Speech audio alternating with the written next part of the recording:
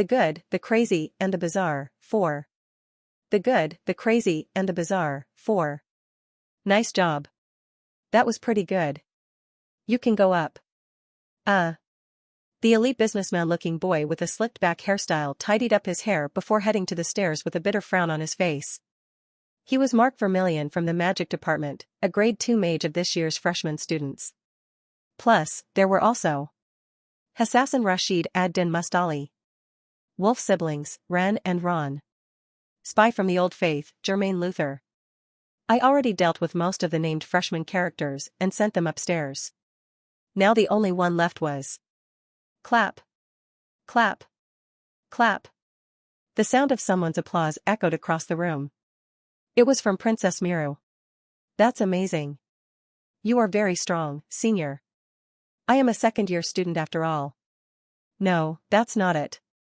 At least those doggies were as strong as you in terms of simple physical abilities, and yet you were able to play with them. Is this what they call experience? You shouldn't call people doggies. What's wrong with calling animals animals? She was adamant and there was no room for persuasion. Princess Miru put a firm stop to the conversation, implying that she didn't want me to continue on this topic. Anyway. I saw you were watching the whole time. What do you want to do? Do you want to fight? Knight Corinne? It was obvious why she was keeping a close eye on me. She was probably trying to see how strong I was, how much I could do, and more importantly. I slowly walked up to her. After stopping right in front of her face, I rested one of my hands on the wall behind her back and wrapped my other arm around her waist. If we were to fight, she would probably have to reveal the snake under her dress at the very least. Who knows? Maybe I might have to use the sun if you use what's hiding under your dress. I wonder what you mean. I thought undressing wasn't enough to win you over. Haha. It became evident from that conversation that this woman had no intention of fighting against me. To be exact, she had no plans of revealing her hands just yet. Nevertheless, it was still impressive that she didn't seem surprised in the slightest, despite me seeing through her strongest trump card. That was strange, because the only reason I knew about her 3 familiars was because I heard about them in the last iteration. Step back if you have no plans to fight. This is a place for warriors. There were still quite a lot of freshman students left. Although I had already achieved my goal, I was going to carry on with my duty as the senior and stick through with it until the end. Well, that was quite the pleasant attraction. Leaving those words behind, Princess Miru retraced her steps. What did I have to do to open her up this time, I wonder? In the last iteration, there were a lot of things that had to be done for her to open up, including walking, dancing, having meals together and making kids. The prac lesson at the hunting grounds ended with the setting sun, in a manner that could be considered rather harsh for the freshman students this year. Seriously. If only there wasn't that madman. Who could have guessed there would be a person that crazy a year above us? We were supposed to get at least a grade 4 magic stone just from reaching the destination and yet. I was going to make a weapon with that, bro. The original prac lesson at the hunting grounds was an event that was there to give students decent rewards and magic stones, granting them opportunities to create their own weapons. The process of receiving magic stones, connecting with blacksmiths, ordering weapons, and receiving them was supposed to be a part of the learning process. Therefore, the new students who couldn't even approach the final destination let alone receive a magic stone because of one crazy clown were incredibly disheartened and upset. His crazy laughs and his strange outfit were obviously there to harass the new students, and he was nothing like the nicer seniors like Alicia and Yule. In addition, the students were shocked at the fact that they were disqualified all because of that one clown wearing a laughable costume. By the way, where are we going? I don't know. Apparently a senior from the year above us, called Corinne Lork, is gathering everyone. What? A senior gathering juniors? Wasn't that something that came out in novels and newspapers? Usually, it was a story of evil seniors harassing their juniors, and was often seen in schools and colleges. However, it was a different story when it came to 400 students. That was essentially every freshman student in the grade, and yet it seemed that none of the seniors had been against it. In turn, that meant that everyone was in agreement or that specific senior must be a big shot among big shots. What was the name of that clown again? Corinne Lork, was it? Huck. What's up? Do you know him? Do you not read the Guardians magazine? He's a celebrity. He's the guy that fought on equal grounds with Sword Master Lunia Arden that became grade 1 from grade 5. Really? There's more. There are also rumors that he will be the son-in-law of the Dinaref family. What? The Potato Empire of the South? Are you talking about that Dinaref? The one in the 3rd grade? There was only one Dinaref attending Merkarva Academy. Marie Dinaref. She was the princess of the agricultural empire of the South, who was also essentially a unique grade mage herself. Besides, she was the very one who would be inheriting 2 million hectares of farmland, 17 luxury mines, 22 gold and coal mines. I am so jealous. There's even more than that. Apparently, the Arden sisters of the East want him so bad they can kill. They even had a fervent fight of blood over him. How does that even make sense?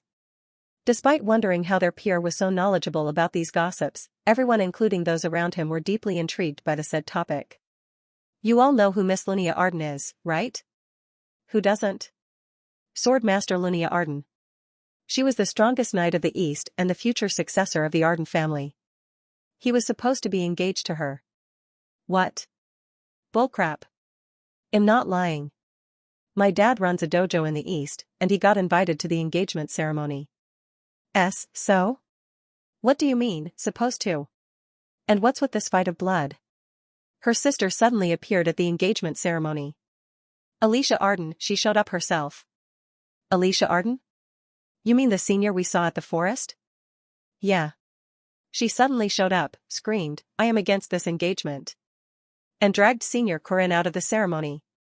Holy shit, that's insane. Did they both fall for him? Where are my popcorns? Wait. One of them suddenly raised their hand in doubt. Didn't you just say he's the son-in-law of the Dinaref family? What was going on? That didn't make sense. Soon, one of the imaginative students shared the conclusion he came to. Is he 3-timing? That can't be. 3-timing the Dinaref and the Arden?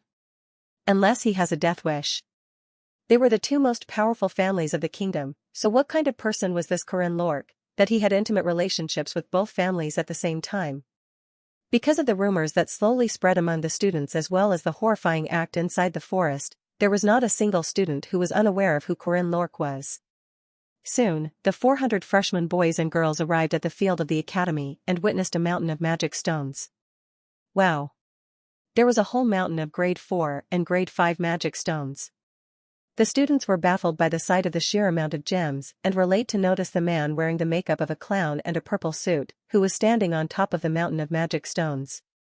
Ha. Hi. Ho. That guy. As soon as he started to laugh, a few of the freshmen gasped after being reminded of their traumatic experiences. Without even looking at them, the clown kicked the magic stones around. Swirling in his hand was a glass of brilliant gold cocktail.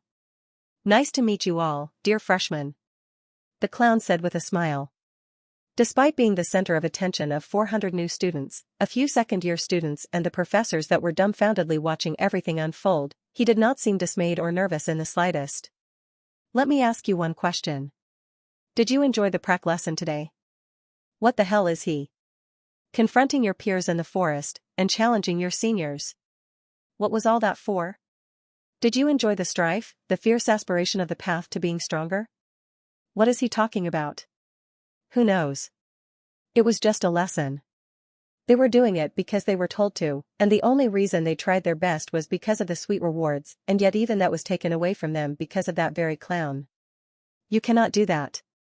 Fighting for rewards and material possession is wrong. Of course they would fight for rewards, what else would they strive for? These are the items that were supposed to be handed out to you guys after this prac lesson. They start off with grade 4 and grade 5 magic stones, and there are even some items that are much better.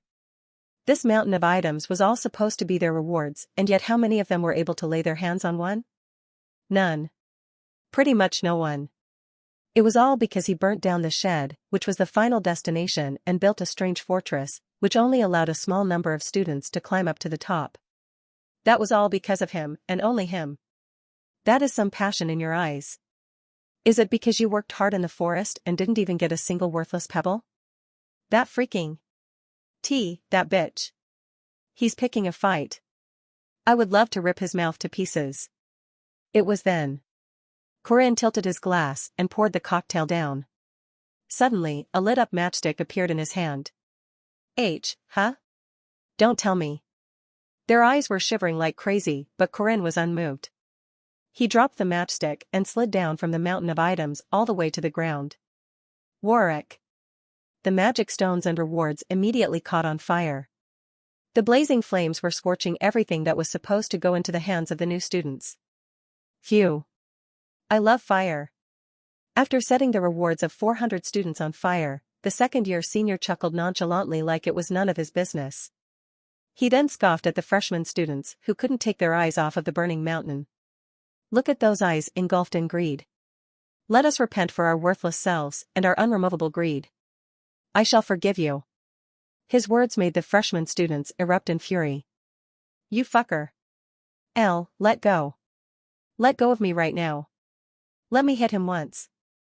Please just let me bash that guy up. I am losing my mind. Kee. The students were roaring like madmen.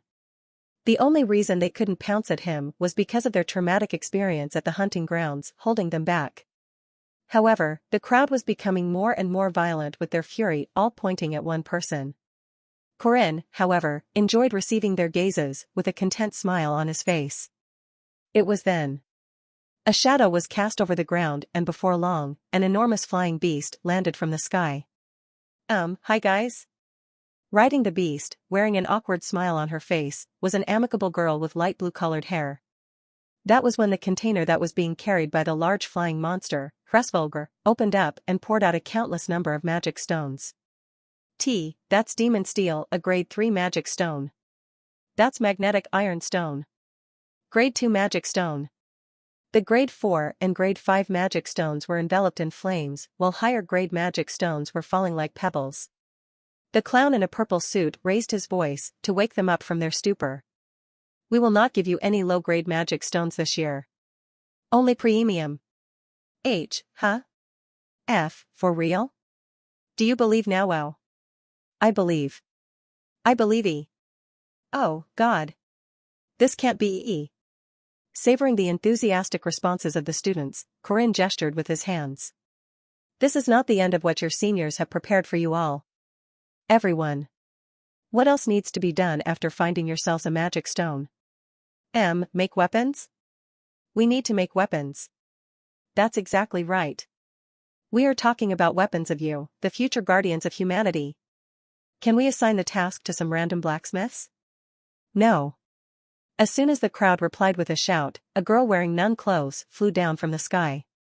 She was the invincible Jiangshi who had been stopping them on the second floor of the fortress, Huaran. After dropping down on the ground, she opened up the large bag that was in her hands. UHP. Help me. Up. 3 people emerged from the bag with their limbs restricted and their mouths gagged. The 3 of them were flustered from the sudden turn of events, but none of them were defiant in fear that Corinne would reveal what they had been doing to their poor customers. Now, introducing to you the greatest craftsmen of our kingdom. They are absolutely generous people who will be crafting your weapons for free. Fergus, the weapon breaker. Kiri the ladybug. And Hogrihen the Burkaken. Yuwa.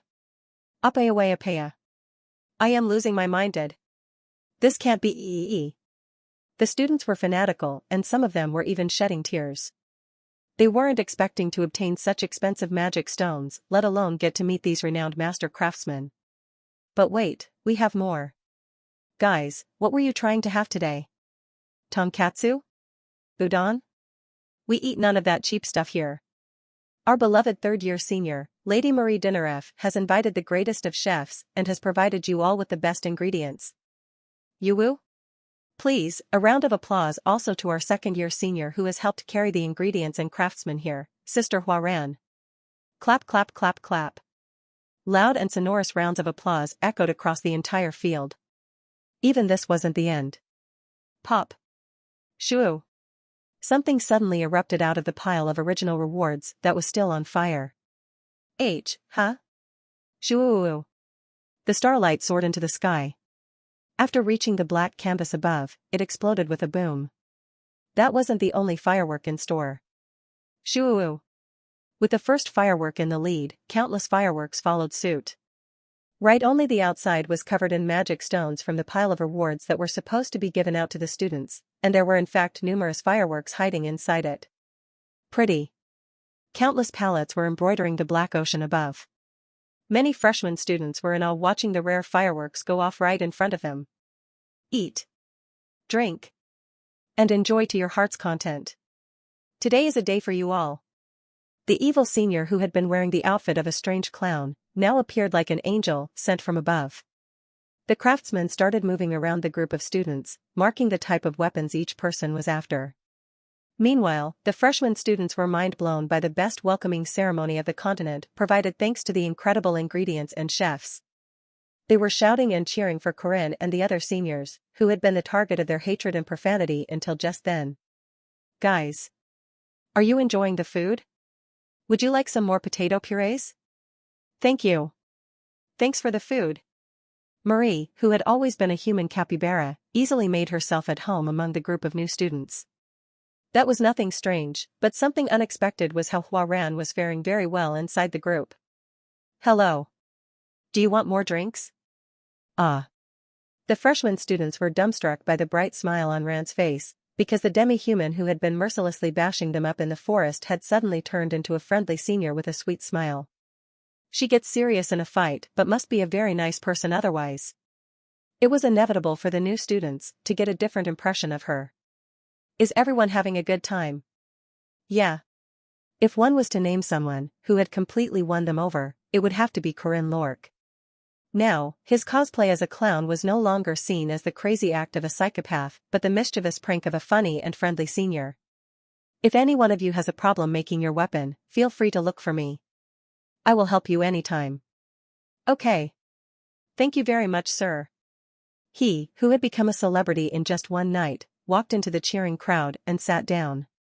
Mr. Corinne. Is this okay? That must have cost a lot of money. Alicia worriedly whispered into his ears. And she was definitely right. The craftsmen were pretty much forced to donate their talents because of a threat, and Marie provided the ingredients and the chefs, but the 400 higher-grade magic stones had all come from Corinne's own pocket.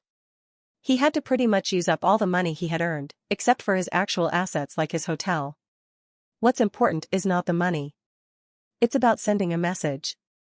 A message? Looking at the girls who were now mixed into the crowd of new students, Corinne said with a relieved look on his face. He didn't seem to find it wasteful in the slightest. There's nothing more expensive than a person's life. This small yet meaningful present would help save many in the future. It wasn't rare to see mages in Merkava City, which possessed one of the Guardian Academies. They always wore a robe and carried with them a staff, which were like the proof of them being a mage. However, most of the mages in Merkava City were young boys and girls with a naive yet innocent air around them. A long line of old mages walking down the road was a lot different from what was usually seen in the city. We are almost there, Elder Admalek. A man said to an old mage wearing a red robe. KNN, how dare they prohibit us from flying, those insolent bastards of the Academy.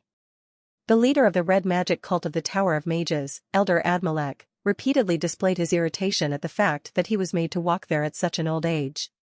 More importantly, I hope you weren't lying about the test subjects. Next to him was a mage wearing a black robe who was equally leading a line of dozens of mages. He was the leader representing the black magic cult, Elder Morishtan. Most certainly not. There are a bunch of interesting specimens living there, including those that are neither beasts nor humans. It won't fare well for us either if we create a ruckus. More than anything, they have the Dimensional Witch with them. Dimensional Witch, Josephine Clara. She was the living proof of history who came out in textbooks that represented the cult of space. As long as she was in this city, none of the mages would be able to escape from her hands. Don't worry. We have more than enough countermeasures in plan against the witch. Besides, the elder continued while glancing at the large group of disciples following them from behind. For this occasion, even the Golden Mage, Lord Adeline, is going to be with us. Even the Great Mage, I knew it. Is it a part of his great plan? Yes. The second princess has also entered the academy. Although it's for reasons unknown, it should still be helpful to our plan. It was the start of the main scenario. The predestined history was about to repeat itself with the same goals in the minds of the mages. Marie Dunaref. We must lay our hands on that vampire. The vampire girl that was supposed to be locked up in the basement, being forced to cooperate in the research for better healing measures, the uproar of mages, with the excuse of borrowing materials from the Great Library and their extortion. However, despite the same exact goals, the future ahead of them this time around was bound to be different from the original scenario. Fate had been reversed, and unbeknownst to them, there was a knight readying himself to ruin their plans. After swallowing the sun, I gained the extreme yang constitution and the blessing of the sun. Because of the overflowing abundance of yang energy, I became excessively healthy. Fu. That in turn meant that my body was an elixir and a cure for those with a constitution that was on the opposite side of the spectrum to mine. Zzzzzzz. Proving that was the living Jiangshi with the extreme yin constitution. Even though the Huaran sisters had always been very unhesitant and daring when it came to physical contact, it was becoming increasingly worse. Before, it was mainly just Ran that was actively teasing and rubbing her body on mine, but these days, Hua was also doing the same. It had already been a week since Hua Ran had been sleeping on my bed every night. Wake up, buddy. I tickled her chin to wake her up, to which she responded by growling like a cat. Fortunately, she wasn't the type to go into a deep sleep so soon. She slowly opened her eyes. You woke up. Move. She was very mean. Even though she always cuddled close at night and rubbed her cheeks on my body, whenever I touched her, she... Bam. Walk. Huaran suddenly threw a punch to my chest and it was immensely painful. She, with her unkempt hair behind her, glared at me with a cold gaze in her eyes. What was that for? You touched me. It was just a light touch on your chin. In your sleep. Huh? I felt my hair stand on end. What did I do in my sleep? The only thing I remembered touching was her hair, which I touched for only a bit while she was using my arm as a pillow. For real? Nod. Where? Not telling you. Huh? No, you need to tell me what I did at the very least. I never told you before, but you have a bad sleeping habit. It's my first time hearing that. This is defamation. Dear God. Where the hell did I touch? After the morning quarrel with Huaran, I took a quick shower and headed down the corridor of the second floor. On the other side of the corridor were the rooms for the princesses, but I couldn't feel any presence from those rooms. Judging from that, I assumed that they had woken up already. Estelle, the saintess, probably went to the campus chapel for a morning prayer and Mira would have gone to her laboratory. I didn't see her last night, so she might have spent the whole night there. In any case, I was walking down the corridor in the opposite direction, at the last room that was occupied by the siblings Ren and Ron. Knock knock. I knocked on the door, but the room was still quiet. Still sleeping, huh? See a link. Am coming in. What I saw immediately after entering the room were the siblings sleeping on their beds. Their honey blonde colored hair was shining brightly like gold from the sunlight seeping in through the curtains. Oi, twins. It's time to wake up. GRHH. They didn't seem to wake up, so I shook them by their shoulders, but what I heard in response was the same old repertoire of comments. Naya Orboni. 5 more minutes. Bro, just 3 more minutes for me. Ha, you morons. It's this late in the morning and you're still sleeping? Get up right now. Hying. I could understand why they were so exhausted.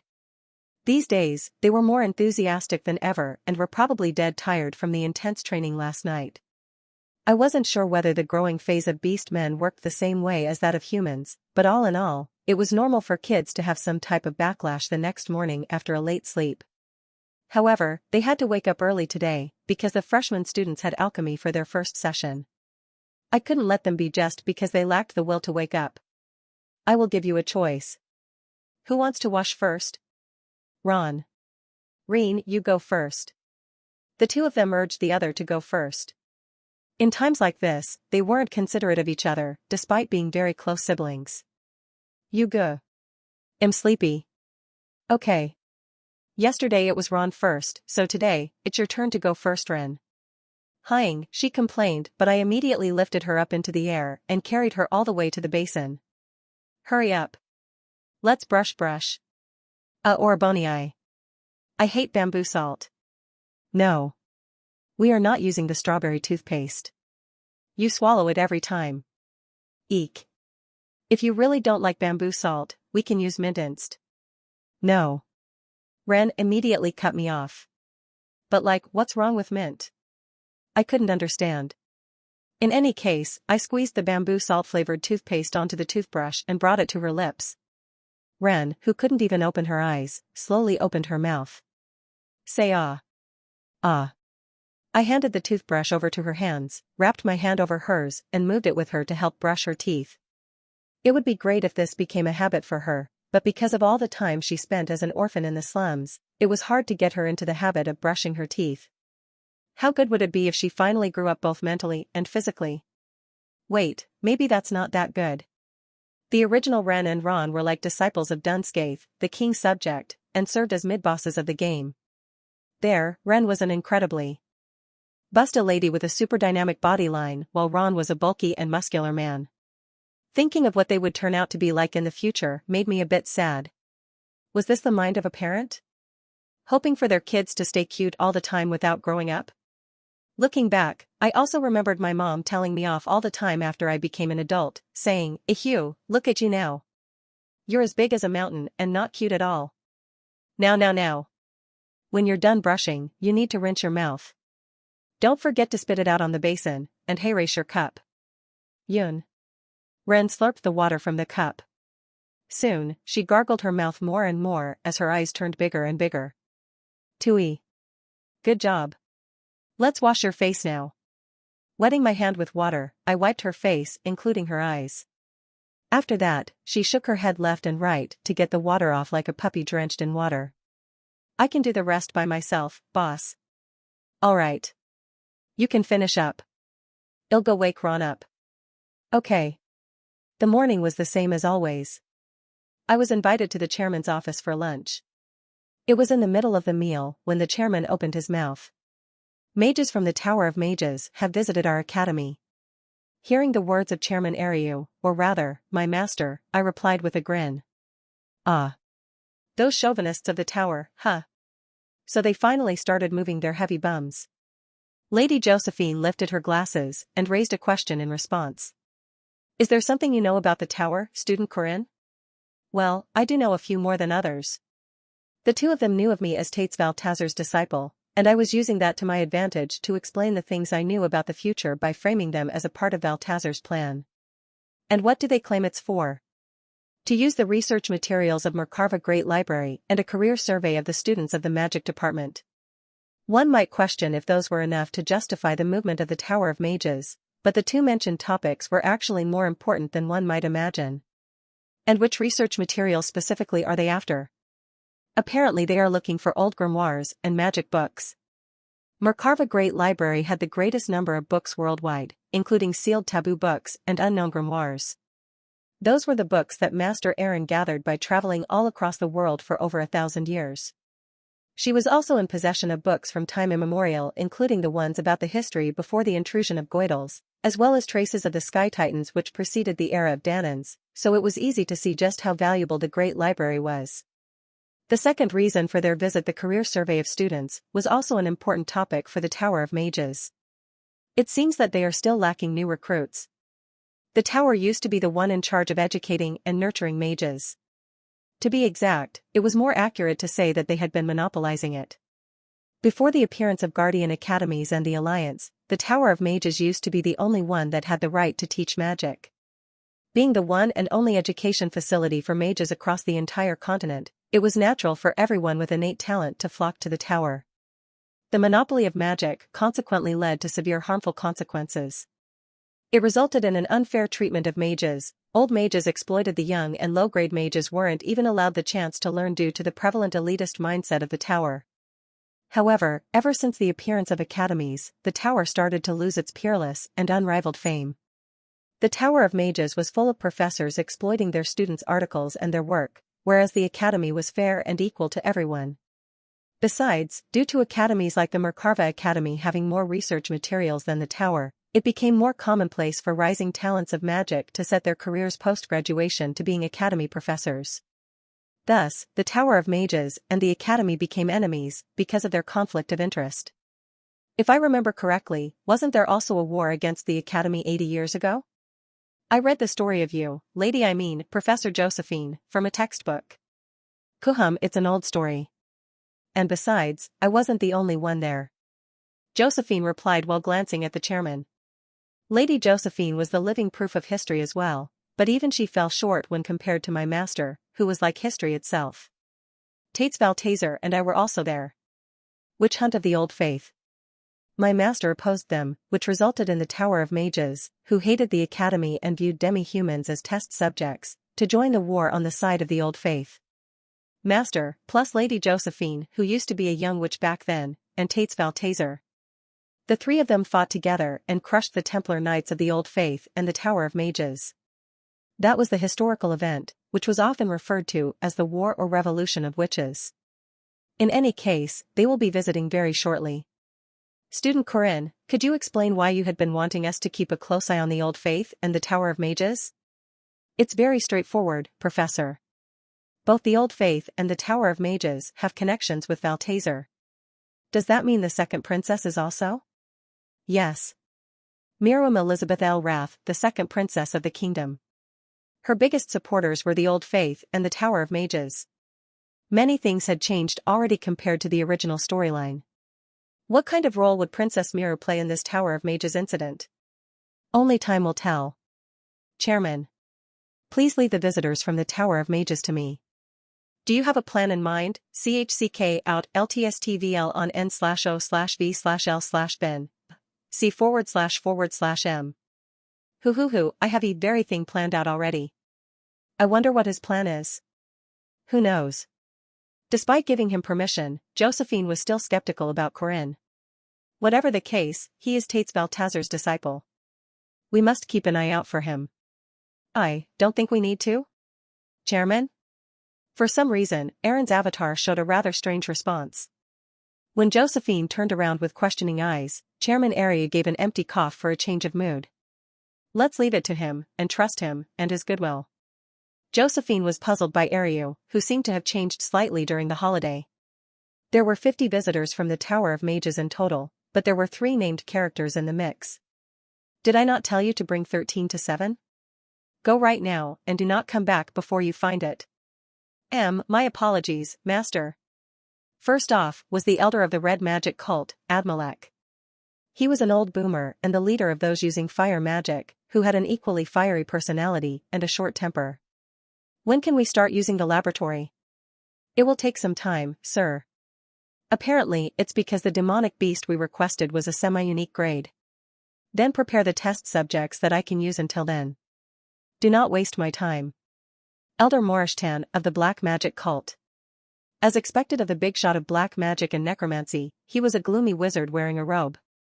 The last one to watch out for was Adeline of Gold, the collaborator of Tates Valtazer and one of the key characters of this incident, who was also a great mage who would later appear as a final boss along with Princess Miriam.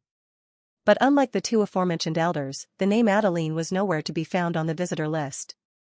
In the first place, Adeline was someone who covered their face with a mask, so no one knew who it really was. It was certain that Adeline was someone among those 50 mages, but... Oi, little brat. When are you going to complete what I commanded you to do? Before that, I had to care for this boomer of a man, Admalek. It will be here shortly. Alicia went running for it, so she should be back very soon. How pathetically slow. If this was the tower, you would have been expelled by now. Haha, I'm sorry, sir. What would you like to do for the tour? We should be able to book a spot at one of the amazing restaurants of the city, Cream Cycle. You carefree fool. We are researchers of the path of magic. Do you think we are here to visit restaurants? This is why the pathetic brats of the academy are so TCH. They were just here for a disguise, and yet were pretending to be busy. Well, looking at them reading through a mountain of books and articles did make them seem like scholars who were actually here for research. Oi you! You little low-grade mage over there. Come here and write this formula down. One mistake and you bet I will squeeze your mana heart dry. Yes sir. Lark, who was here to fill up his volunteer time, unfortunately became the slave of the mages of the tower. Because of his internship at the Tower of Mages last year, he needed to leave a good impression of himself, hence his hard work. But unfortunately for him, the Tower of Mages was due to evaporate into nothing at the end of this scenario. Perhaps I should recommend Lark a better place for employment. In any case, my job was to guide the visiting mages and look after their needs. They would be at the academy during the day, and stay the night at a hotel somewhere inside the city. You little knight over there. Come here and move these experimental kits. Yeah. What other role will you heavy knights serve apart from physical labor like this? It was nothing new, but the guys from the Tower of Mages were insolent and rude. A guy that looked like a grade 3 mage was trying to move me around with a single gesture. Did he know I was a grade 1 knight? He probably didn't, because these elitist mages of the tower weren't interested in anything apart from their research. Oi, be careful. It's a valuable treasure, that worthless trash like you will never be able to afford in your life. Haha. It's not funny. This is a command given personally by Lord Admalak. This fucker. Do I know you? Why was he talking down on me the whole time? The next evening. UHP. I kidnapped that mage. Late at night, people were chasing entertainment and pleasure. Bars opened up in the alleyways to receive customers, gangs patrolled the streets and men roamed the city looking for prostitutes, and the addition of one suspicious man in a robe was very inconspicuous. Welcome. The most notable gray zone and borderline of legal and illegal premises were the alleyway bars. Black Mage Manroji of the Tower of Mages was someone who was well versed with the works of the backstreets. Want a meal or a drink? The master behind the bar welcomed him in a not-so-welcoming way, as he did to every other customer. Manroji looked around and found a staircase leading to the basement. Here for a game or two. Follow the stairs. They weren't even thinking about hiding it. In truth, everyone knew how bars and pubs in the alleys had gambling dens and prostitutes, so there was no reason to really hide it. Heading downstairs, Manroji found a bustling crowd with people each enjoying their own games. Most of the games involved cards and dice for craps. He. Hiding his grin, Manroji took his seat. The mage of the 4th floor of the Tower of Mages, Manroji, was a typical gambling addict, with such a severe addiction that he looked for gambling dens in whichever city he went to. The only thing that set him apart from other addicts was, that guy has 2 pairs. And the other has a straight, huh? Inside the dark underground den was a bat familiar, stealthily hiding in a corner of the room. The familiar shared its vision with its owner, and provided Manroji with a bunch of information. Hoo-ha-ha-ha. I shit. I lost again. Damn it. It was another win streak today, but too many wins in a row was bound to make others suspicious, so Manroji suffered a few intentional losses all the while enjoying his victory. May I please join? Right when the people were starting to leave, someone joined the table. It was a beautiful young woman. She had ashen bob hair and was wearing an alluring dress. Her bewitchingly beautiful smile complemented her confident charm. Hoo-hoo. Of course. Seduced by the sudden beauty, he decided to drain the purse of this lady. It was a strategy he used often, where he made the woman he was fond of into a beggar before asking for their body. And after an hour, he was able to succeed in his plan. Hey, are you really going to give all the money back? Hell yeah, I am. Hoo-hoo. So hurry up and take off that piece of cloth. On one of the rooms on the 2nd floor that was for accommodation and prostitution, Manroji led the woman he turned into a beggar into the room. Oh, okay.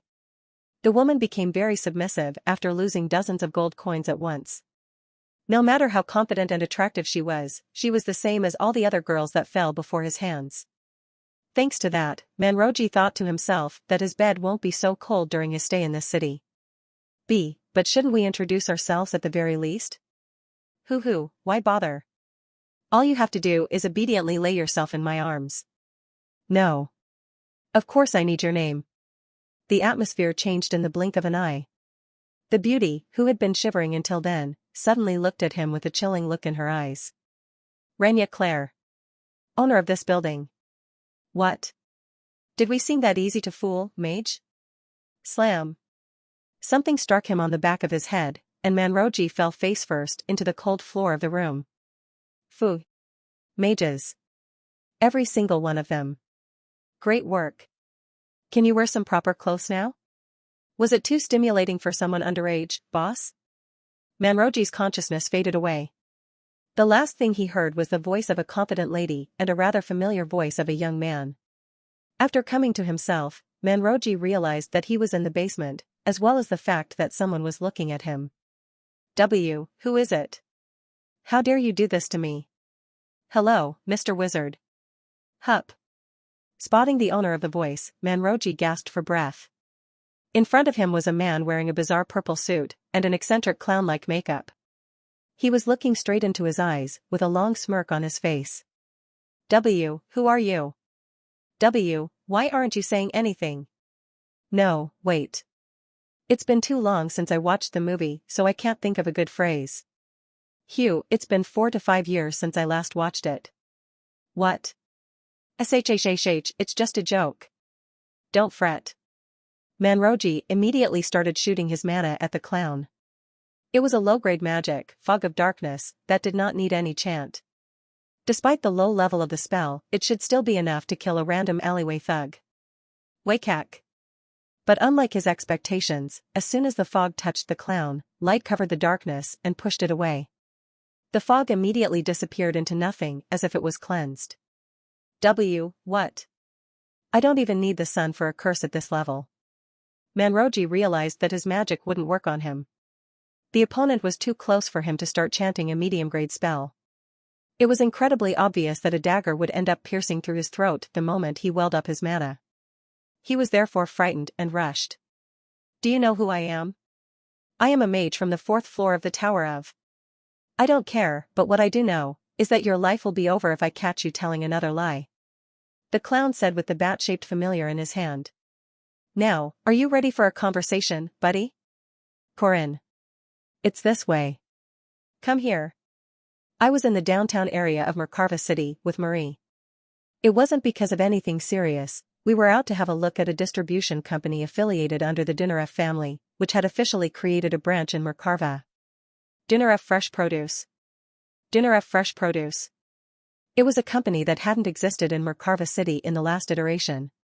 Looking back at it now, there had been a lot of changes in the campus as a result of Mary's confinement. One of them was that the academy cafeteria food had turned horrible and stayed horrible for a very long time. Senior. If I remember correctly, the company that supplies the academy with food was one of your companies, right? HNN? I think so. I think my dad donates them though. Donation? Seeing the dumbfounded look on my face, Marie chuckled and tapped me on my nose. I'm joking. There are more than 3,000 people, including the staff. Of course we can't give that much for free. Right? Plus, there's no way all those potatoes would be free. For the potatoes, I'm taking a small portion out of the amount we supply the kingdom with using my allowance to share with everyone. By small, you mean the mountain of potatoes that are kept in a separate potato warehouse, right? Anyway, so why are we going there? It's the opening rehearsal day for our store today, so I thought we could try out some sample food. There were a few things I wanted to give you as well. I see. The store that Marie led me to was pretty big. It was like a massive fruit and vegetable warehouse, and it also had a second floor along with a restaurant. It seemed that they had the intention of wholeheartedly jumping into the food industry using the abundant ingredients they bring directly from the south. But wasn't this like the tyranny of a large corporation, making all the nearby small companies go out of business? Can you give us this potato puree, some hash browns, potato cake, potato meat stew, potato gnocchi, a potato croquette, fried potatoes, and a potato pie? Thank you. As if this was what she had been wanting to show me, Marie asked for a bunch of dishes directly from the chef. Here you go, Corinne. Don't hold back. The large table was full of potato dishes. I had a feeling that every type of food on the planet that involved having potatoes as the main ingredient was here. I got to say, Senior, you really have an addiction to potatoes. HNN? Come on, Corinne. There's no such thing as a potato addiction. Be honest, Senior. How many potatoes do you steam every day? Around 80? But I share them with my friends. How many times have you had a meal that did not include potatoes over the past year? Potatoes are like rice. Look. I'm telling you, you're addicted. No. I am not addicted to potatoes. I love corn, sweet potatoes, and carrots just as much. I can quit potatoes if I want to. Come on, we don't usually use the term, quit for dishes, young lady. Only people with an addiction to soft drinks, caffeine, or smoking would use that word. Are you sure? I am. Seeing her confidence, I picked up a pinch of salt and flicked it on top of the steamed potatoes. White crystals fell like raindrops on the hot steaming skin of the potatoes, making them more tempting than ever. I deeply stared at her, as a bead of sweat slowly traveled down her forehead. Her golden eyes shivered and wandered between the potato and me. Can I eat this and quit potatoes from tomorrow? Don't worry, and just eat it. Hee hee. Marie returned a wide smile and picked up one of the salted potatoes before breaking it into two and giving me a half. You will help me eat half of it, right, Corinne? Of course. We started indulging ourselves in the food and eventually began talking about the mages from the tower. Oh right. Corinne, you know the mages that visited our academy from the tower? What about them? You volunteered to guide them, right? Apparently, they were going to tell me to do it. Ho. According to the original storyline of the game, Marie was supposed to be confined in the basement of the academy at this point in time. And plus, there was supposed to be research going on about ways to suppress her instinct as a vampire to help her recover from her primal instincts. That was probably why the Dinaref family cut off their ties with the academy in the original game. However, the Tower of Mages had a different opinion of Marie. She was an extremely precious and valuable elder-level vampire. They saw big potential progress in the future of their magic studies by investigating her flesh and blood. As expected of those crazy wizards with no ethical and moral restrictions holding them back, they were eager to carry out human experiments as if they were nothing. Senior. I was going to tell you sometime soon, but… HNN? The reason the tower visited this time around is probably because of you. Because of me? Marie looked puzzled for a while after hearing what I said, but it didn't take long for her to understand what I meant. She too was a genius mage with extraordinary talents, and knew just how valuable her flesh and blood were. Why? But even so, she was still doubtful, and that was for valid reasons. It won't end well if they do something to me though? Marie Dinaref. Even though calling her the Princess of the Potato Empire was just a joke, it was still undeniable that she was from the family responsible for most of the continent's supply of food, the one with the most amount of land and the richest household of the entire kingdom. In the original storyline, the Dinaref family wasn't mentioned after the fall of Marie, but she was currently still walking around just fine, with a better public perception of her than the game. One might therefore ask this question. Who would dare touch Marie Dinaref? For just some random experiments? The Tower of Mages is one of the pawns of Tates Valtazer. Tates Valtazer. That's the scary person that you are fighting against, right? Yes. When the world gets destroyed by the advent of paradise, the authority and financial power of any of the current forces won't matter a single bit, so that's probably the belief pushing them forward. That was one of the most frightening aspects of Valtazer and his forces. They were unhesitant and did not hold back regardless of what crazy things they had in store, because if things went according to their plan, civilization was going to be destroyed and recreated. New gods will descend onto the world along with paradise. I had no idea they were planning for something so scary. Although I did mention briefly to my party members about the powerful and frightening forces of Valtazer, and how everything I did was to ruin their plans and defeat them, it was my first time providing details about their plan.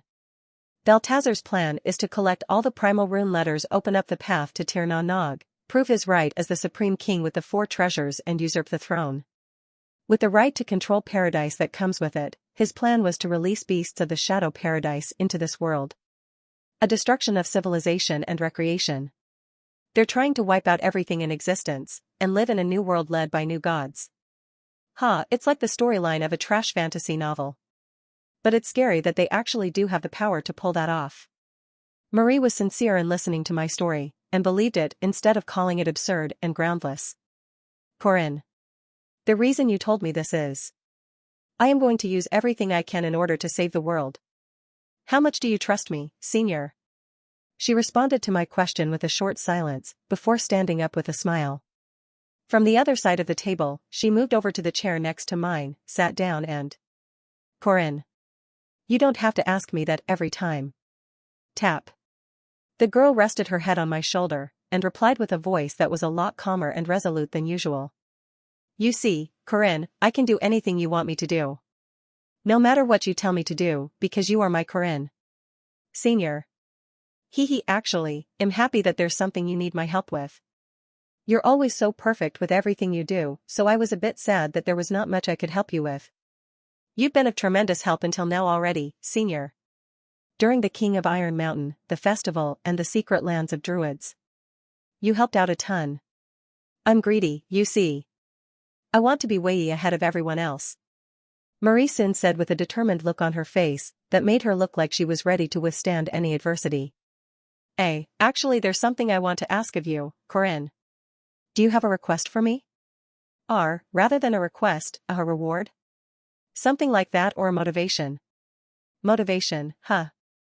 Of course, that was very important, but was there something Marie needed my help for? Why, you see. Marie fidgeted with her fingers, rubbing them meaninglessly, with a blank smile on her face. After fidgeting for who knows how long, she gulped and continued with a tone of voice that seemed to be that of a young girl. Once I am done with what you are asking me to do, Corinne, can I ask for something in return? Of course. Like, you can even tell me right now. That's a bit embarrassing and… I need some more time. What was it, I wonder? That Marie was going to ask of me? Sure. There's nothing I can't do for you, Senior. I was being serious. There was nothing I wasn't willing to do for her. Well then, Senior, can we go somewhere together? Yun. Marie tilted her head like an adorable child. I took her and headed to the Happiness Hotel, which was still in my possession. This hotel, which had been built especially for the festival, was still operating as a normal hotel. Even though I entrusted the operation and maintenance of the building to Renya, the executive of the Intelligence Guild, I was still using this place as my hideout. Cochran? What does this mean? Sorry? What was that at the end? For some reason, Marie was trembling like crazy. She was very fidgety and constantly rubbed her hands, and just couldn't stay still. I see, maybe don't even need to ask for it? We have to go down to the basement. Basement? Wouldn't it be better to do it somewhere brighter? What do you mean? Nothing. You do what you want to do, Corinne. I am okay with anything. Marie was constantly saying some random things that I couldn't understand. She was having trouble walking down, so I grabbed her by the hand and headed down the basement. The basement of the hotel was used not for guests, but as a storeroom. Even when we were first planning out the structure of the hotel, I had designed this part of the building with certain uses in mind, and made sure it was as secure as possible. It's right here. Hugh. Was she bad with dark places? I led Marie, who seemed extremely nervous, and walked into one of the dark rooms of the basement.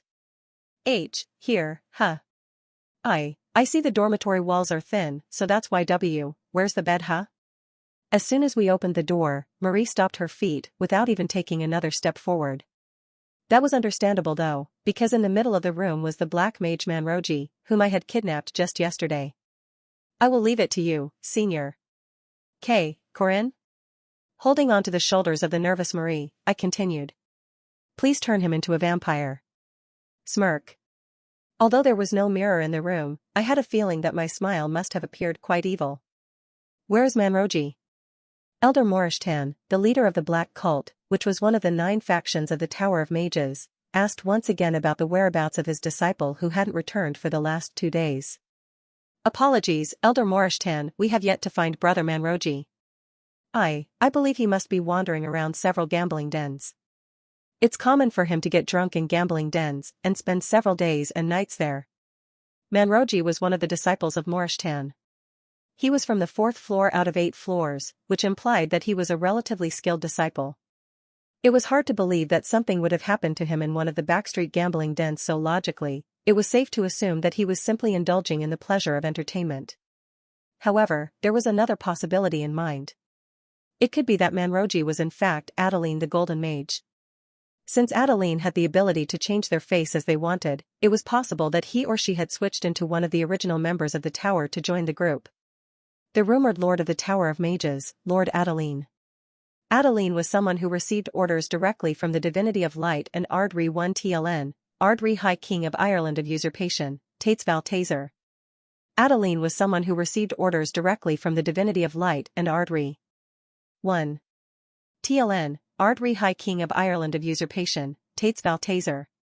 Even this plan to acquire the vampire was based on the command given to Adeline by Ardri, and even though Elder Morishtan and Elder Admalek had roughly heard about the Vampire Lord plan, they hadn't heard anything about the specific details of the strategy. If his disciple Manroji was in fact the disguised version of Adeline, it could be that Adeline was on the move already. Send Relin. Find out where Manroji is. Understood, Elder Morishtan. He still deemed it necessary to look into it, so Morishtan gave orders to his disciples before focusing back on the materials of the Great Library. It wasn't the time to move just yet. The plan this time around was an enormous one. The acquisition of the vampire, Marie Dinaref, and the assassination of Chairman Ariu Khazar. A plan this big was taxing even for the Tower of Mages, so they had to aim for the best opportunity possible. Wow. Ren. This place is huge. Stop creating a fuss. I told you have to be quiet in the library. Hing, you're always so mean to me. That was when Morishtan the Black Mage caught sight of freshman siblings who had entered the library to prepare for their assessment. Beastmen. They were the ones that the princess being sponsored by the tower detested the most. And besides, they were incredibly tenacious, so they were the best demi-humans for experiments. You. Yes, Elder Morishtan. Look into those brats over there. Morishtan gazed deeply at the siblings with a spooky pair of eyes. His greedy eyes stayed on the siblings for a very long time. In the training room, I was training with Alicia. Senior. I'm a new student, called Rose. Yo. Miss Rose. What's up? Actually, there was a problem while I was creating the blueprint of my weapon. During the previous prac lesson at the hunting grounds, I gave out magic stones to the 400 new students, with each of them being medium-high-grade magic stones above grade 3. I told them to use those to create their weapons, and had also told them to come looking for me whenever a problem popped up during the process. Mr. Corinne?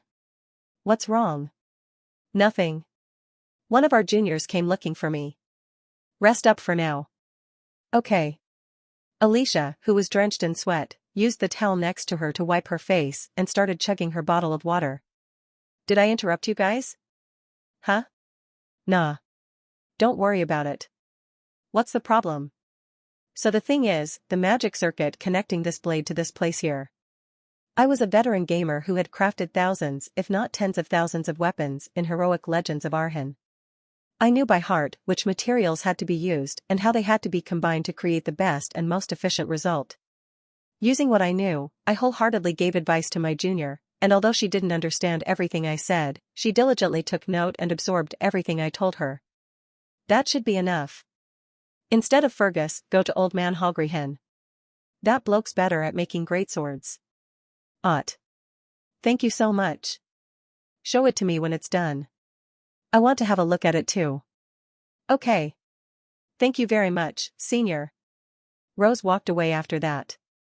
With her eyes on her, Alicia asked while tidying up her loosened hair. That was the third person today. Does it not bother you? If a few pieces of advice increase those young and innocent juniors' chance of survival, I can do it all day. What's up? Nothing. It just feels like I'm suffering a loss. Is it because we have to stop our training every time? I'm sorry. I already told them I'm usually at the training rooms during this time of the day. Yes. That. Well, let's just say that. What did she mean by that? Oh right, Mr. Corinne. You know the culture course, Love and War. Are you done with the assignment next week? Oh right, Mr. Corinne.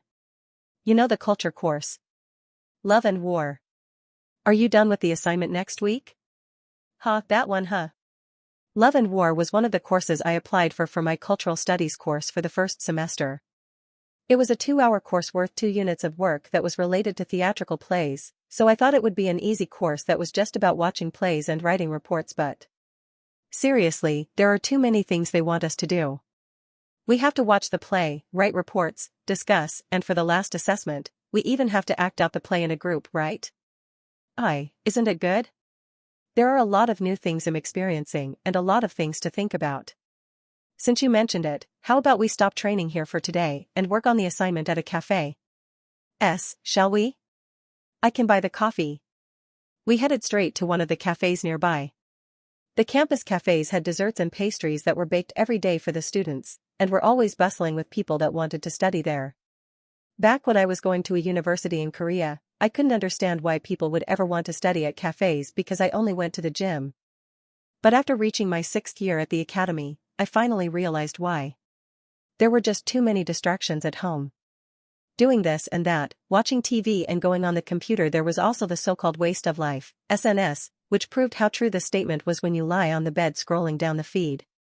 On the other hand, cafes and study rooms had less interruptions. The chairs weren't comfortable, but that was all the more the reason why it was easier to focus on studying. Of course, it depended on the person, but at least it worked for me. In the end, this is just cheating propaganda in the disguise of a fateful romance theme. But the female lead was from an unlucky family, and her husband was also very cruel to her. It's unfortunate, I agree. And even though the husband was by no means a good person, that doesn't justify cheating. Ugh, that's true, but the story itself was quite romantic, and the plot made sense, but in the end, it's just a nice way to package something that's morally wrong. I talked about the fundamental issues, but Alicia showed an emotional response. It seemed that play about cheating had left a big impression on her. What if it's you? Do you think you wouldn't have done the same, Mr. Corinne? Huh? Wait, why are you bringing me up? Why, you need to put yourself in the shoes of the main characters. Right. Let's say you and my sister are married couples. Why are you bringing Miss Lunia into the discussion now? You almost got engaged to her. I told you beforehand that it was a fake one. Anyway, it's just a what if. With a serious look in her eyes, Alicia put a piece of bread and coffee on either side, and labeled them each as me and Lunia. Let's say sister and brother-in-law are in, you know? A. I'm in a state of ennui. 2. A feeling of listlessness and dissatisfaction arising from a lack of occupation or excitement. Something like that. Let's say sister and brother-in-law are in, you know? A. I'm in a state of ennui. 2. A feeling of listlessness and dissatisfaction arising from a lack of occupation or excitement. Something like that. B. Brother-in-law? What if I seduce you in a situation like that? Are you going to? Yes. A. Let's just say I do. She was so confident with that shout that it took me aback. This was just a what if, right? Right? Let's say there is a young, beautiful, and inexperienced sister-in-law who loves you. Alicia sat herself down next to me, before slowly gazing up and looking straight into my eyes. Brother-in-law, I love you. Her clear blue eyes looked deeply into my eyes. It was rather sensuous and enchanting. Her slightly flushed cheeks appeared like red flower petals that stimulated the heart. What will you do if I do that? I think I will just turn you down like any other person. D. Do I have no charm? That's not what I mean. I was stuck between a rock and a hard place. Agreeing to cheat was a moral problem, whereas saying no was the same as telling a young girl that she was not attractive. Did I have to lie here to maintain a better social relationship? Wait. Mr. Corinne? Let's swap the people around. Let's say you and I are married, and Miss Lunia is seducing me. Oh, of course, I don't think Miss Lunia would seduce her brother-in-law, but I think she would. Huh? Nothing.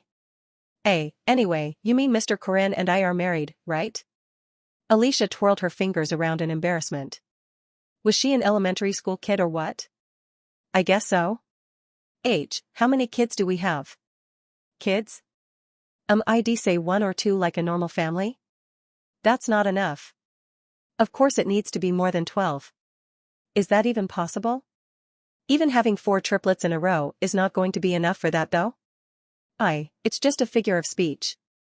It's better to have as many kids as possible. In response, my eyes subconsciously went down to her belly. Honestly, she was so thin that it seemed risky to even give birth to a twin, but anyway. Let's say you're my wife, and say Miss Lunia seduces me in that situation. Are you okay with that? Why are you even thinking about this? B. but sister loves you, right? Huh? If she is willing to cheat, I guess so? It's sad to not end up with the person you love, right? Is that how it is? Wasn't she way too good at putting herself in the shoes of someone else? Shouldn't she be more selfish, or rather, have common sense? Uh-huh. If she really loves Mr. Corinne, I think he'll be okay with that. I'm actually starting to be scared of your view on marriage. But if I call that bad, then that's the same as denying my own birth. I didn't realize that was what she was thinking about. It felt like I had stepped on a mine, and I felt bad for her. Alicia, how you were born is not your fault. I know. So Mr. Corinne. She shyly scratched the back of my hand with her fingers in a circle, as if signaling that she would leave it to me. Please love your illegitimate children, just as you would for your other kids. Why was she saying that as if it was a given that I would cheat? She looked so serious, however, that I could not raise any counter-arguments. Of course it would be great if everyone can live in harmony. We can create a big family with a big house. Wait, what? Did that mean I could have more wives if I marry Alicia? It felt wrong, but I couldn't tell her it was wrong. If I did, it would be me talking smack about her family. Hee hee. That's actually not bad. Just 13 each and it would be at least 26. In the end, I could not point out what was wrong with her rather twisted view of family. Rel Lin was a disciple from the 3rd floor of the tower among the black magic cult. Shit Manroji this baldy, where did he go off to? Since she was alone, Rel Lin began badmouthing Manroji, who was much older than herself. Being near the bottom of the group that was visiting the academy, she could not escape from having to do these chores. That baldy? Who knows? He did win a lot of money though. There were a few who thought he was cheating. As usual, Manroji seemed to have gone through various gambling dens in the alleyway to gamble. And yet he suddenly disappeared. There were all sorts of contrasting information about how he was when last seen. Some said he left the den dead drunk, while some said that he went out with several prostitutes next to him. The mages of the tower were skilled with magic, but were terrible at gathering information. Actually, that was natural, because they spent most of their time sitting on desks. Damn that bald head. Damn that Moorish tan. I didn't enter the tower to do things like this.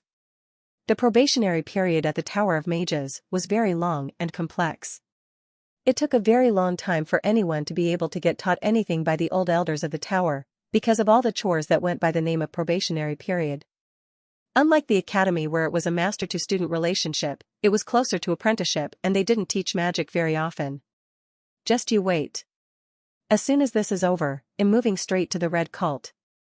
There, I just have to please that one old guy. Even though Rel Lin was at the bottom of the rank, she had a decent appearance. Even the old mages, who talked about pride and lofty mindsets of mages, lost themselves when she took off her robe and showed them her thighs. Frustrated from all the vague pieces of information, Rel Lin grumbled before going to a decent bar nearby. It was a lot more polished and refined than the bar Manroji went to for gambling. Her opinion was that the intelligent mages had to use places like this, and inwardly trash-talked the filthy baldy one more time. Are you here by yourself? That was when someone sat down next to her, and Rel Lin immediately recognized who he was. He was the guide assigned by the academy. She did not know the name of Lowly Knights, but still recognized his face. Corinne Lork. Miss Rel Lin. Why is an underage student here in the bar? It's a place run by an acquaintance of mine. Instead of rashly taking his seat next to her, he leaned on the table and gazed at her. Can I buy you a drink? Uncle Paul. 2 martinis here, thanks. Despite her saying no, Corinne bought drinks before taking his seat next to her. Naturally, Rel Lin also turned towards him. Aren't you too young to throw out pickup lines? Come on. You are a mage. Think logically. Logically about what? It's normal for bees to come looking for a flower. Bees? A flower? Ha. Now that's a pickup line. We haven't even started yet. Rel Lin wasn't displeased by the things this youngster was doing to her. Back at the Tower of Mages, she had to spend all of her time trying to please the old men. She was at the bare bottom, and had to write dozens of papers and submit a report even when she needed just a single orphan girl to use for her experiments. Therefore, she was obviously rather pleased by this young boy who was trying to seduce her with a deep gaze and a sweet voice. Well, at least he's a lot better than that old Zalin. Rellyn thought about the old maid she had been seducing in order to become a secretary of a professor-level mage straight after moving to the Red Cult, and decided to enjoy this one-off occasion. Ah. The drinks are here. Corinne received the glasses from the bartender and gave one to Rellyn. That's a surprise, actually. Do mages from the tower also drink? That's a stereotype. We in fact tend to be very heavy drinkers. There's also the stereotype that you are all intelligent elites. Is that also wrong? That one's not wrong. Haha. What about experiments? The tower is famous for experiments and research, right? Don't you make like horned rabbits and stuff? Well, rabbits are quite good for experiments. And that's where the misinformation comes from. Can you tell me a recent experiment or something that you did? Please? My friend wants to enter the tower very soon, and I have a lot of questions. What a player. Mr. Corinne. What do you mean? Using the bathroom as an excuse, I was taking a short break when Alicia looked at me with a disapproving light in her eyes. Where in the world did you learn all that from? Learn what? Hitting on girls. Ah. That was a misunderstanding. Well, it was true that I approached her to hit on her, but it was incorrect to say that I was a player because of that. Listen. There's no one who hates free drinks, is there? I guess so. No one hated free stuff, and even those who initially say no were no exceptions. And besides, people like themselves being the topic of the conversation. Is that why you didn't say anything about yourself, Mr. Corinne? Yeah. All you have to do is be a good listener to what the other person is saying. Wow. You're great. You're such an interesting person.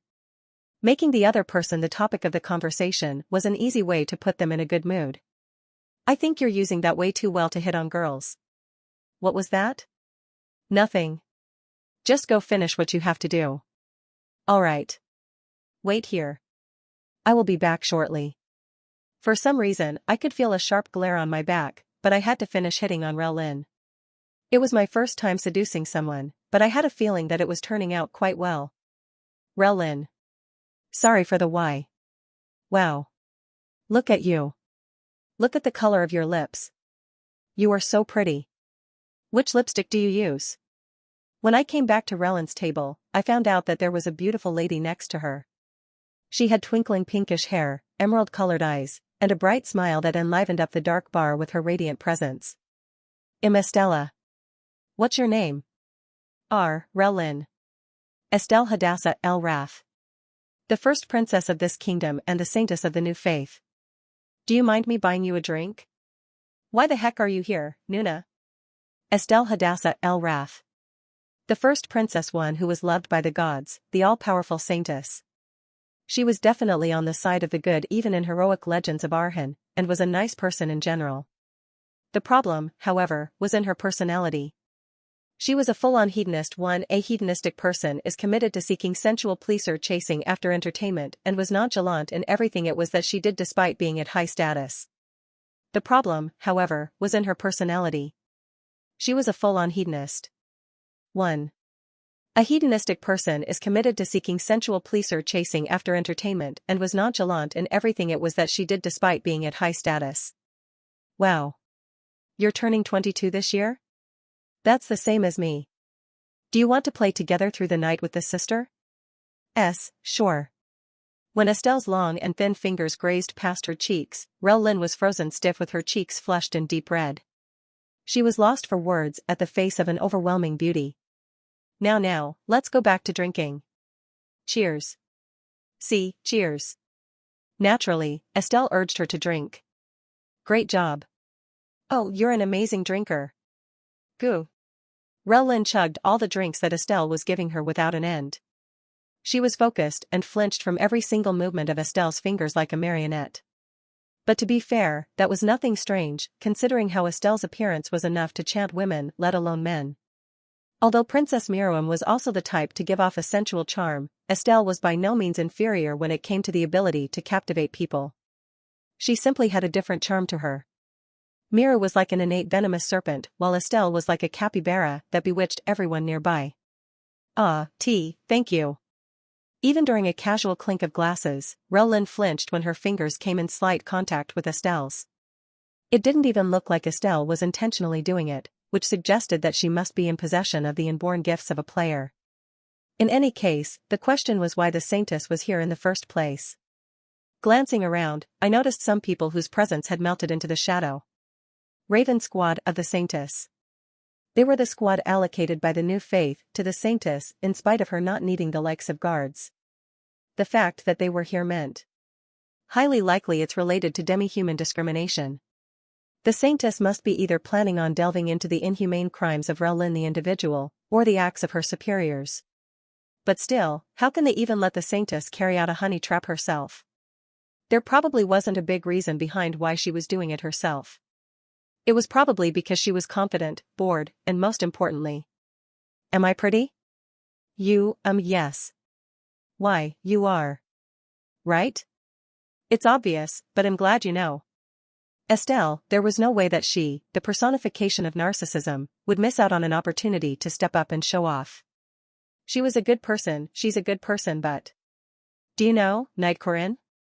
You see those men over there? They are all staring at you with envy in their eyes. How gorgeous. Do you know, Knight Corinne? You see those men over there? They are all staring at you with envy in their eyes. How gorgeous. Ugh. I can't drink an Emery. Before long, Rellyn turned semi-unconscious. It was because she drank a lot more than a glass or two with my help as well, of course. As soon as she lost consciousness, the Raven agents nearby, who had been under the disguise of normal civilians, walked up simultaneously. Junior. You are a good drinker, aren't you? Aren't you still underage though? I hope you let that slip with your benevolence, beautiful big sister. Foo-foo. Junior Corinne, you are also very handsome. Not as much as me though. Of course. Tap tap. I tapped on the table as Alicia walked up from a corner of the bar. Consequently, Estelle and our group stood face to face in confrontation. I was working on it first, I said. But I was the one who got her drunk. Even before you came, Saintess, I was already going on the right track. I had my eyes on her for a week. Mine was for a whole year. It's thanks to my beautiful appearance that this woman drank herself to death, you know? Ho. Don't you think you are being way too overconfident with your appearance? Sure, appearance is important, but you can't ignore the chatter. The reason this woman continued drinking is because I had been entertaining her ears. Would that be as good as entertaining her eyes though? There's even an essay saying that looking at beauties puts people in a good mood. Unable to tolerate the immature battle happening between me and Estelle, one of the Raven agents walked up to me. Young man. How dare you be so disrespectful to the Saintess? As soon as he started reaching his hand out towards me. Alicia. Alicia grabbed onto his arm, and the superhuman grip of a knight pressured the agent. Coot. As expected of people that were primarily skilled at reconnaissance, they weren't very strong when it came to pure power. It was because she placed more importance in their espionage skills than their ability to fight when looking for agents. Looks like there's only a few on your side that are on the level of a knight, can you handle it? We have 2 grade 1 knights on our side. Even though it was only Alicia and me, the two of us were still much stronger than what even an elite squad of knights could deal with, let alone espionage agents. Is this okay, Mr. Corinne? She's still the Saintess Princess. Stick to one title. And you're right, it's not okay. Our opponent was the woman with the greatest symbolic significance in the entire kingdom. She was the Saintess with the greatest amount of authority in the religious sector, as well as one of the potential inheritors to the throne. Simply put, she was the most prominent figure of this entire kingdom. Let's go somewhere else first. I handed Rellyn over to the Ravens and left the bar with Estelle. For security purposes, I had to wear a blindfold in the middle, but I noticed where we were headed from the humidity in the air and the ground, as well as the distinct scent of dust. Let him see. A seductive voice echoed across. Soon, the blindfold covering my eyes was taken off, revealing Estelle, who was wearing a wide smile on her face with the Ravens in the background. Sorry about covering your eyes. It's a necessary procedure for security. It's fine. It is, after all, the headquarters of the secret espionage agents of the New Faith, so I do understand the necessity. Everyone in the room showed some kind of reaction. Whether big or small, they all seemed quite shocked. How did you? Just something I gathered from the word on the streets. The story about a secret organization that protects demi-humans and punishes those that do inhumane things to them is actually quite a well-known story in the backstreets. Even though it was something I knew from the game, it was still true that there were some rumors regarding it. Linking that to the New Faith and the Saints would have required some level of creative imagination though. Junior. Aren't you showing off too much of what you know? In this world, there are some evil people that kill others to make sure they stay silent. You know that, right? I don't think you would be one of them though, Saintess. Hee. You are right, but... The amicable smile on her face slowly started to turn stiff. Even with some resemblance of a smile still remaining on her face, she was still able to exert a lot of pressure with her charisma. In turn, that proved how the Saintess hadn't been leading an innocent and uneventful life. You might receive some level of pressure. The Raven agents placed their hands on their weapons, behind her back. Considering how this was their headquarters, it was safe to assume that there would be some knights and mages in here. There seems to be a misunderstanding, but I don't need Alicia to deal with a group of this level. How insolent. It was a man behind the Saintess who reacted to my provocative statement. He was the vice captain of the Ravens, and the practical leader of the combatants of the organization, Morkai. His combat prowess was at the level of a grade 1 knight. You damn brat. Stop there, Vice Captain Morkai. He's right. Morkai seemed frustrated, but regardless, he immediately stepped back from a single sentence from Estelle. He had an absolute degree of loyalty to her and did not dare try to refute her words. As suspected, these guys were aware that I was in possession of the sun. Let's work together. Together? By revealing our goals and working in alignment for this matter. Estelle was deep in thought about the suggestion. She was probably hesitant about revealing the confidential information, so I decided to make it easier for her. Elder Morishtan. I can give you evidence about his illegal demi-human experiments. The Saintess as well as the agents behind her were astonished by the claim. It was something that appeared in the game when completing the side quests of Heroic Legends of Arhan. The ones that were predominantly carrying out inhumane human experiments were those from the Black Cult, and there were numerous horrible crimes that had been committed by their leader, Elder Morishtan. And I knew the location of a secret laboratory, which had been shut down after the rampage of a test subject. All right. Then in return. Diligantec to the northeast, inside the private land in the mountain behind it, is a shed. It's quite close to the Tower of Mages. Why are you telling me this without any conditions? I already told you that I want us to work together. What if I just go back on the deal without doing anything back in return? Are you going to? She was lost for words as if I had seen right through her. Right, I knew, and had ample trust in her honesty and goodness. Sure. Then, Junior. What do you want? My goal is the fall of every wizard from the tower that is visiting us on this occasion. I want their dantions to be controlled and them to turn into convicts. First off, I will hand you Elder Morishtan, but as for the rest I will never forgive them. I'll make them pay for what they did forever. What have they done apart from those experiments? The current tower is mostly a corrupt pithole of devils. Except for the ones at the very bottom, they are all mostly evil. Besides, every mage at the level of an elder as well as their direct disciples are all horrendous devils. The reason why the Tower of Mages was in collaboration with Tatesval Taser was simple and exactly the same as the Old Faith. Their idea was that the cleansing of humanity did not matter in the slightest, when compared to the restoration of their past glory and power. With the advent of paradise, they will gain divinity there, live an eternal life and reign over the new humans. That was their goal. They were horrible devils that were even worse off than traitors who sold their own motherlands. Those wretched devils are after the people around me. Do not let your eyes see compassion. Life for life. And eyes for eyes. The golden rule of Scripture. I will punish them with not a single pound added or subtracted to their due sentence. What a reassuring set of words. Estelle accepted my suggestion with a wide smile on her face. Sure. So that was your first condition. What's your second? Let's work together from now on. For anything unrelated to politics, let me help you wholeheartedly in whatever it is that you do, Saintess. Most of the things that she did were good things, which mostly revolved around saving the weak and punishing the evil. In other words, that was bound to also be linked to my precept and would let me gather quest rewards. And most of all, it would also allow me to intervene in dreary events that weren't mentioned in the main quests and side quests of the game. In return, please pray for me. Regularly for, let's say, at least 2 years. HNN. Looks like you know about my ability already? Of course I did. Her ability was the manifestation of miracles from prayers. It was on a completely different scale to normal religious prayers. The prayers of the Saintess, who was directly linked to the divinity, had the power to twist reality. As the strongest buffer and the key character of the scenario in Heroic Legends of Arhan, Estelle's ability was quite literally almighty. Even the powerful sacred artifact that had the power to suppress Huarran, the unique grade living Jiangshi, was only possible because of her prayers. Alright. As long as I have enough divine energy, I will pray for you, Junior. We live under the same roof, so it shouldn't even be that hard anyway. Perfect. This was incredible, even better than any other reward I could have hoped for.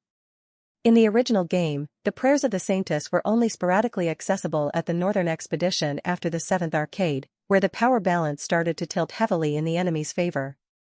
If I could be under the constant effect of that miraculous buff, which used to be only allowed in certain arcs because of the duration and distance issues, it was pretty much no different from obtaining several hidden pieces.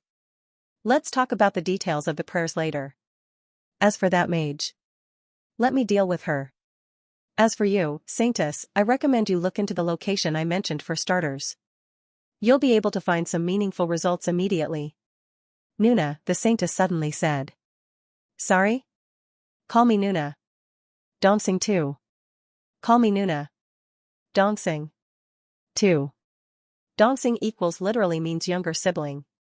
Sometimes used by slightly older people to refer to those younger than them.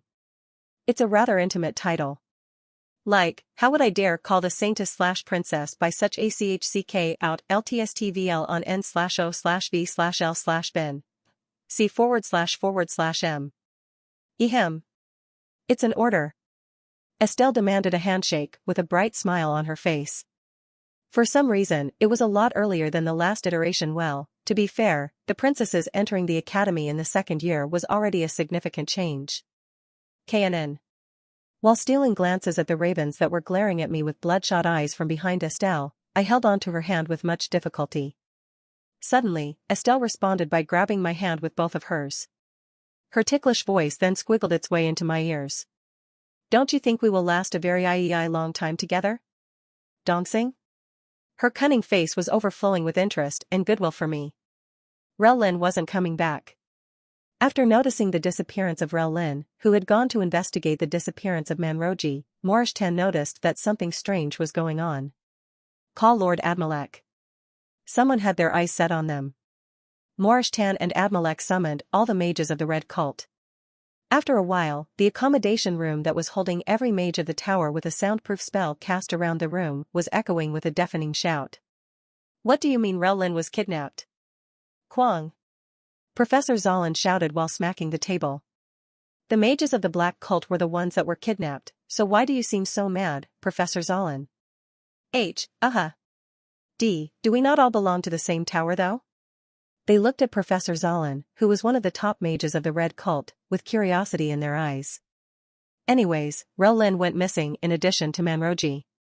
We have no proof as of yet, but Elder Morishtan is concerned that this might lead to a greater harm to us. One of the higher-grade mages of the Black Cult was speaking in the stead of Elder Morishtan when Elder Admalek of the Red Cult shouted after slamming the table. Humph. Who are these fearless ruffians that dare touch the pilgrims of the path of magic? Besides, how shameful is it that some of us have been done in by those thugs? Elder Admalek continued while gazing at Morishtan with his obstinate eyes. This is concerning your disciples, Elder Morishtan. Deal with it as soon as possible and make sure it does not affect our plans. I know. Morishtan did not raise any objections or ask Admalek for help. Although they were all from the same tower of mages, they had a stronger sense of belonging to each of their cults, instead of the tower. But Master. Shouldn't we give them a hand and help the Black Cult out? Shut up, you stupid fool. Have you forgotten what we had to do? We must seal the dimensional witch and suppress the vampire. Do you have any idea on how many things we have on our hands to fulfill those goals? Sorry sir. Hearing his shout, Zollan immediately stepped back, with cold beads of sweat traveling down his face. Even though he was a direct disciple of his, he couldn't dare go against Admelek's command because the orders and decisions of one's master were unconditional in the Tower of Mages. Damn it. Damn that stupid, stubborn old man. Zollan threw his robe away in fury. Although he was in his 50s already, he was still temperamental and honest to his emotions, just like every other mage of the Red Cult who had fiery temperaments. Ugh, Relin. Why Relin of all people? Relin, the third-floor mage of the Black Cult, was Zollan's lover. Of course, he wasn't an idiot. Why would a 20-year-old young lady like her go for an old man in his 50s like him? He knew what Relin wanted and what she was after, but Zollan had still been cherishing her. Besides, he had even recently finished experimenting with a slave contracting seal that would last forever after being etched, and had been hoping to use it on her when he had time. And yet Relin had gone missing before he could even carry out his shady plan. Unlike knights, mages were weaker than normal civilians after being restricted by mana-binding shackles. Also, since Relin was only at the level of a third-floor mage, it wasn't strange for her to lose to backstreet thugs if a bunch of them pounced on her at once. No. It must be a misunderstanding. There's no way there would be anyone crazy enough to touch mages from the tower. Knock knock. Is Professor Zollan inside? Who is it? I am Corinne, the guide assigned by the academy. Damn it. Come in. Zollan was already in a bad mood, and was put in a worse mood after seeing a stupid knight, a dog of the academy. What is it? Ah, you see. The young knight boy with a wild countenance handed over a box. Someone asked me to give you this box, Sir Zollan. What? I'm just doing what I was told, so I do not know the details. Please enjoy the rest of the day. When Corinne Lork left the room, Zollan ripped open the post box. Inside was a small video recording stone. It was a widely used magic item that recorded a specific area and left it as a record. Naturally, as a mage, Zollan knew how to use it. Click click. A video started to play once he tapped on the stone. The background of the video was a room that had gloomy wallpaper stuck on the walls. It was one of those cheap rooms in cheap inns that had nothing but a shabby bed. Up. UHP. UHP. Up. UHP. UHP. In the foreground of the video was Relin, tied and restricted by a rope. The ropes binding her accentuated the lines of her body, and her eyes were being covered by a black blindfold. It was clear that she was tied so badly that she couldn't even move an inch. That was when a man with short hair and big tattoos all over his body walked into the frame and approached her. He then screamed with his face covered by a mask. Thayut. A young and beautiful mage lady for me to enjoy. Orsama 3, Orsama myself in an arrogant way, super lucky. Thayut. A young and beautiful mage lady for me to enjoy. Orsama. Orsama myself in an arrogant way, super lucky. 4th floor black mage, Manroji. 3rd floor black mage, Relin. There was a reason why I kidnapped those specific people. It was because it was certain that none of these guys were Adeline the Golden Mage. Adeline, the Great Mage, was exceptionally skilled at changing their face and going in disguise. Even in the game, Adeline appeared with a different face every single time. It was impossible for the player to see through the disguise, and the Great Mage therefore served to be a nuisance all the way until the final battle. That Golden Mage was mixed within the group of 50 mages. It was impossible to see through the disguise, so we had to go by eliminating options. In the 4th arcade of the game, during the episode, Conflict with the Tower of Mages, there were a few proven mages that were most definitely not Adeline in disguise.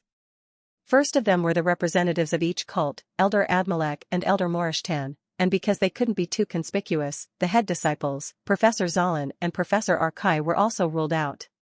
The rest of the mages apart from the 4 of them were potential candidates, but there was a way to rule out even more. That was by relying on side quests. The main characters of the quest, Love at an Old Age, Zollan and his partner Relin couldn't be Adeline, and the culprit of the quest, Hidden Tricks of a Gambler, Black Mage of the 4th floor, Manroji, was also not a candidate because he ended up in the jail by the player in the game. In addition to that were 14 other mages that were related to a few other side quests and those that would be defeated by the player in the main scenario of conflict with the Tower of Mages. That left 30 remaining candidates, which could potentially be the Great Golden Mage. I already knew roughly how they were planning on capturing Marie by interrogating Manroji and Rel Lin, but I couldn't get much from them because both of them were near the bottom when it came to hierarchy. In that case, the main character of the quest, Love at an Old Age, Red Mage of the 7th floor, Zolin. My next plan was to lure him out. And in order to do that. Now. Miss Rel Lin. Let's get started. Face the recording stone, and don't forget to drool a little bit. Ready. Action. What are you doing? Anything wrong? Rel Lin faced me with her reddened eyes. She didn't dare refuse the directions, and looked extremely hesitant and unwilling. I can't do it. Please, how can you tell me to read such an embarrassing script? Aish, far out. Do you want to get scolded by my Marie Nuna? Boo-hoo. The actress wasn't complying with the direction. On the other hand, unlike the sobbing Rel Lin, the boy with short hair, Jaeger Hinspeter, had a grin on his face and looked very enthusiastic. I got no complaints. Buddy, how many of these do we have to film? Look. Look at this wonderful example of a starting actor. Behave like a professional, no matter what role you are given. Corinne, so you are into this kind of stuff. I will keep that in mind for later. For the past few days, Zolin felt like going out of mind. Ever since the first day the post had been delivered to him, new recording stones had been placed in front of his room every day. Sound was the only thing he could take out from the recording stone. Those were extremely explicit, vulgar, and contained words that made it extremely easy to decipher what was going on. This is amazing. I wasted my life not knowing Physis. This is amazing. I wasted my life not knowing Physis. Yuhut.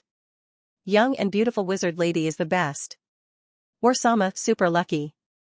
Yuhut. Young and beautiful wizard lady is the best. Warsama, super lucky. Agagok. Agagogok. Agagok. Agagogok. Oi. Where did your pride as a mage go? Koitsu, she gave up on being human. LOL. Oi. Where did your pride as a mage go? Koitsu, she gave up on being human. LOL. Stop. Corinne Lork. Former Earthian. A person from the MZ generation, who was used to every type of subculture, whether it be from the bright or the dark side of the internet. Naturally, it was inevitable for him to gain tolerance to NTR, the iconic element of the century. On the other hand, Zolin was completely different. He was like an innocent child compared to the MZ generation who had become corrupt by the numerous stimuli on the internet. Even though he was an evil person, he did not have the required tolerance to withstand NTR happening to himself. The only thing that was stopping him from reporting this to his master, Admalek, was because his partner was Rel Lin. The Tower of Mages appeared like a united organization from the outside, but each of the cults was in fact vigilant and wary of each other. It was inevitable for the cults to be in a bad relationship, because the allocation of their budget depended on their subjective achievement.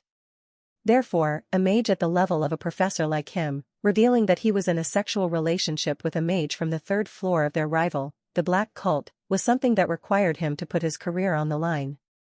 It was thus hard for Zolin to come out clean about his relationship with Rel Lin without one of them moving to the other cult. He was in the middle of thinking to himself when a voice seeped out of the recording stone. Zolin?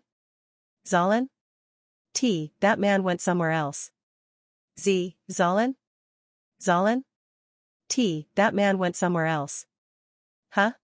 It was from the 3rd recording stone. The stone, which he thought had finished playing the audio, continued playing Rel Lin's rushed voice. Please help me. I am at the outskirts of the. Please help me. I am at the outskirts of the. Zolin quickly took out his note and started writing down what Rel Lin was telling him, in order to head to the place she was locked in. The protagonist of Love at an Old Age, Professor Zolin, stood up to save his lover, just like the protagonists of every other love story. Oi. I want to look around some parts of the city. Get ready by tomorrow. The next day, Zolin led a few other mages and looked for Corinne. It was to head to the place that Rel Lin had pointed out for him. All right. It might take some time though. Where would you like to go? Unfortunately, he did not see the smirk on the face of the guide assigned by the academy. The beasts pounced forth. Kicking off the ground, they sliced through the air, using their body as fuel. Their oppressive consecutive attacks and their daring fully offensive attacks, none of them were effective. Hack, hack. Ugh, I feel like throwing up. The two golden wolves gasped for breath, looking at the spearmen whom they could not reach. Your attacks are too honest and linear. Add in some irregular attacks and feints. Ugh, that's not that easy though. It's not like bro is that fast, why can't we land our attacks on him? I told you to call me big brother. Seriously anyway, let's take a break. Grab some water and relax. Corinne took the Ren and Ron siblings and sat on a chair inside the training room. You guys are working hard these days. So, do you see any improvements? I don't know. We're still losing to you, bro. It's nothing surprising for you to lose against me. The siblings were definitely strong. That was proven by the fact that they were at the level of grade 2 knights just because of their sheer physical capabilities despite living in the slums, away from martial arts until recently. Strength alone will not be enough to beat the real powerhouses, because theirs is the combination of technique and experience as well as their innate physical talents. Are you one of them, boss? You can say that. It wasn't an overstatement nor something coming from arrogance. Objectively speaking, Corinne was definitely on the stronger side. But even him just a weakling in front of the real monsters. Maybe not anymore though.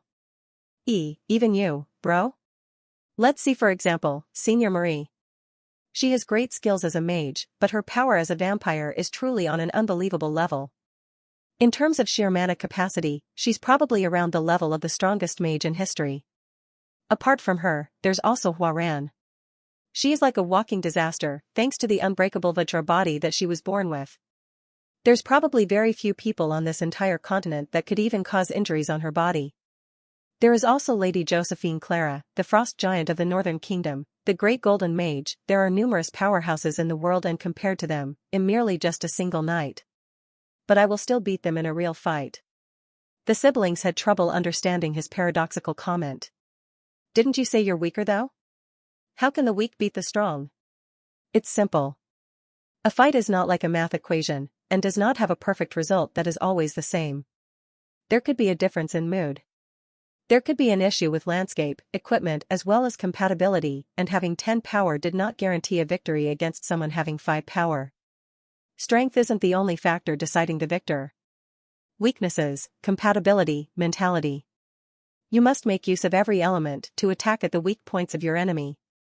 Fight wisely. Corinne gave the siblings advice, an explanation of how he was able to survive for so long. I don't know. But it was a difficult problem for the siblings. What he told them about was something that tended to bloom under extreme situations, in life-threatening moments of a fight. A big motivation was one of the necessary elements. Ren wants to protect Ron, and Ron wants to protect Ren, right? Yes. I will protect Ren. Of course. Having something to protect means you have something precious. Having something that must be protected meant that there was something that had to be overcome even at the cost of putting their life on the line several times on repeat. Because you see, humans tend to become stronger when they have a conviction to follow and a reason to do something. What is the thing that you want to protect then, boss?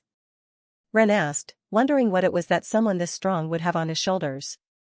An innately good person, a needlessly kind-hearted and stupidly honest boss. Why was it that someone like him was dying to get so much stronger? Everyone. His short and unhesitant reply made Ren gulp in response. It was because the weight and size of his words were way too heavy and enormous. Oblivious to that, Ron said while facing him with a bright smile and a gaze of admiration. Do you think you'll be able to become like you one day, bro? Someone stupid like me was able to do it. Of course you guys can. His words were true, he was being honest and genuine. The siblings were able to notice thanks to their inborn senses that Corinne wasn't telling a lie. If you hear how miserable and down to dirt I was when I first entered the battlefield, you guys wouldn't be able to believe it. The boy said with a smile, as if it was a funny memory to reflect on. However, Ren was still able to notice the faint trace of sorrow that was hiding under his smile. I was very immature and lost many things. Saying that, Corinne continued stroking their heads. How many trials had he gone through to reach this current state of being so carefree and broad-minded? How many life and death situations did he have to overcome? That was a story about his past, which the two of them had no clue of. Let me protect you guys, all the way until you turn into adults. That is my duty as an adult. Corinne added as he gazed at the two of them with a smile. They, however, weren't content with his words. It felt like he was reminding them once again how they were kids that had to be protected, and children that could not turn into adults anytime soon. Bro. I'm done resting. Get up, boss. We still have an hour until dinner. Very energetic, aren't we? I love it. Well, Senior Marie is the one in charge of dinner today, so. Despite having so much burden on his shoulders, the hero of the siblings stood up as if they were light, and the siblings wanted to jump down from his shoulders as quickly as possible. You know what, bro? I want to be like you one day. Not something I would recommend. That was his last piece of advice, but it wasn't enough to dissuade Ron from sincerely wanting to be like Corinne. Huck. Zolin gasped for breath as he shot his eyes wide open. He was in an unknown room, his entire body was restricted and there was a bracelet on his wrist. This. It was the mana-sealing artifact that the tower had brought in order to seal the vampire. It should have been hidden in his room back at the hotel, so why was it here on his wrist? Hoo-ah-ha, ha, ha, ha. Ha. Who is it? From the door of the dark and gloomy room, someone walked closer towards him. It was a young man with a wild countenance, and hopping behind him was a girl with sky-blue-colored hair. Why, you bastard. After getting Rellen's SOS sign, Zolin took a few trusted disciples and headed to the location. It was because he didn't want his relationship with Rellin to be revealed. However, Zolin and the mages were attacked there, by that man wielding a silver spear. Being a grade 1 mage, Zolin was naturally not someone weak enough to be unable to protect himself from harm. But the last thing he remembered was his flames disappearing without a trace and that man attacking them with his silver spear. Why, you bastard. Do you know who I? SHHHH, everyone says the same thing, so let's not waste time. By the way, we are going to now spend a very fun time together, friend. Corinne Lorque said with an evil smirk on his face. Senior Marie. N. Marie hopped forward while carrying something mysterious in her hands. Bubble bubble. The black stone pot in her hands was steaming, looking like a bubbling volcano that was ready to erupt any time. What is that thing? It's clotted blood soup. It'll taste amazing. Kuhum. Marie coughed with a blush on her face. She handed the pot of congealed blood soup over to Corinne. It will be very delicious. Are you planning to kill me? Oh, of course not. We just have a few questions for you. And while we are at it, we might harass you a little. Torturing me won't get you. It might be a bit painful. We weren't holding back with the high-quality, concentrated blood after all. What do you UHP? Up. His mouth was forced open as chunks of congealed blood were shoved into his mouth. Just like, more and more of the vampire's blood was forced down his throat. After having 10 bowls worth of congealed blood shoved into his mouth, Zolin started to growl while tilting left and right like a drunk man. Looks like another ghoul. Yeah. There were 2 types of vampire familiars. Virgins turned into a Dracule or a Draculina and non-virgins turned into ghouls. The difference between the two of them was that Dracules had the ability to inherit their original strength as well as the power of their owner, whereas ghouls were like consumables. Losing all their strength, they would reduce to being just tougher versions of zombies. They were lowly beasts that could not even retain their rationality from the days they were a human, without having it restored by their owner. Like, why are they all non-virgins? How am I the only innocent and pure one in this beautiful world? Wouldn't it be a problem on its own if he was a virgin till that age? It's the same for everyone else though. Well, apparently some people these days do it even before entering middle school.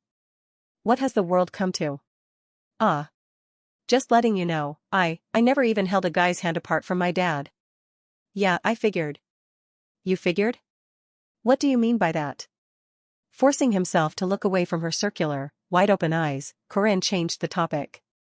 Anyway, 10 chunks of clotted blood to change, he took a lot more than the other guys. I guess it's because he has a higher resistance to magic. Even with the restricting bracelet on, it did take a lot longer than expected. I suppose 5 bowls is about the minimum for the change to occur. It's about time for me to be careful as well. Yoon? Corinne? What do you mean by that? I've never given you any congealed blood soups or blood sausages using my own blood. Yes, of course. What was with that pause? You don't trust me, do you? It took a while for him to settle down the girl with heavily flushed cheeks, who was about to explode at any moment. More importantly, can you please recover this guy's sanity? He probably knows a lot more, so I have a lot of questions for him. After all, he shouldn't be able to lie now that he's become your familiar. KNNI, it's a ghoul, so this doesn't count. Marie vowed to herself that her first Dracula familiar would be someone specific and no one else. What's your name? What's your name? Zalin, my name is Zalin. Zalin, my name is Zalin. Someone covering their face with a bandana replied to each and every question of the one filming him. Among them were few questions that might be harmful to the Tower of Mages, and yet Zalin seemed fully obedient. Tell me about the plan, Zalin. Why have you come to this city? Tell me about the plan, Zalin. Why have you come to this city? To kidnap Marie Dinareff and assassinate Chairman Ariu Kazar. To kidnap Marie Dinareff and assassinate Chairman Ariu Kazar. Why? Why? It's. Answer me. Answer me. Answer me. Answer me. The one behind the video recording stone bellowed at him. The screen shook as the man violently thrashed Zalin around. His peculiar laugh and violent actions caused Zalin to open his mouth with a shiver. He spoke of everything. Starting from their plans, to their objective, the reasoning, and he even mentioned the presence of the Great Golden Mage. How crazy. Everything's going crazy. Right? Lord Adeline? How crazy. Everything's going crazy. Right? Lord Adeline? The screen moved as the one filming the footage voluntarily showed himself. The man with the makeup of long, stretched-out lips, a white face and the clothes of a clown, looked into the eyes of all the mages of the tower through the screen. Professor Zalin. And let's see, how many weaklings do I have? 1, 2, 3 around 6? I have all of them. I only want one thing. Professor Zalin. And let's see, how many weaklings do I have? 1, 2, 3 around 6? I have all of them. I only want one thing. Give me enough gold coins to fill a whole boat. Otherwise, I will cut off the fingers of all of these mages, one after another. This guy will be the start. Give me enough gold coins to fill a whole boat. Otherwise, I will cut off the fingers of all of these mages, one after another. This guy will be the start. No. Help me. Walk. No. Help me. Walk. Ooh-hee-hee. Ooh-ha-ha-ha. Ooh-hee-hee. Ooh-ha-ha-ha. Walk. Way-a-hack. That marked the end of the footage. The room filled with mages from the tower fell silent. The entire group, which now had 7 less than what they started with, had trouble finding the right words to say. Mages of the tower, 5. Mages of the tower, 5. Zalin, that stupid fool. The leader of the Red Cult, Elder Admalek, released his blazing mana in an attempt to quench his burning fury. He used to call the mages of the Black Cult fools and mocked them when they had gone missing, but he didn't have the room for that anymore. He might have ignored it if it was a mage from a lower floor, but the problem was that Professor Zalin, the hostage, was a direct disciple of Elder Admalek. Zalin was in the 7th floor, which was right beneath Elder Admalek's 8th floor, and that in turn meant that he was the future elder of the Red Cult. Although most of the mages in the tower treated their disciples like trash, head disciples of elders were a different story. They were extremely valuable successors. He was the disciple handpicked by Elder Admalek out of dozens of prodigies with enormous mana capacities, raised and nurtured carefully for dozens of years. Elder Admalek could not afford to lose him just like this. I do admit that Zalin's a fool, but we must still save him.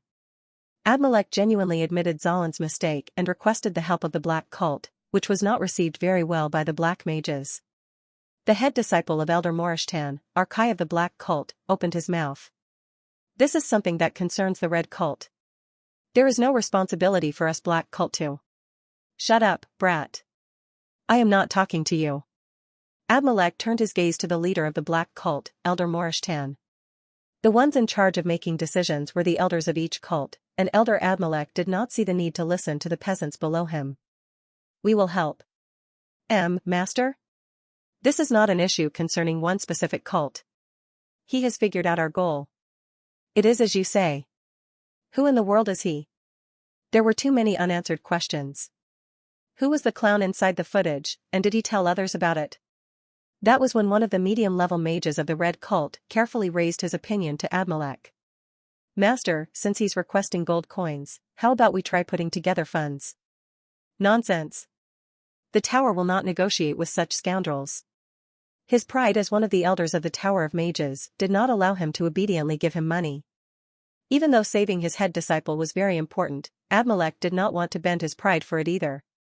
If he leaks the information, that will ruin our great plan. I know that already. Although Abimelech didn't mention it because of his pride, gathering enough money wasn't that easy either.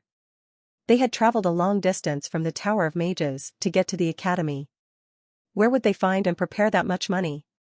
We still have time, we must look for him. We will need people to look into this guy's whereabouts. Fortunately, the second princess has entered the academy, so I suppose we should request the princess for some aid. I agree. There was still some time left in their hands. The mages of the tower decided to find the clown before anything. Now, they must be feeling rushed and hasty. There were mainly 3 things that the tower could do at this stage in time. Ignore the video and move in groups and discard the hostages. Prepare enough money as requested. Find the clown and settle the score. As for number 1, it was impossible. At least not for Elder Abimelech of the Red Cult. Zalin, who was currently in my hands, was still the one and only successor of the Red Cult despite appearing rather stupid. After entering the tower, the mages would discard their surnames and display themselves by their names and their cults. For Abimelech, the Red Cult was his family, and his asset as one who had dedicated his life to the path of magic.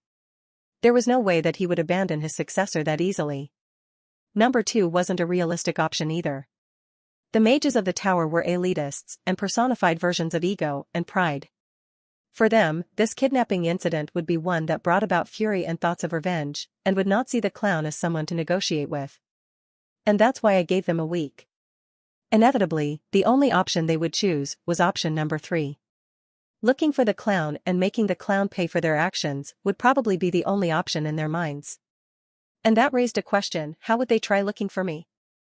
They might request the Intelligence Guild or look for clues themselves, but the easiest method was going straight to Princess Miriam.th Sourk of this Condi/ntn/o/v/l by n. Can you please do that for me, Junior? The boy in front of me, the descendant of Hassassin, replied after a short silence.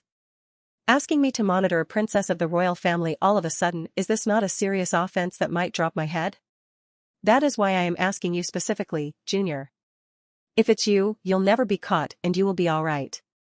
I swear I remember you telling me to walk the path of a knight just recently, though. Rashid seemed dumbfounded by my request, but it was understandable, considering how I suddenly came to him and was asking him to monitor Princess Miriam and tell me what conversation she would have with mages from the tower. It was a rather illegal request. My dear Junior, I shouted while grabbing tightly onto the shoulders of Rashid ad-Din Mustali. What exactly is a knight? What is the heart of chivalry? What are you talking about all of a sudden? Saving the weak, doing what is just, and keeping justice is what chivalry is all about. Doth thou disagree? What is wrong with you? Doth thou disagree? No. You're right. In other words, it's okay for the procedure to be slightly cowardly. Like, isn't that pure sophistry? Isn't being righteous and fair also a part of chivalry? Righteousness to righteousness. But evil to evil. That's how it is. But still, surveilling a royal princess is. No. That's not it. Your job is not about surveilling a princess. It's about monitoring the mages from the tower. Isn't that the same thing? Everything depends on how you phrase it. Taking out a pouch of gold coins from my pocket, I placed it in his hands. That's the advance payment. I will give you the same amount if you bring me the requested information. Thank you very much for your patronage. In the end, Rashid accepted my request. Since he just left the nest of assassins, he was pretty much broke and the money I offered as payment was probably too much for him to ignore. Now, all I had to do was wait for the tower to get in contact with Princess Miriam. Looking at the purple suit and the makeup of a clown, Miriam would be able to immediately notice the identity of the culprit in an instant. The fact that the culprit was me, Corinne Lorque, who had been using the same disguise in the hunting grounds, would be as clear as day for her. At that point, there would be no reason for Miriam to not tell the tower about my identity. Because the tower was one of her greatest sponsors, the decline of their power also equated to the decline of her status and position. Everything I had done until now was to induce them into attacking me for a one big sweep. My goal was to wipe them all out at once, but... oh dear. I wonder who this is. What a terrifying-looking clown. Oh dear. I wonder who this is. What a terrifying-looking clown. Unlike my expectations, Miriam did not say a single thing about my identity. What was going on? The tower has been quite rowdy recently. In the chairman's office, Master Erin opened her mouth while lifting the cup of tea to her mouth. As you expected, the tower seems to have noticed that we were related to the kidnapping incident of the mages. But the problem is that they didn't fall for the bait. Miriam did not give any clues to the mages from the tower who came visiting her to show the footage. She simply did not tell them that I was the culprit. Why do you think she did that? Maybe she saw through it? But she still should have said it in that case, don't you think? She might have noticed Rashid, but was that even possible? Even I, who was aware of his ability to conceal his presence, had to engrave several runes of perception around me to notice him. There shouldn't be any methods for Princess Miriam to see through Rashid's stealth, so why did she do that? Was it to side with me? That made even less sense. Mira was a cold-hearted and calculated person. She wasn't the type to discard something that was already on her side, just because of something that could eventually take her side. Anyway, it looks like your plan A has failed, student Corinne. At this rate, they'll probably do something in the mid-sems. That was what I had been hoping to avoid at all costs. According to the original storyline, the mages of the tower would create a commotion in the middle of the mid-sem exams, which would result in a horrible disaster. Since they had already familiarized themselves with the structure of the academy and the locations of several facilities including the laboratory, the black mages would drop tons of chimeras and undeads at once, while the red mages would set every building on fire to add to the chaos. Meanwhile, Elder Morishtan and Elder Admalek would kidnap Marie, who was locked up in the basement of the academy, and Lord Adeline would assassinate the chairman. That was the original storyline of the game. On top of that, the damage done to the students would be even more amplified by Adeline's magic. My goal was to prevent this from happening altogether. Wearing the outfit of a clown, I would create a fuss in the hunting grounds to etch my appearance into Princess Miriam's mind, and send a video of a similar clown to the mages.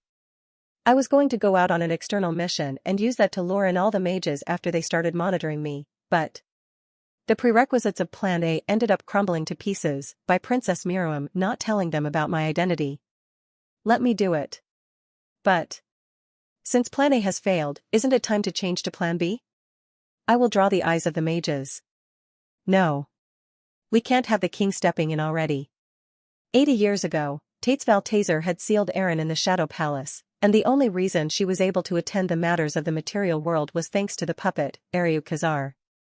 If the puppet were to be broken, Master wouldn't be able to safely intervene in the matters of this world and in the end. It is all right. Even if this body is to be broken, I can break out of the seal. The seal has weakened considerably in the span of 80 years. And that was what I hated. In the last iteration, and even back in the game, that was what made Erin lose her life. My goal in this iteration was to have her remain inside the shell of Ariu Khazar without giving her even the slight chance to personally leave the palace. Before Tates Valtazer could be crowned to being the new king, he had to kill Erin Danua, the current queen of paradise. In order to prevent that from happening altogether, my plan was to have her exiled in the Shadow Palace until I managed to kill Valtazer. I believe it is right for me to bear the burden with this spare body, instead of putting student Marie at risk. There were no justifications for me to turn her down. After all, that was the Plan B we had decided with, and using Plan B was unavoidable now that Plan A had failed. Before that, let me do something first. What is it? The sudden appearance of Princess Miriam and her inexplicable actions had acted as a variable, but in this iteration and in this current time frame, there was another variable that could work in our favor. Let's flip the whole stage over, and force them into doing something. Elder Morishtan of the Tower of Mages. You are under arrest for illegal human experiments, and charged for murder, abduction, and confinement. On the way to the academy, it was when the mages from the tower were walking to the academy as always when they suddenly appeared out of nowhere. As a result, the front gates of the academy became a ground of confrontation of roughly 40 mages and people wearing sacred garments and armors. Paladins of the New Faith. What do you think you are doing? They were the armed forces of the New Faith that rivaled the Templar Knights of the Old Faith. They were the symbol of strength in the New Faith, and it was outside of everyone's expectations for them to suddenly appear before the mages of the tower. Elder Morishtan, the leader of the Black Cult, gazed at the paladins before him. As the leader of the Black Cult, he had always been the one in the lead when it came to human experiments with a bunch of such experiences in his hands. However, mages of the tower had always been the target of suspicion and the key was in evidence. And Elder Morishtan was confident that he had already cleaned up and concealed everything that he had done. Do not resist and receive the verdict, Elder Morishtan. You are under a significant allegation of being a heretic. Nonsense. The Tower of Mages does not belong to any nation. No one can arrest us, not even holy knights. The mages of the tower retaliated against the paladins in one voice, as both sides turned more and more aggressive. The holy knights were here to arrest the leader of one of their symbolic cults, which was naturally met with significant resistance. Both sides were incredibly powerful. A conflict of the two forces would be devastating and could even escalate to a war of religion. Everyone. Please stop. It was then.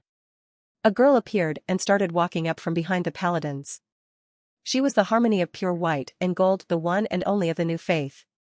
Saintess Estelle. Estelle Hadassah El Rath. She was here to intervene in the volatile situation. What is this about, Your Highness Estelle? Is Your Highness planning on harassing us, the Tower of Mages? Professor Arkai, the head disciple of Morishtan, raised his voice. The Tower of Mages was by no means weaker than the New Faith in both strength and authority. It was impossible for them to arrest a leader of a cult based on allegations alone. Of course, I, as the Saintess, fully acknowledge the prestige and rights of the Tower. However, there has been a heavy allegation against Elder Morishtan. Since there has been a report, there is a need to look into the matter. You cannot do this without even having proof. Of course, we do have proof. With a wide smile on her face, Estelle took out documents and a recording stone. They were the evidence and a recording of the place that Corinne Lorque had told them about. This. Even Morishtan was dumbfounded looking at the obvious pieces of evidence sitting right before his eyes. This was the footage of his secret laboratory that no one should know about. He only visited the laboratory with the help of his familiar and made sure nobody knew about his presence or the location of the lab, so how did the New Faith know about it? Why, you're framing. Be quiet. Our order carries out rightful inquisitions in accordance with the rules forged by the Lord and the royalty. When Estelle said that out loud with a cross in her hands, blinding light surged out of her body and threatened to blind their eyes despite the sun being high up in the sky. It was a radiant yet warm ray of light, a cleansing miracle, cleaning everything evil in existence. The light emanating out of Estelle was the very proof that she was being loved by the gods. Saintess Estelle. Just from a single prayer, the necromancers walking down the evil and wicked path were made to swallow their pain. Ahuk. Staring at them, the Saintess of the New Faith, Estelle, said with a sadistic smile on her face. Are you coming? Or do you need to be bashed up first? Her last words were truly unbefitting of a saintess, but were enough to make the mages of the tower surrender. Those damned bastards of the New Faith. The mages of the tower were very down. The leader of the Black Cult, Morishtan, had been seized by the New Faith for allegations of human experiments, which was on a whole different scale to third-rate. Mages and the head disciple being kidnapped. How bad is our luck? We need to stop our plan. How dare these scoundrels interrupt the great path of magic? The hot-tempered mages of the Red Cult were infuriated, whereas those of the Black Cult appeared extremely gloomy. Losing their leader Morishtan was a big blow to their confidence. More importantly, the problem bigger than the blow to their confidence was their lack of power. Their targets, Marie Dinareff and Chairman Ariu Kazar, were both powerhouses at the unique grade. Having several mages at the level of an elder was a must when capturing such individuals, and besides, it was originally supposed to be Elder Morishtan's job to capture Marie Dinareff, and hence they were lost as to what to do. Professor Arkai, what do we do now? Morishtan's head disciple, Professor Arkai, was agonized. He could only think of one plan that could save them out of this trouble. We must continue the plan with haste. Before Master gets taken to the sacred lands of the new faith, we need to burn the academy and save him in the midst of that chaos. Shut your nonsense. Professor Arkai. We already had our hands full with that stupid clown. What plan is there to continue with at this point? We must quickly return to the tower. The foremost reason why our plan was revealed was because one of your professors revealed everything to that clown. You have your side of the responsibility to this matter, Red Cult. What was that? You filthy necrophiles. Is that all you have to say, you damn arsonists? The quarrel between the two cults escalated as they started raising their voices. No longer able to leave them be, Elder Admalek created soaring flames that settled both parties down. Cook? Elder Admalek? His flames emerged without him even chanting a spell, and yet they were powerful enough to almost break through their defensive robes. It was an overwhelming display of firepower, capable of suppressing dozens of mages at once. What was even more surprising was that the flames were focused only on the mages, without affecting anything else in the room. This is not a marketplace, you fools. Sorry sir. Please have mercy. All the mages yielded at the face of Admalek's flames. It might have been possible for them to withstand the spells of a professor-level mage, but someone at the level of an elder had the power to wipe most of them out as if they were ants. After settling the mages down, Admalek quietly looked into the eyes of each and every one of them before shouting with a sonorous voice. Lord Adeline. There was a reason why the higher-ranked mages, who considered the low-grade mages as insects, had been letting everyone participate in the conference. It was because the Great Golden Mage was in disguise as one of the lower-grade mages. Admalek shouted, with not a single doubt, that Lord Adeline was among them. Now that Elder Morishtan has been arrested, it is impossible for this old man to do this alone. I will have to ask for your direct assistance. The room turned silent. No one stepped up calling themselves Adeline, but that was natural because Adeline wouldn't have even bothered to go under disguise if he or she was going to reveal themselves this easily. Creak. Tadak. It was then. Every metal in the room, starting from pens, badges to staves, and everything with even the slightest hint of metal, started to move by themselves. What is going on? Who's using magic? They turned to one another, but none of them were able to even guess who the one using magic was, not even Elder Admalek. Click. Soon, the metals stopped moving in the air. They formed a sentence, giving a direction to the mages of the tower. Seal the witch. Seal the witch. The plan was revealed and key personnel were captured, but the central figure of this great plan, the Great Golden Mage, gave a simple command. Carry on with the plan. Northwest of Merkarva. In a small shed of a village called Lamet is one of the markers of the witch. Northwest of Merkarva. In a small shed of a village called Lamet is one of the markers of the witch. There were a very few people who knew about the locations of the markers that Josephine Clara the Dimensional Witch had placed all over the world for long-distance teleportations. The first one was Josephine herself. The second was her benefactor and the queen who was exiled into paradise, Arandanua. And lastly, there was also Tates Valtazer. He had played a big role 80 years ago in crushing the Tower of Mages alongside Josephine and Arandanua. As a former comrade, it was nothing strange for him to be aware of the locations of Josephine's markers. We're here. Elder Admalek, the leader of the Red Cult, arrived at an abandoned shed along with 10 of his disciples. It was a small abandoned cathedral that looked more like a shed, covered in a bunch of weeds due to lack of maintenance. Despite being run down, it was still here because of the owner's strong rejection against redevelopment. According to Lord Adeline, it was said that inside the chimney of this old shed was the hidden marker. We have found it, Master. His disciples brought the marker, and Admalek was going to use this marker to summon Josephine. We will now engrave the magic circle of sealing. 10 mages along with Admalek started engraving a magic circle onto the shed. The magic circle created in collaboration of 10 mages and an elder meant it was strong enough to restrict even the dimensional witch. She might be able to resist if this was during a fight when she was vigilant, but that was certainly not going to be the case. Before long, the magic circle was complete and Abimelech exploded a condensed ball of mana inside the rune-carved marker.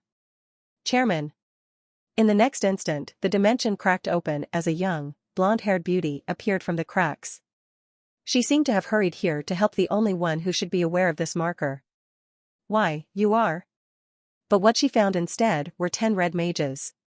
As soon as they saw Josephine, they immediately activated the magic circle. Warwick. Devilish flames started to surround her in the blink of an eye. Josephine shot out her own mana to stop the flames from approaching her, but she nevertheless ended up being imprisoned inside the fiery prison. Elder Abimelech. What do you think you are doing? Hoo-hoo. You are too naive, witch. Abimelech clicked his tongue while looking at Josephine, who was locked inside flames. I was looking forward to a battle against the historical mage, but what a shame. You. How are you going to take responsibility for this? Humph. There's no need. The tower will no longer be confined by the worthless rules of the world. What do you mean?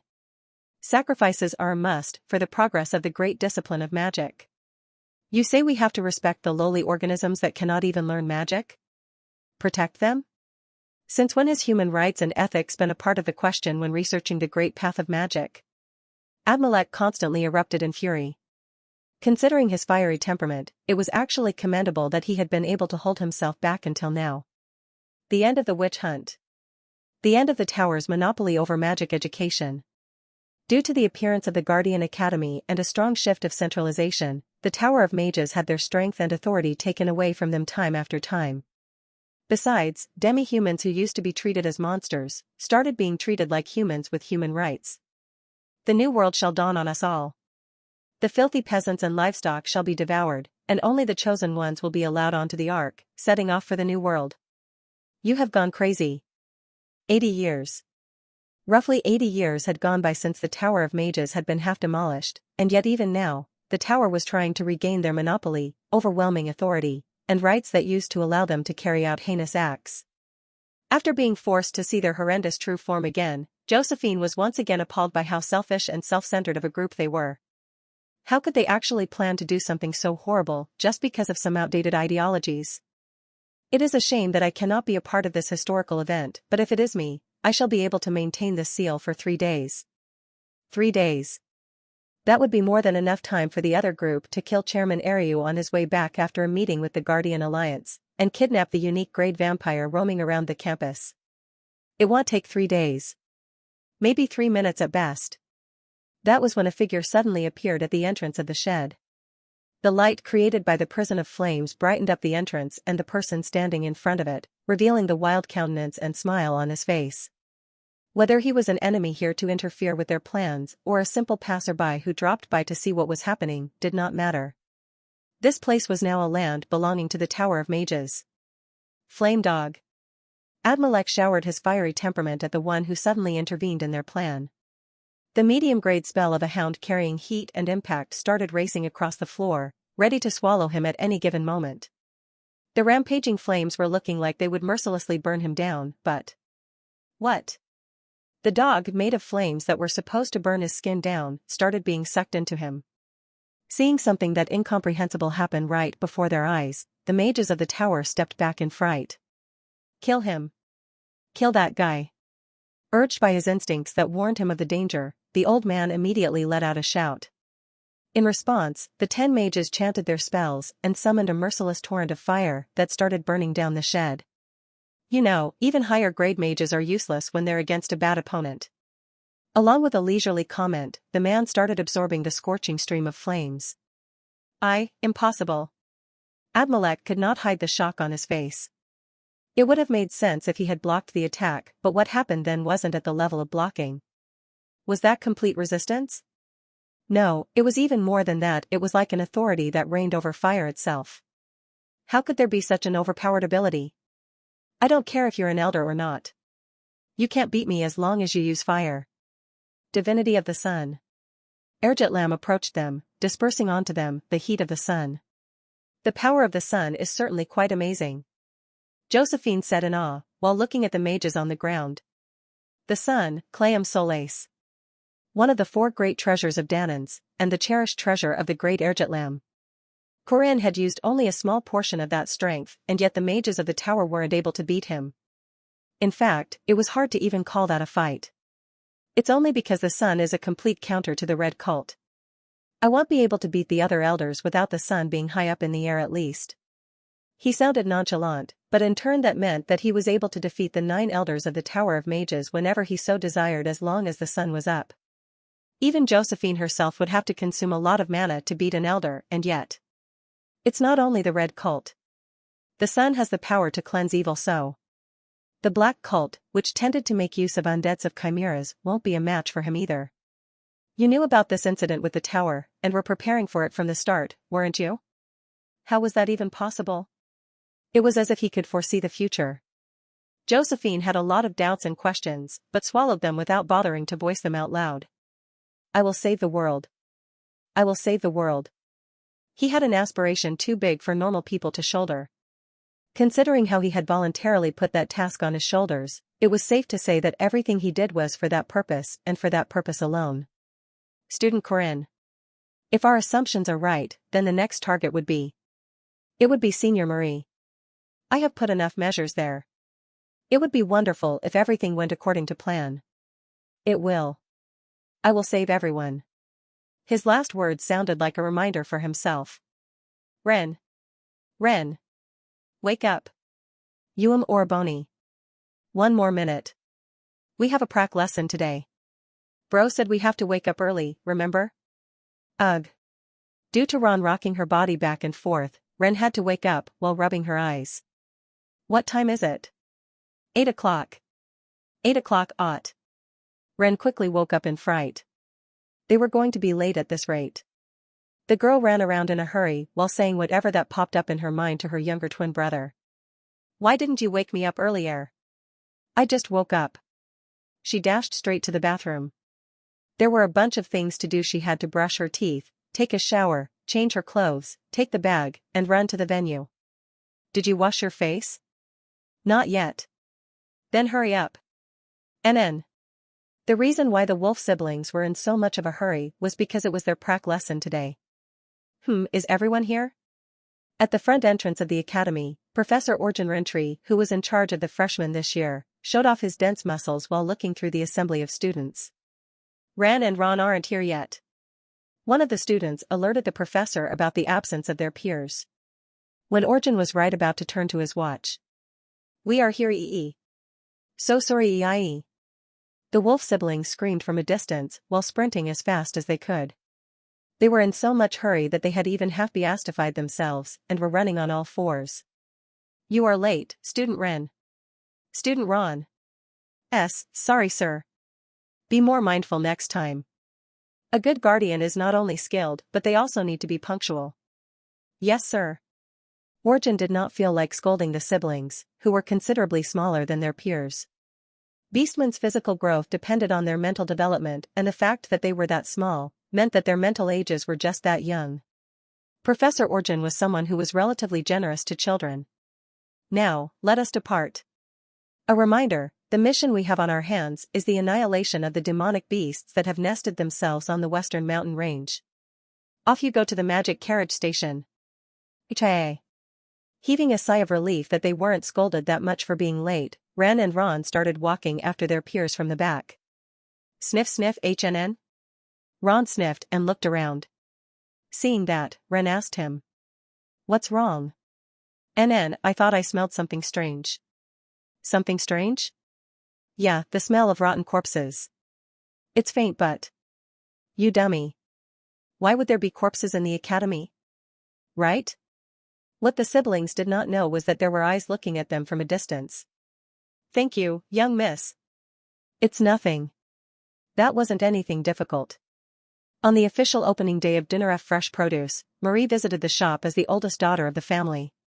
Hugh. Trying her best to hide the look of nervousness on her face, Marie calmly walked towards the academy. The mages of the tower had 2 goals in this visit. One was the murder of Chairman Ariu Khazar, and the other was the abduction of Marie Dinareff. There were some problems with the plan due to the unexpected actions of Princess Miriam, but Corinne immediately came up with another plan. After sending the chairman outside using the excuse of external affairs, they waited until the enemy started with Josephine Clara's sealing plan. At the same time, they sent Marie Dinareff outside to lure them into attacking her. Huaran Alishare latst ch/p/ters on n/v/l b I c/m. Of course, there were enough safety measures put in place. Her way back to the academy was escorted by a bunch of elites and mages like Huaran, Professor Heyman Welsh and Professor Lalara Mars waiting in the distance for the potential attack from the tower. Grey Golden Mage, Adeline was one of the very few people who could suppress a unique grade vampire. However, it was certain that even Adeline wouldn't be able to defeat the combination of the academy's elites. Clock Tower. It won't be here. There are too many eyes. From a crowded area to less crowded places, Marie intentionally moved to areas that were easier to be attacked at. Visiting a shady fortune teller at the alleyway, she received love advice and walked through the platform of unmanned magic carriages. Those were the best places to attack at, and yet there were no signs of movement from the mages. Are they being that prudent? She walked past the unmanned magic carriage platforms. This was the best place for them to attack, and yet there was no one. On the way from the city to the academy, she intentionally used the road that was more common for magic carriages to travel in, instead of using the road for people. It has to be here. This was the last place for them to attack. The road for carriages had dense trees on the sides of the road and was the perfect spot for them to capture her and leave the city while hiding from the eyes of the academy. Doggo. Marie called her familiar, who growled in response from her shadows in preparation for the attack. The demonic dog howling in her shadows was fully prepared to rip the attacker into pieces. Before long, there were 100 feet left to the entrance. She could now see guards checking the visitors of the academy. 70 feet until the main entrance. She spotted some students quarreling with the guards. It seemed that they had been caught out after sneaking out of the academy without a valid pass. 50 feet until the entrance. This was dangerous. It seemed that the attackers were trying to involve the nearby students and guards. 30 feet left until the main entrance. When were they going to attack? 10 feet until the entrance. Soon, she arrived at the academy. Huh? Until the very end, there was not a single mage attacking Marie. Hua. Ren. Look. I caught a massive boar. Humph. I got a bigger one, see? In the mountain where they had come for the prac lesson, Ren and Ron were hunting the fawn boars inhabiting the western mountain ranges under the guidance of Professor Orjan. By the way, Ron. Isn't this strange? What is? They said there's supposed to be a lot of them here because they're in their mating season, right? So much so that Professor Dana bought a bunch of them for an experiment last year. I think so? So why are there so few of them? The mountains were quiet. From what they heard beforehand, there were supposed to be so many fawn boars in this time of the year because of their breeding season, and there were supposed to be enough boars to flock the entire mountain from the foot, and yet even after climbing halfway up the mountain, all they saw were a few of them. Hua. You're right. Maybe they were over-exaggerating it to scare us. There's no way.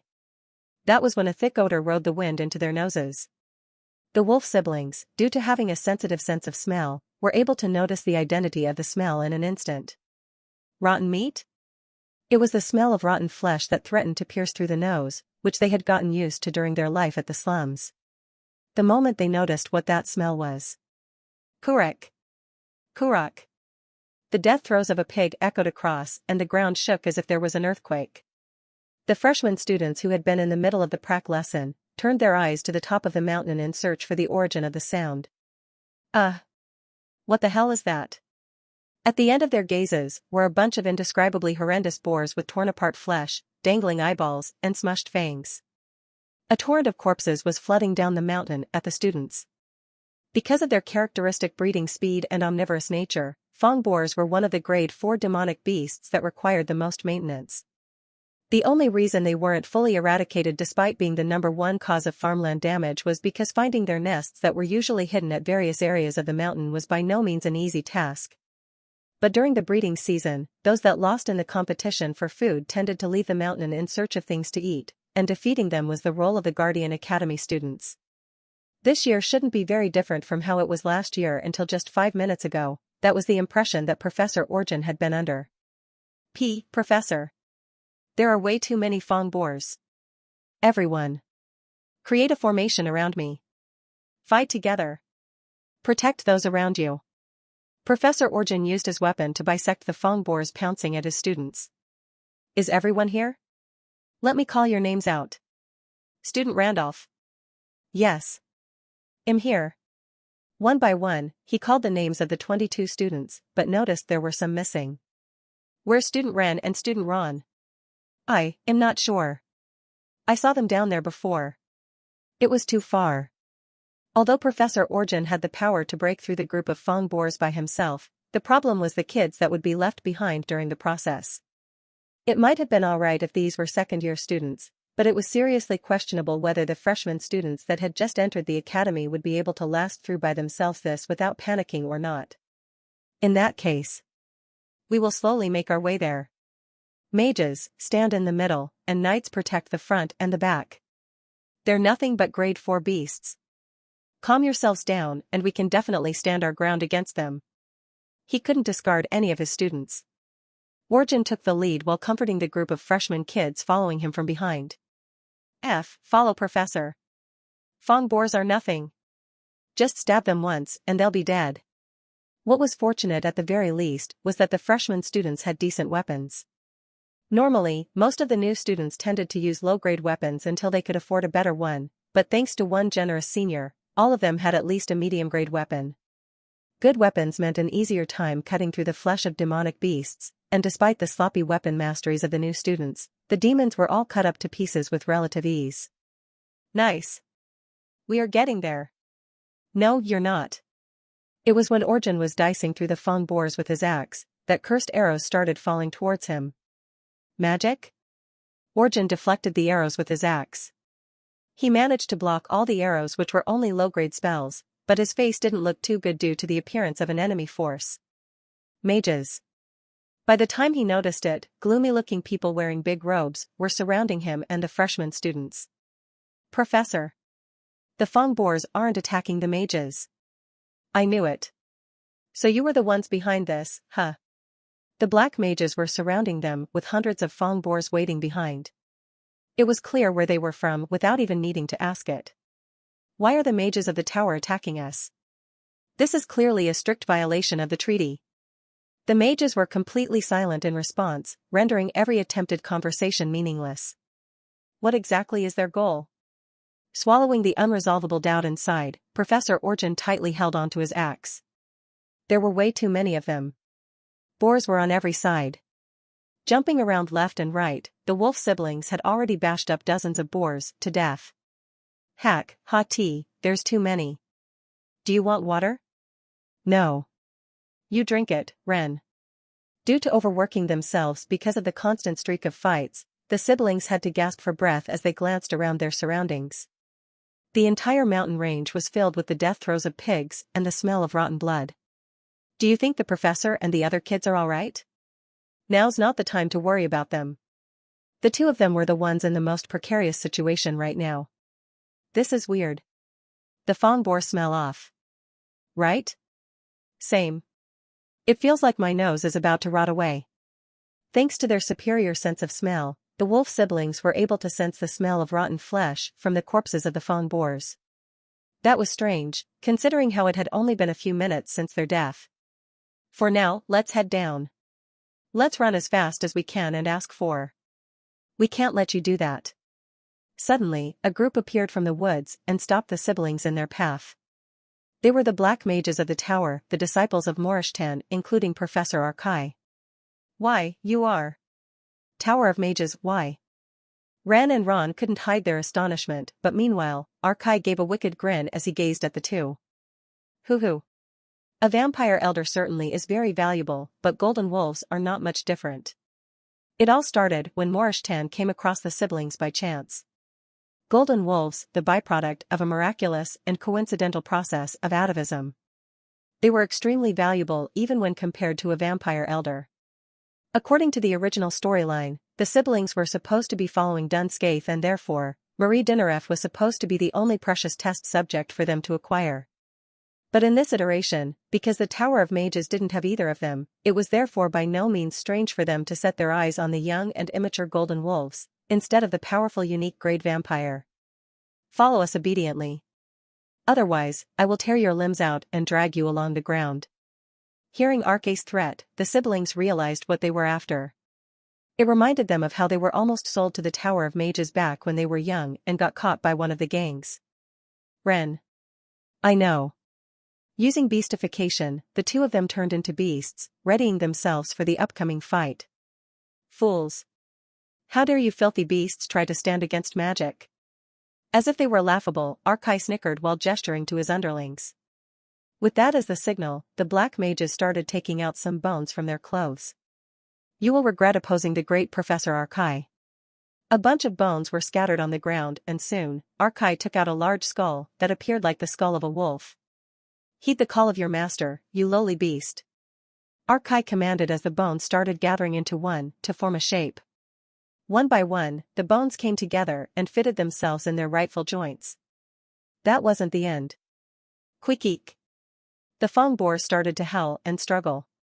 Despite being dead and raised back to life in the form of an undead, the appearance of the new monster that sucked in all the nearby bones stimulated their innate feelings of fear. Their instincts screamed out to them that they would change altogether if they were to be sucked into that vortex. Queek. Queek. Kiek. A desperate scream echoed in harmony as their voices started to tremble the entire mountain range, but their struggles were in vain. The flesh and blood of the Fong boars were crushed and broken, and added up to become a condensed piece of flesh. And soon, after being sucked in towards the assembly of bones, those chunks of flesh and blood pasted themselves on the bones to make up the flesh of a new organism. The Black Cult based their studies on black magic. They mocked life, induced artificial union, and their ultimate goal was to defy death by repeating that process. There was no such thing as respect for life, nor taboos that couldn't be broken. The thing in front of the eyes of the siblings was the result of that wicked path of magic. GRRRH. The organism that was made by the assembly of bones and the flesh of Fong boars gave off a strange howl. Ugh. Seeing the finished form of that creature, the siblings were lost for words. It was because it appeared just like them. To be exact, it looked like their fully beastified form. A werewolf? That is so. This is the strongest undead I have created using the bones and flesh of your species, the best masterpieces I have ever made. A werewolf chimera. A combined monster made not with the bones of a human, but with the bones of a pure-blooded werewolf and the flesh of Fong boars. Along with a horrifying roar, the werewolf chimera charged towards them. The mighty charge as it kicked off the ground was so menacing that the siblings had to throw themselves away in fright. Quang. It was a narrow miss. The old tree that looked more than a century old was shredded to pieces after one charge from the werewolf, and the debris flew everywhere like a ball hit by a bat. What? The sheer destructive force of the chimera completely went against their common sense. All they could do was watch the forest be destroyed by the debris of the shattered tree. Surprised? It must be too hard for mere animals to comprehend how astounding this is. This is the essence of life magic. With a sneer, Arcay ridiculed the dumbfounded siblings and started rambling on about his achievement. Muscles are the foundation of strength. The reason those stupid knights have inhumane destructiveness is because the density of their muscles can reach 100 times the density of normal people. That is why I looked into the research to increase the muscle density of an organism. Each muscle tissue might be weaker than that of a stupid knight, but the amount is amplified exponentially as they increase in numbers. You beasts will never be able to stand against my perfect chimera. While Arcay was explaining his feat, the siblings whispered to themselves. Ren. What does that mean? I don't know either. Leaving the incomprehensible explanation behind, it was still undeniable that that werewolf chimera was exceptionally powerful. Grah! Letting out a deafening roar, the werewolf smashed down with its heavy arm. Ren used her beastified arm to block the attack. Uck! It was heavy. Just like Arcay said, the weight of the werewolf made by combining several dozens of Fong boars was unbearably heavy. Ren. The punch thrown by the young wolf boy in an attempt to help his sister was easily blocked by the werewolf. It felt like he was hitting a piece of rock. Ron was stronger than Corinne in terms of physical strength, so he was fairly shocked by the difference in their strength. Yut? Suddenly, the werewolf pulled Ron in by the hand and as a result, the boy ended up crashing into his sister. Ugh! The mind-numbing shock of the crash dazed them for a second, but Ren quickly came to herself and made a quick call. Beastify. Right now. Simultaneously, the two of them shifted themselves into the form of golden wolves. After becoming large wolves, the two of them tried to escape from the grasp of the werewolf. Full beastification like this was the proof of immaturity for demi-humans, but it was helpful right now in that it amplified their strength by several fold. The two golden wolves were going to escape just like that, but by the time they noticed it, the werewolf was already right behind them, swinging its arm down. The sharp claws of the monster ripped past Ren's sides. Ugh! Ren! Flop! Ren rolled across the ground. Ron tried to run towards his sister, but without letting him do that, the werewolf did a roundhouse kick to Ron on his side. Kook! He flew off and crashed into an ancient tree, and fell on the ground along with the shattered barks of the tree. Ha! The two golden wolves despaired at the might of the werewolf. The werewolf chimera was way ahead of them in both speed and strength. Their chance of victory looked extremely slim and it made them feel like they were before an unbeatable foe. Strength isn't the only factor deciding the victor. Right when they were about to give up, a voice echoed in their ears. They remembered the voice of a man who self-deprecatingly called himself a weak knight who had to face innately powerful foes. But I will still beat them in a real fight. What they recalled next was his paradoxical declaration as well as explanation that a fight was different from a maths equation with had a clear and unchanging answer. Fight wisely. Consider the weakness, compatibility, and psychology of the enemy. Add all of them together to aim at the weaknesses of the enemy. Ren. I know. That was what they needed right now. A frontal fight was not what they were supposed to do, they had to identify the weaknesses of their enemy and wait for the right timing. About time to end it. Suppress the beasts. Grarha. Heeding Arce's command, the werewolf chimera became even more menacing as it jumped at them. The explosive burst of speed that came from its extra dense muscles allowed the werewolf to pounce rapidly at the siblings, who refused to fight a frontal battle. They, who had always been fighting by relying on their physical capabilities, started avoiding a bout of strength and focused on dodging for the first time. So fast. It's strong. A punch shattered each of the trees, and its legs allowed the monster to cover 10 meters with one jump in the blink of an eye. Seeing the bestial and instinctive movements of the monster, the siblings realized that this was what they used to fight like. Your attacks are too honest and linear. Add in some irregular attacks and feints. Kaya. Ren threw herself forward along with a shout. Meanwhile, Ron went and bit the arm of the monster that was trying to smash down at his sister from outside her vision. Kajik. While Ron was holding the arm back, Ren crunched at one of the legs of the monster at the Achilles tendon of the werewolf. Grara. The werewolf twisted its body with its overwhelming might and flung the two wolves away from its body, but in the mouths of the wolves were chunks of the werewolf's flesh. Tui. The golden wolves spitted out the flesh from their mouth, as the chimera dashed at the siblings with a limp.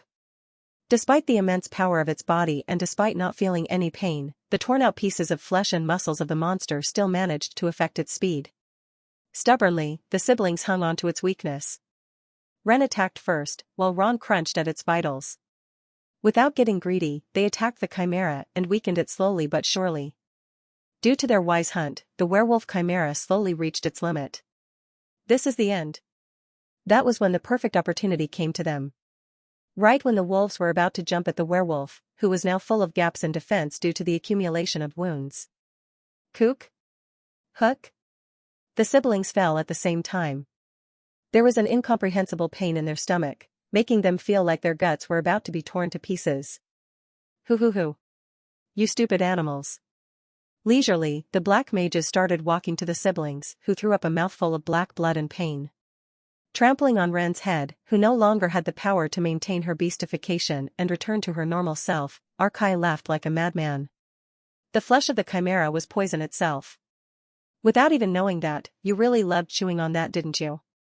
Get away from Ren.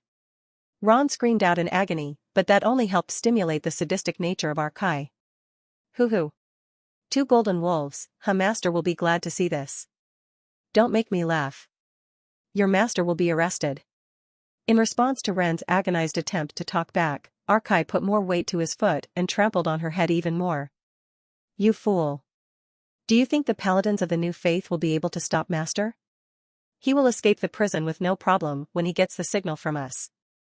I will skin you guys alive, and preserve your brains in formaldehyde. All your bones and flesh will be used for the advancement of magic. Kuhahaha. Ren. Cough. Ron crawled across the ground, towards Ren, who was still coughing out black blood. His twin sister was in danger. She, his mean yet kind sister, who always prioritized him when she found something to eat in the garbage bins of the slums, was coughing while being trampled by the black mage. I have to protect her. I must protect her. Ren wants to protect Ron, and Ron wants to protect Ren, right? Yes. I will protect Ren. The pledge he made before had come out naturally, but it wasn't something he said with a light heart. He wanted to protect his twin sister, who had been with him ever since being born on the same day. She was like the other half of his very existence. What? A black mage that was about to bind him with chains stepped back after seeing golden light suddenly emanating out from Ron. Beastmen tended to grow physically alongside their mental growth. Most of them grew through social education where they grew both intellectually and rationally, but it also applied to situations like this where young beasts had no choice but to get stronger to face the harsh trials of life. Sometimes, becoming an adult was not a choice, but a requirement to not falter before the cold and merciless tornado of hardships. It was a sad way to grow, but was one that was very much required for the current Ron. Ron? Suddenly, his muscles and bones started to develop. It was a small change at the level of a boy becoming a young man, but it happened at a rapid speed in real time. Seeing the maturer form of her twin brother who had always been feeble and naive, Ren couldn't help but feel confused. Oh, what a rare and precious sight. To think I would have the chance to look at the growth of a beast man in real time. Arkai was still carefree because his secret weapon was still alive and well. Make him kneel. Blow away one of his legs if you must. Grrrh. In response to his command, the werewolf chimera, which had already finished regenerating all of its wounds, started walking up to the young boy. The sudden growth of the golden wolf was a surprise, but on Arkay's side was the synthetic monster and essence of black magic. It was by no means weaker than the golden wolf. The werewolf chimera, which was at least 10 times stronger compared to other adult werewolves, struck the boy at a shocking speed. Kung. Ron. Ren cried out, but her scream soon turned into that of doubt. That change applied to everyone in the area. What is going on? The chimera howled, not from the heat of the battle, but from confusion. It was because the young wolf, which used to be nothing compared to its might, was grabbing onto its arm and crushing it. What? It was evident that the monster was being pushed back. Anyone seeing this would say the same thing, and the absurd turn of events made Arkai open his eyes wide in shock. He just couldn't understand it, but understandably, the awakening of the royal blood from a miraculous process of atavism was too old of a glorious past for a human that was barely 50 to understand. Die. Ron pulled his arm back like the string of a bow, before releasing it at the werewolf. The chimera blocked the simple linear punch, but the sharp claws of the wolf pierced through its hand. That much was not a big deal, because as an undead, the chimera was immune to pain in the first place. But what happened next was definitely problematic. CHCK out LTSTVL on N/O/V/L/bin. C//M. Gar? Ron's claws that pierced through the monster's hand were drawing closer and closer. Despite the werewolf grabbing onto Ron's hand and trying to push it away from itself, Ron was like an immovable fortress that was impossible to push back. Kugajijijik. Desperately, the werewolf tried to push him back, but Ron persistently pushed through. In the end, his claws stabbed through the hand and went all the way in through its neck. Grrrk? Before long, the claws sliced apart the monster's vocal cords, which was then followed by the merciless golden claws decapitating the werewolf. While the black mages were confused by the head of the werewolf suddenly rolling towards them, Ron immediately jumped into the fray. Walk. Professor Arkai. The rampaging claws of the golden wolf shredded the black mages to pieces. They commanded the undead Fong boars under their command to march at him, but those failed to buy them even a second. Damn it. This accursed beast. It was humiliating. Creating and controlling that enormous familiar had required him to put in a countless number of spells of obedience and mana, so seeing it lose to a young and immature beast was a great hit to his pride. After slicing apart all the black mages around him, Ron was about to sprint towards Ron but... Stop. Unless you want your sister to die in agony. Pulling Ron up by the hair, Arkai threatened him, which forced Ron to halt his feet. I don't know how you managed to overcome the poison, but it seems like a different story for your sister. The venom flowing through the flesh of a chimera is incurable without a specific antidote. You coward. Hoo-hoo. This is what we call human wisdom. How dare a mere beast try to judge me? Arkai, who had been using Ren as a shield in fear of Ron running in at him, became triumphant after seeing him halt his feet. How dare a beast look straight into the eyes of a sage walking down the path of magic? Get on your knees. That is the rightful line of sight between a sage and a beast. He shouted, shameless, as if he didn't find his current actions embarrassing in the slightest. Instead, as if he was embarrassed by the fact that he had been scared of Ron for even a second, he threw his sister on the ground and constantly trampled on her. You beast. How dare you? Try to fight me. Stop. Ron had no way of retaliating against the old mage as he continued trampling on his sister who was heavily gasping for breath. Stop, please stop. Although he had overcome the poison with his growth, it was different for his sister. Seeing Ren, who was constantly coughing out phlegms mixed with black blood, Ron got down on his knees. Please save my sister. Ron, you idiot. Seeing her twin brother who couldn't give up on him until the very end, Ren powerlessly closed her eyes. In the end, this was their future. Ever since they had been kidnapped by the gang, Ren had been aware that they were valuable test subjects. It was because she heard how the gang was trying to sell them to the Tower of Mages. Expensive beasts, that was how the world perceived them. Whenever they revealed their true identities, their surroundings always tended to look at them with either fear or greed in their eyes, so Ren had constantly been wary of everyone. Her ability to use her innate instincts to tell apart lies was a skill she acquired in order to survive from that environment. It's okay. No one is going to hit you anymore. You guys are safe now. Was it after she heard that from him? Perhaps that was when her sharp and vigilant senses of a beast disappeared, and ever since then, she had started being relieved and carefree. It's my fault. I should have been cautious and wary at all times. Seeing her brother who had to go on his knees to save her, Ren bit her lips. She had to stay wary at the very least, and yet the inside of the fence was so warm and comfortable that she had forgotten how cold and harsh the outside was. I can't lose just like this. That was why she thought to herself that she couldn't end this failure as a failure. Ren had decided to help him. She wanted to stand on the same battlefield as Oriboni. Wolves, they do not yield to hunters. Wolves, they always stay as a pack. Swish. Due to the aftermath of the poison, she couldn't even turn herself into a beast. Looking at the black mage who had lowered his guard at the powerless and poisoned Ren. Walk. She attacked desperately with her sharp fangs. Arkai, who wasn't expecting a dying beast to suddenly spurt into action, instinctively swung his arm to block his vitals, which let the wolf bite into his arm. You bastard. Let go. Quack. Arkai swung his arm around left and right and flung her away. His skin got ripped off and blood spurted out, but Ren still maintained her fighting spirit. Kaya! Letting out a small roar, Ren sprinted forward while raising her claws. Right when she was about to land her attacks on Arkai, a sudden spear of darkness pierced through her belly from the back. Kuhuk. The black magic penetrating through her stomach was something fired by one of the black mages behind her. Ren. Ron immediately tried to run up towards his sister who collapsed to the ground, but his body was already sealed in place by magic. Why, you, how dare you? As if humiliated by the sudden surprise attack, Arkai once again started trampling on Ren, who had a spear stabbing through her body. The black mage merciless stepped on her in fury while on the other hand, a beast growled in anger with his eyes stuck on Ren, whose eyes were slowly losing focus. I will kill you, all of you. I will definitely kill every one of you. Seeing her brother give off a strange aura, Ren noticed that something was going wrong. This wasn't good. At this rate, her brother Ron was going to change into something else. Her instincts as a beast warned her that this was not good. Please help us. There was no way her voice was going to reach him. There was no way he was going to hear her.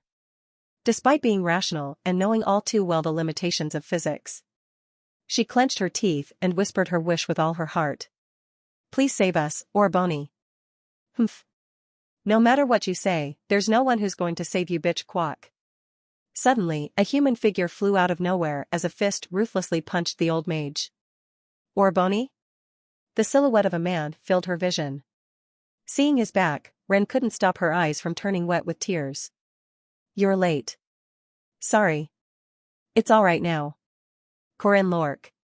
With the eyes of a ferocious beast, he glared daggers at Arkai. I returned to the academy with Lady Josephine. Since they carried out the attack on Josephine, it was highly likely that they were going to continue the plan by kidnapping Marie and murdering the chairman. Of course, everything had been prepared already. Senior Marie. After returning to the dormitory, I found Marie waiting for us. Corinne. She welcomed me with a smile as Doggo also appeared from her shadows. Did everything go well? Are you okay? Yun, you see. Marie fidgeted for a while, before giving a shocking response. No one attacked me.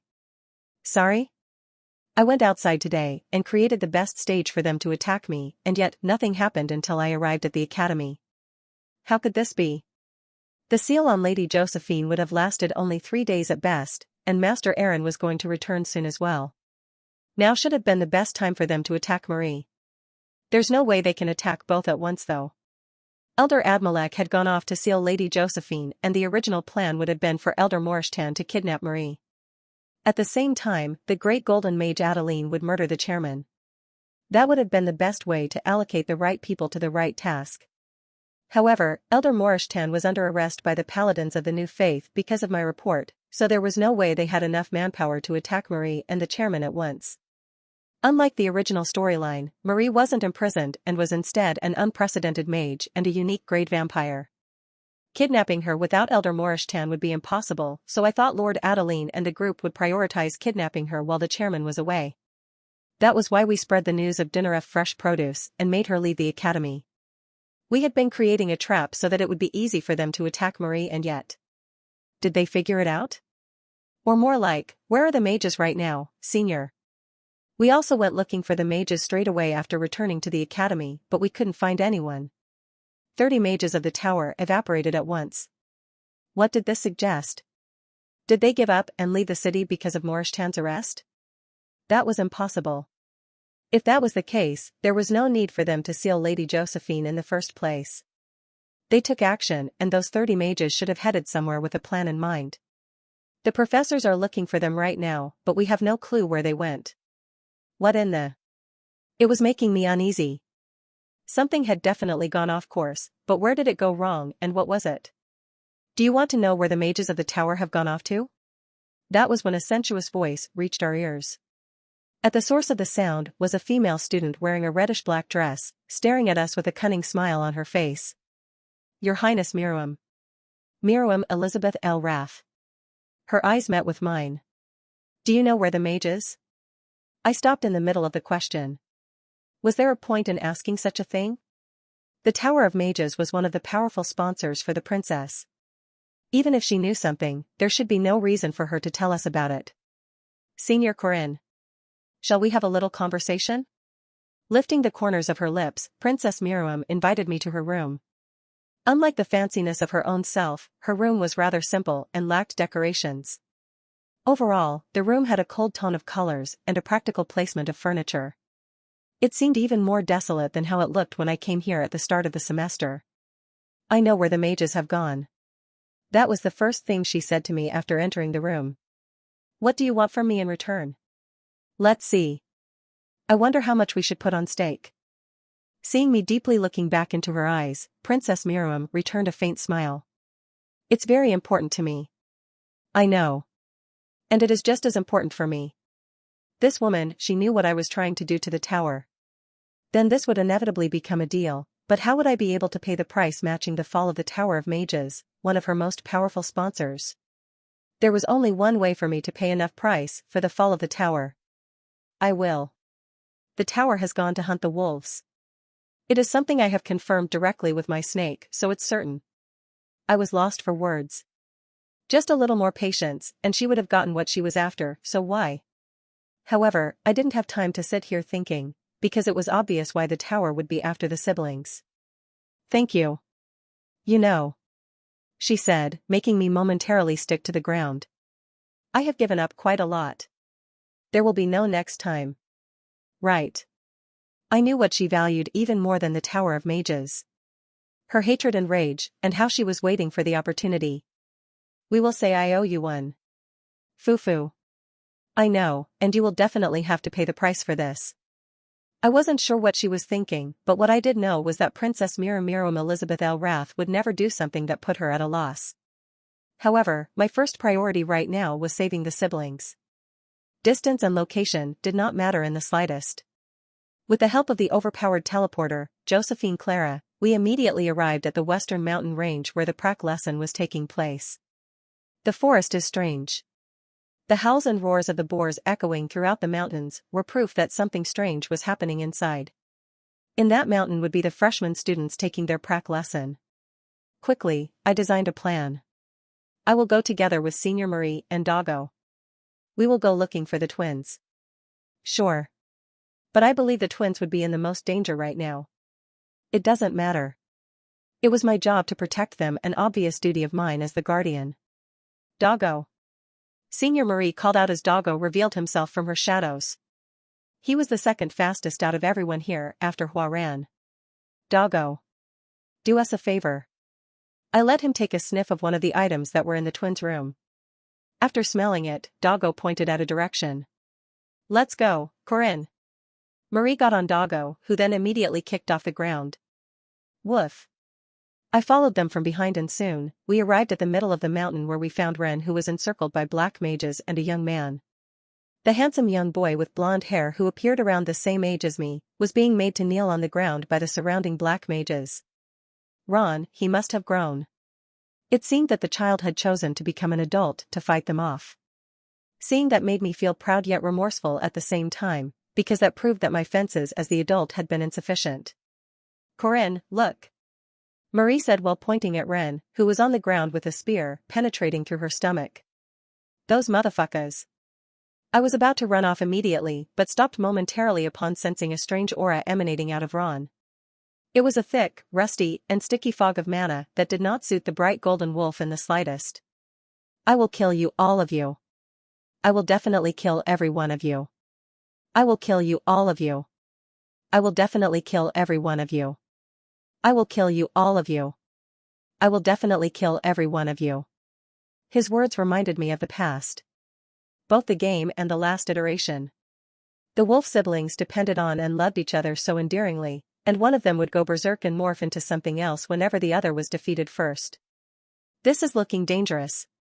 Just in case, stay here with Doggo please, Senior Marie. I will go there by myself. Corinne. Will you be alright? Yes. Don't worry. What reached my ears straight after Mary's voice of concern was Ren's groan and plea. Please help us. I had to answer her call. Please save us, or Bonnie.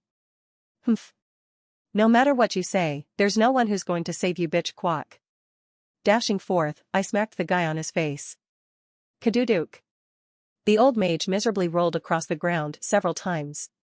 Without even bothering to look at him, I quickly checked how Ren was faring. You're late. Her hair was disheveled. Her cheeks were swollen with blood flowing down her lips. It was infuriating. How could they do such a thing to such a small girl? Sorry. It's all right now. Giving her a tight hug, I tapped her on the back to reassure her. Then, I walked towards Ron, who was looking at me with a dumbfounded look on his face with his knees still on the ground, and patted his head. You did an excellent job. You protected your sister. Bro. Leaving Ren with Ron, I scanned the 10 black mages around us. All of them would probably be above grade 2 at the very least, considering how they were here to capture golden wolves. On top of that, there were also tons of undead Fong boars behind them. That insolent brat. Kill him.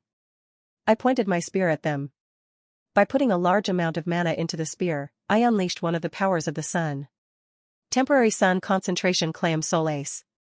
Activating every rune of the sun engraved on the silver spear, I used it as a temporary catalyst to give off sunlight. It was a short and momentary display of light, but even that was detrimental to the unholy creatures. Queek. Quack. The undead Fong boars started to melt while letting out agonized screams. Wicked beings had not a single chance of retaliating against the cleansing ability of the sun. Whether it be undeads, black mages, or even the poison of a chimera. It would have been slightly better for you if you were using normal familiars. That was one of the weaknesses of black mages. They had a strong tendency to easily resort to killing and shifting body parts to use them at will. In the blink of an eye, the undead Fong boars were all cleansed. Due to being polluted by black magic, they all vanished to nothing without leaving behind a single bone. And that was the same for the black mages. Wak T, this is impossible. My disciples, you //pp todad fr //mn/v/e/lb, I, n.c, o, //m. Arkai, who managed to escape the range of the sun thanks to flying far away by the punch, screamed after seeing the black mages who had been reduced to ashes. Soon, after realizing that he wasn't dreaming, he lifted his eyes and looked at me. Please don't kill me. I was just doing what my master told me to do. Elder Morishtan. Sure, that guy was the biggest motherfucker, but... Are you any different? I am. Of course not. Even your disciples were all one of the world's dirtiest pieces of trash. Otherwise they wouldn't have been cleansed by the sun. Do you think you'll be different? Do you want to bet on whether you get cleansed or not? Seeing the silver spear being pointed at him, he frantically backed off. That was a natural reaction, considering how he witnessed the eradication of the undeads and the black mages with his own eyes. Huhiek, please don't kill me. Please. Have mercy. He begged after going down on his knees. It reminded me of what Ron was like before, but... Your knees seem a lot cheaper in comparison. There was no way that his knees could ever hold the same weight as Ron, who had been desperately trying to save his sister. Slam. I smacked his head with the shaft of the spear as he fell face first onto the ground.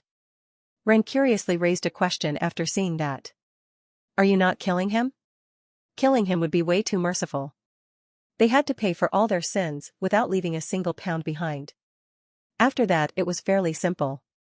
Although the black mages had been controlling most of the Fong boars of this entire mountain, in the end, Fong boars were nothing more than Fong boars. No one from our group was weak enough to be injured by a mere grade 4 monster. There were a few injured students among the freshman kids that were attacked first, but thanks to Professor Orjan protecting them with his life on the line, there weren't any serious injuries nor casualties. Student Corinne.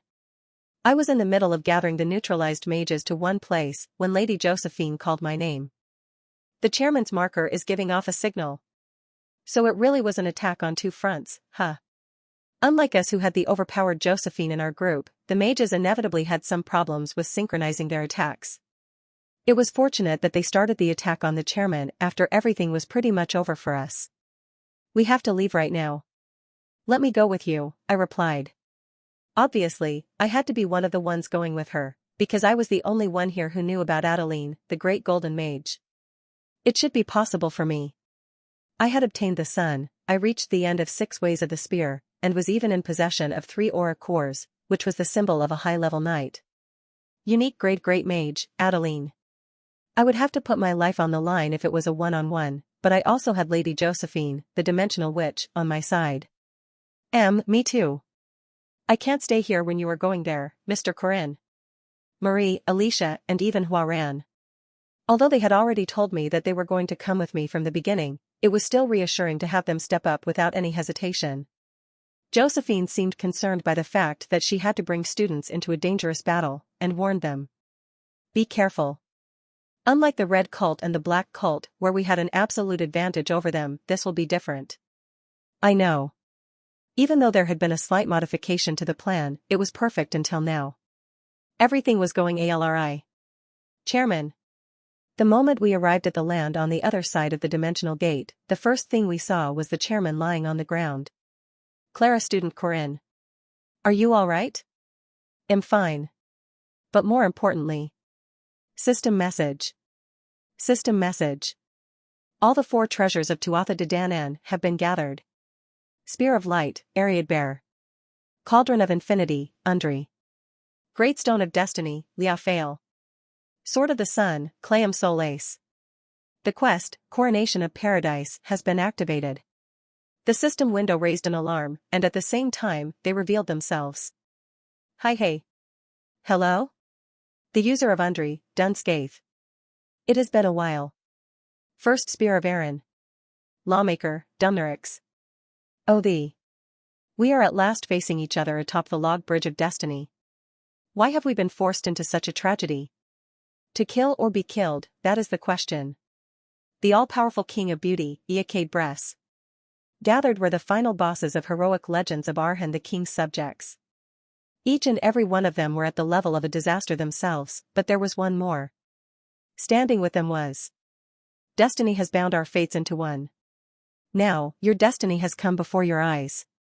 A man carrying a splendidly radiant spear. System backup in operation. Reviewing the precept. System backup in operation. Reviewing the precept. Dumnorix, Relativity A+.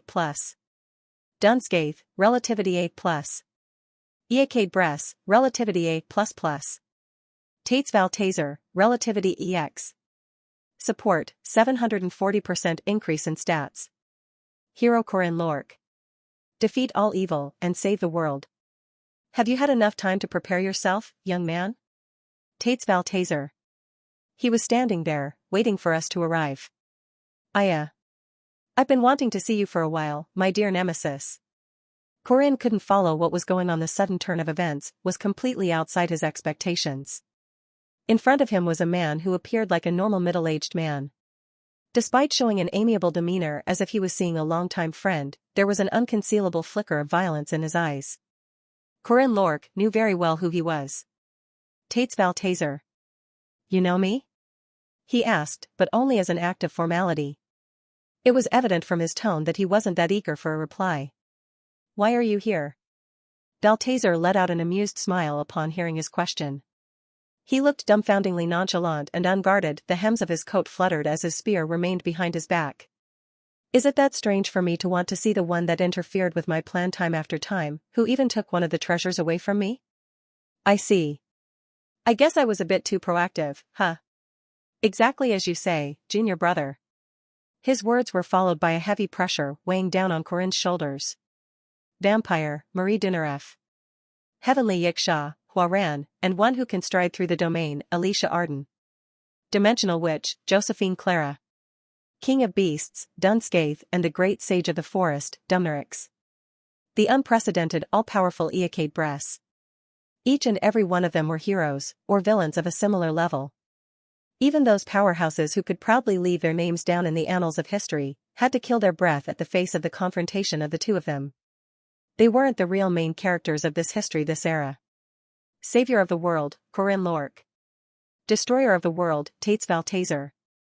Their confrontation was a grand plot of destiny that was in correlation with the fate of the world itself. The radiance and pressure of the two main characters of this era weighed down heavily on everyone else. Now, what should we do? Corinne Lork. I have as many questions as you do. It won't be a bad idea to share our sides of the story. I think so too, but even though the two of them hadn't seen each other before, they treated each other like old friends. It appeared as if they could easily dismiss their relationship, which should be that of animosity and hostility, but unlike what their tone of voice suggested. Rearing head of the venomous dragon. In the blink of an eye, during the faint gap in consciousness and perception, Corinne rapidly pulled his muscles for a miraculous surprise attack, but the attack was met by the same move. The exact same move within the exact same domain countered his spear. Kududak. Domain. The dream and aspiration of every warrior in the world. A step through the suspended world.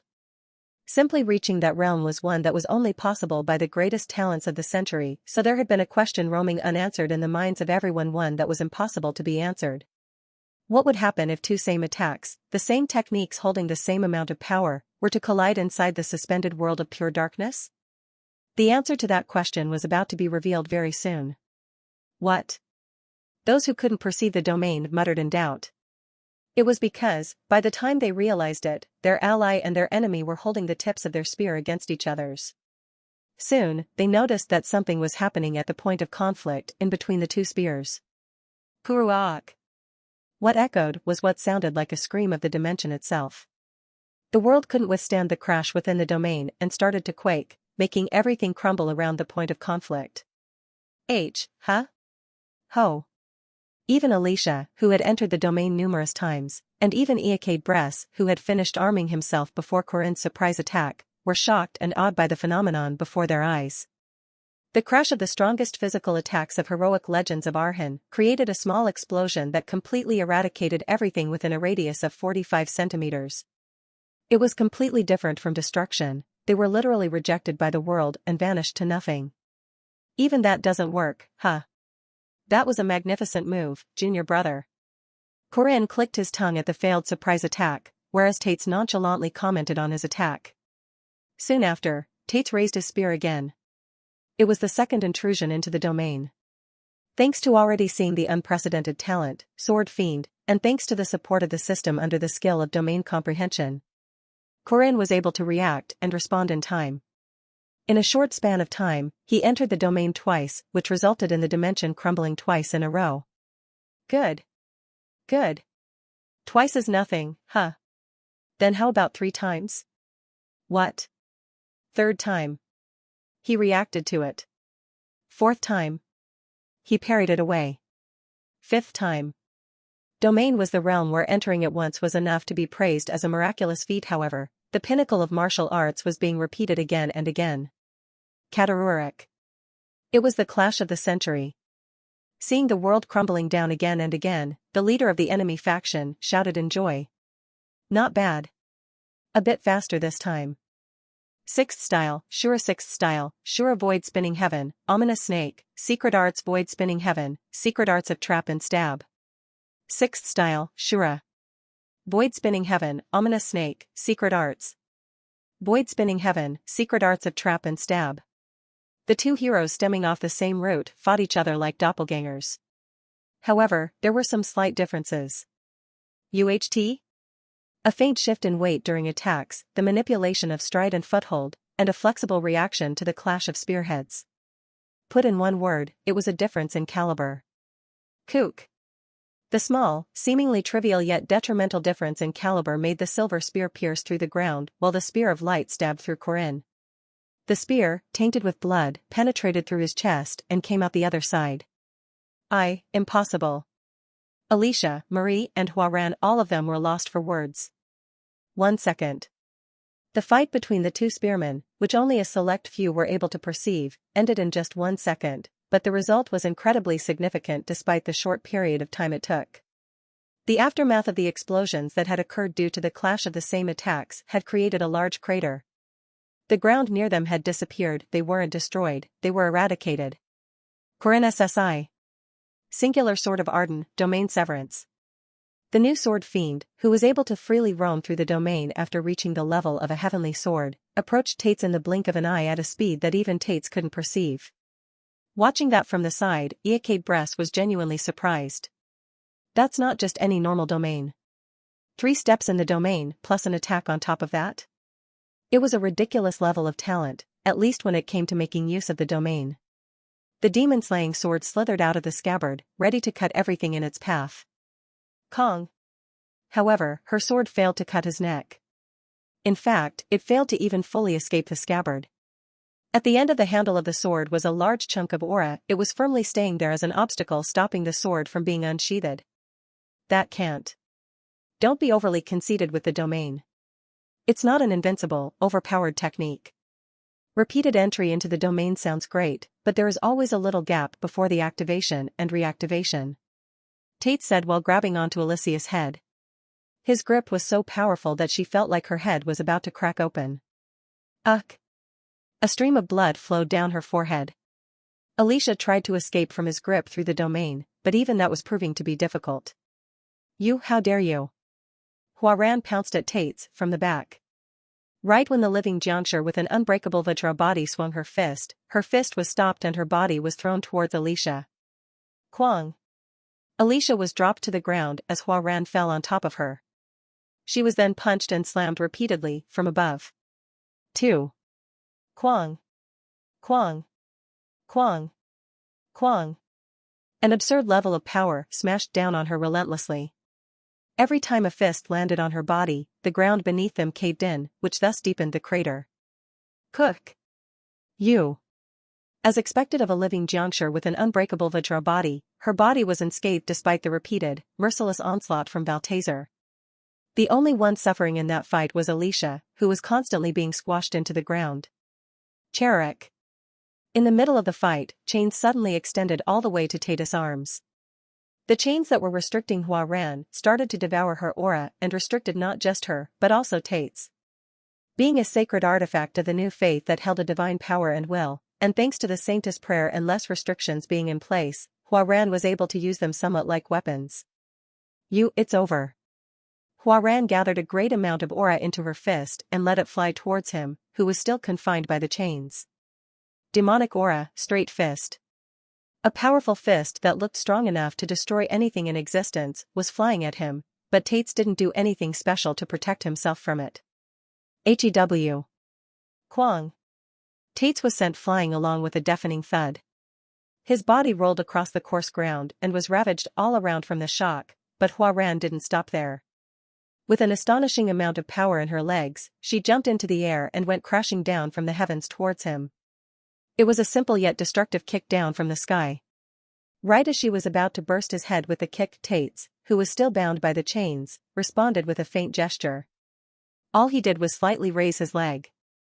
The moment her foot was about to land on him, he gently kicked it from the side to change the trajectory of the attack. Pang! It was a gentle and dumbfoundingly simple interruption, but it was more than enough to let him escape the kick. Quang! The destructive kick down destroyed the ground with force, but unfortunately, her leg landed slightly away from his head. Amazing in terms of speed and power, but you lack experience. How unfortunate. That doesn't change anything. Huaran, irritated by his nonchalance, flung him into the air, but the chains restricting him were still in her hands. All she had to do was fling him back and forth until his body exploded to nothing. However, this is not what my fate is supposed to be. Enforcement of destiny. Liao Fail. Huh? What happened next was so shocking that even Huaran, with her usual indifference, unconsciously let out a mutter in confusion. What? Tates pulled the chains immediately after landing on the ground, which drew Huaran towards him. How is he so strong? Suddenly, she started being overwhelmed in terms of pure strength. Unable to even react in time, her tiny body was pulled in just like that. But that didn't matter. Huaran was confident that his punches wouldn't be any effective on her, and thought to herself that she would respond back with her set of punches while ignoring his attacks. With firm belief in the defensive capability of her invincible unbreakable Vajra body, Huaran hurled a straight fist enshrouded with demonic aura, to which Tates responded by deflecting it with both of his hands, and following that through with his knee soaring up at her temples. UHT. His knee, with the support of the condensed aura, was exceptionally powerful. Added to the fact that it had landed straight on one of her vitals, it was enough to momentarily make Huaran dizzy, but Tates wasn't done with just that one attack. Pressing on the chains, Tates crushed her balance and used his immaculate techniques to smite the other side of her head with only a few centimeters between them. This is nothing. Ignoring the attack, Huaran retaliated. As she was about to rip Tate's limbs out of his body, a sudden ding in the head made her drop to the ground. Huh? Huaran's knees dropped down and she was lost, confused by what she was going through for the first time in her life. Gazing down at her, Tate's Balthazar commented on her state. No matter how tough your body is, you can't do anything if you get a direct shock to the brain. Remember that. The man, who had the qualification to be called the Divine Spear and was at the stage where he could use his entire body as a weapon, raised his spear of light to finish things off. It was then. Combination spell snow flower. The world froze at once. The severe coldness, enough to make even the air shiver on its toe, filled the surroundings with astonishing flowers of snow. Ra latst ch/p/ters on n/v //l b C/M. A grand spell of nature revealed its might for the world to see. The mage bringing about that phenomenon was naturally Marie Dinnereff, who had been gathering an enormous amount of mana just for this moment. "So you are that vampire, huh? Doggo." Heeding her call, a giant dog of blood emerged from her shadows. At once, the dog dashed at its foe. Kurua! The sheer amount of mana being poured out was the very proof of her being adored by mana itself. It was a demonstration of the potential of the genius mage and vampire, who had always had the gifts of a great mage. A familiar, only accessible by high-grade vampires, sprinted forward, carrying with it the enormous support of its mother.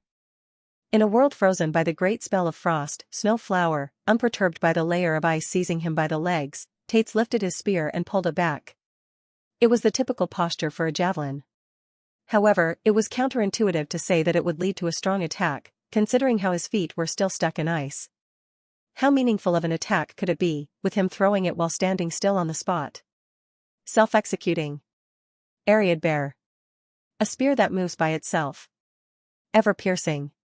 Ariad Bear. It penetrates its target without fail. Always precise. Ariad Bear. And always meets its mark. The Spear of Light, after a simultaneous activation of 3 abilities, penetrated through the skull of the blood dog and started flying towards the defenseless Marie to stab through her body. Ought. As the spear flew at her to bring her down to the abyss, the dimensions suddenly let out a crack as a fissure revealed itself in the middle of the air. It then absorbed the Spear of Light all too easily. Close. Josephine, the dimensional witch, said as the crack immediately started to close. Along with that was the disappearance of the Spear of Light. "Josephine, my dear old friend. Isn't it a bit late for you to step in?" "Shut up, traitor. And am not going to be the one stepping in." Suddenly, an intense ray of heat poured out from his back. Behind Tates was a large sun, melting the frozen world. Sun manifestation. Clayum Solace. Devouring the mana pool of the owner, which had increased by 740%, the sun revealed itself in full, threatening to scorch the world with its heat. The manifested form of the sun poured out its oppressive heat. However, in spite of standing before the greatest flame in the world that had even cleansed the gigantic undead city of Nazria, Tate still appeared nonchalant. Sun manifestation, huh? This should be much greater than what a single individual can maintain for a long period of time. In the blink of an eye, he saw through the weakness. It wasn't looking very good for Corinne. He had manifested the sun with nothing but his own mana in an area that hadn't been prepared before in the slightest, and it was therefore hard to expect much from it. Even though it was slightly off the heart, that should have been a fatal injury. The speed of your recovery is magnificent. Are you jealous? Why don't you find a ghost in a library to send off to heaven then? When you are at my age, you start to become conscious of your health. But I see. I can sense from you a karma intertwined with the world. Tates realized instinctively that the boy would have engraved precepts that were in total contrast to the future he was aspiring for. "Student Corinne. We need to retreat right now." "I know. But we need to evacuate everyone else first." Corinne had to keep the sun up to hold back Tates and his subjects. If he were to leave first, Tates would most certainly direct his attacks at Marie and the other girls. Do I have to continue watching from the side? Just let the boss enjoy his glorious battle. What was worse was that the king's subjects had yet to even move an inch. As expected of the strongest boss of the entire world, he was arrogant and therefore carefree, but it was hard to tell if his subordinates would stay out of the fight until the end or not. "Behold." Tate remarked with a single gesture. With one flick of his hands, the world started to shake, forcing Josephine to mutter in shock. "The dimension is being broken?" She was befuddled, shattering the usual image of her being a calm and collected senior professor of the academy. Soon, she noticed what was going on. Spear of Light, Ariad Bear. The divine spear of gods that always hit and pierced through its mark. Josephine realized that the spear was about to pierce through even the dimension itself, to finish its job. "Everyone, jump in." Unique grade, crowd teleportation. She used the same great spell that had once teleported hundreds of students at once. All the girls, the boy, and even the injured chairman Ariu, all of them immediately jumped into the crack in the dimension that Josephine had created in the air. "Now, a question for you. That spear that I threw, who do you think it was thrown at? Following his nonchalant remark, the alternate dimension that swallowed Ariadbear started to crack open. Pakong. Hurry up. Everyone made it in time into the separate dimension that Josephine created before heaving a sigh of relief. It was a dark plane of nothingness. Hugh, I was in so much of a hurry that I couldn't even enter the coordinates in. But we're safe now. Let's head back to the academy. And no.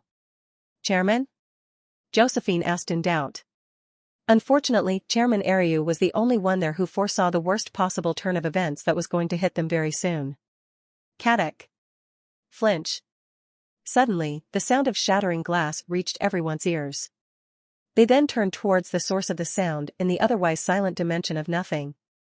That's a hole. Kachang. Immediately upon perceiving what it was, Corinne threw his body forward and stood in front of Marie, whom Tates had thrown the spear at. Kajik. However, the spear hadn't been aiming for Marie all along. Chairman. The spear of light, it penetrated through Chairman Arius' heart. And the spear is a part of the owner. Like an arm being pulled back, the spear was rapidly brought back to the crack in the fissure and disappeared from their sight in the blink of an eye, along with the body of the skewered chairman. After going through the process of freezing and being scorched, the land was desolate and wasted like a piece of land that had been recently struck by a storm. Standing there was Tates Valtazer, gazing at Ariu Kazar, whose heart had been stabbed by a spear. Been a while, my beloved master. Despite being pierced in the heart by Ariadbear, Chairman Ariu was different from a normal person at the brink of death. The body that should be composed of blood and flesh was pouring out fragments of runestones, and his pale face was the same as before. Neither of them was surprised by it, however, because in the end, both of them were aware that it wasn't a real death, but a mere destruction of an avatar. But that raised the question of why. Why did Tates Valtazer prioritize the destruction of a simple avatar instead of anyone else? The destiny of Liao Fail. You seem to have noticed it. So student Corinne is your contender, huh? Liao Fail, the great stone of destiny. It had the ability to show trivial changes of the future and the fates of others, but that wasn't the true potential of the great treasure. A glimpse into destiny and its enforcement. It had the power to go against any kind of principle in the world, as long as it was for the accomplishment of the destiny observed by its owner, and that included even the principle of time. Unlike the other observations and trivial changes to the future that could be made depending on one's course of action, that was the arbitrary decision of destiny, one that was unchangeable and unbreakable. He and I will fight each other during the final battle. That fight will be what decides the destiny of the world. I see. It's ridiculous. To think the one stopping me wouldn't be you, but a young and sloppy disciple of yours. Ariu Arandanua thought to herself. The flood of memories that had once been poured into her mind and the paradox she saw in the midst of the 300 years' worth of memories was finally explained by her denounced disciple. There was no longer even the slightest bit of hesitation left inside her. She realized what it was that she had to do. Arandanua. My goal is still the same as what it was 80 years ago. But at the same time, she was in deep sorrow. The disciple who had once been her everything, and the last disciple she had raised. I will eradicate this deceitful world and bring paradise back. I will save the world. Their contrasting aspirations was just another proof of their destiny, to kill or be killed by one another. The fact that this was all because of her own foolishness was extremely disheartening. The spear left the chest and soared up to behead the humanoid figure of Ariu Kazar. With this, there was only one way for her to meddle in the works of the world, which was now on the brink of destruction. She had no choice but to break the seal and leave the palace. Fragments of the being who had once been the chairman fell on the ground. Tates was staring down at the corpse of the young man, or rather the remains, when Dumnarek spoke to him from behind. Are you not going to chase after them? Dumnarek suggested that they chase after Corinne Lork and his group to finish them off for good. No. This will do for today. The first to react to his words was the beautiful young man with bright blonde hair, Iacade Bress. He said after exaggeratedly flinging his long fluttering hair with his hand. O king, lend me 500 shadow warriors, and I shall personally return with the head of the lady using the domain on a plate. Looks like you have taken interest in her, Iacade. How can I possibly not fall for her nectarine-like skin and unparalleled skills with the sword? Of course, everyone around that destined contender were all wonderful-looking girls. Iekade Bress did not conceal his greed. Although he was the most normal in terms of outer appearance, the madness inside him was by no means less than that of the king of beasts, Dunskaith. But no. We are heading back. Huh. He heaved out a sigh of lament. Despite being skeptical about his decision, Iekade Bress did not put it into words out of utmost obedience. Tate said as if to reward him for his obedience. Destroying the world. That precept engraved into my body is asking for suitable foes and risk. It looks like those women had their fates intertwined with my contender, you see. It would be possible for him to kill them if need be, but that would incidentally reduce the significance of the final battle. His precepts were demanding for that final battle to be ever so magnificent and mythological. This time was just to say hello rather than a fight between warriors, it was closer to an assassination. The precept related to the destruction of the world was very heavy. And its requirements were just as strong. There is no elegance in that. Th Sourk of this Conti/NTN/O/V/L by N. We silently stayed there in the middle of the academy campus, at the place we were dropped off. Corinne. Marie said while walking towards me with her eyes on the hole in my chest. I stopped her and said to her instead. Please look after Alicia first. Thanks to the amplification from my precept just then, my regeneration ability had also been enhanced significantly. My organs were in a mess, but it wasn't lethal by any means. Ugh, Mr. Corinne. I'm sorry. The one in our group with the greatest amount of injuries was Alicia. It was because she had taken in the brunt of Valtazar's attacks unguarded, and the damage was nothing to scoff at despite Hua Ran being in the middle of the two. How are you guys, Senior Marie and Hua Ran? I am fine. No problem. All right. That's good then. I carefully raised Alicia, whose body was covered in bruises, and brought her to Lady Josephine. Professor. Please move Alicia to the infirmary first. All right. Josephine looked just as grieved, but she wasn't someone who would prioritize her feelings over casualties. Hua Ran. You go with them. Imphi. Go. For a long time, she stood still without saying anything back. It was highly likely that she was chatting with Ran. Okay. Corinne. What about me? Senior, can you wait for Ran and Ron please? The kids must have been surprised. N. All right. They all left after I practically chased them away. With everyone gone, I dragged my powerless body towards the bench and sat myself there, without paying attention to my bloodstained shirt. Huh. I quickly went through everything that happened. Conflict with the Tower of Mages, a terrorist attack at the academy carried out by the great mage Adeline, and the mages of the red and black cults. Admalek of the red cult was disarmed and captured with haste, whereas Morishtan of the black cult was pretty much erased from the equation after I reported him to the new faith. It was unexpected that they would target the wolf siblings who were much easier targets than Marie, but none of them were hurt that badly thanks to Princess Miriam. Ren's poison was cleansed with the power of the sun, and Ron had gone through a surprising amount of change, even though he still looked like a young teenager. Tate's Valtazar and his subordinates appearing towards the end was something completely unexpected, but none of us were dead. Marie, Alicia, and Hua Ran. No one was dead nor injured beyond cure. Even after meeting the strongest final boss of heroic legends of Arhan, everyone had been able to escape with their lives intact. We were lucky. It was a commendable feat, that's what I wanted to tell myself, but fuck. A complete defeat. We were overwhelmed by one single person, Tate's Valtazar. 740%. That was an unprecedented amount of increase in strength, and yet even with that much support, I didn't even stand a single chance. All of the king's subjects were monsters, but Tate's Valtazar was just in a completely different league. Hugh. Even though I should have already been used to failures and defeats, I might have unknowingly become arrogant and conceited by the constant victories and successes. It was just one loss, and yet it was painful and difficult to bear. I should have expected it. After killing Fermac Daemon and snatching Clam Solace away, I should have long known that I had already garnered his attention. In many aspects it was a success, but there was one big failure. That was how significant the destruction of Ariu Khazar, the avatar of my master, was to me. A week went by after the Tower of Mages incident. The aftermath of the event caused by the mages of the tower was enough to leave the academy in chaos. Those mages that were here for research had not only tried to capture students to use as test subjects, but they even ambushed senior professor Josephine Clara and murdered chairman Ariu Khazar. The death of the chairman was a great shock to not only the academy but also to the whole kingdom. However, the Tower of Mages officially denied their involvement in the matter.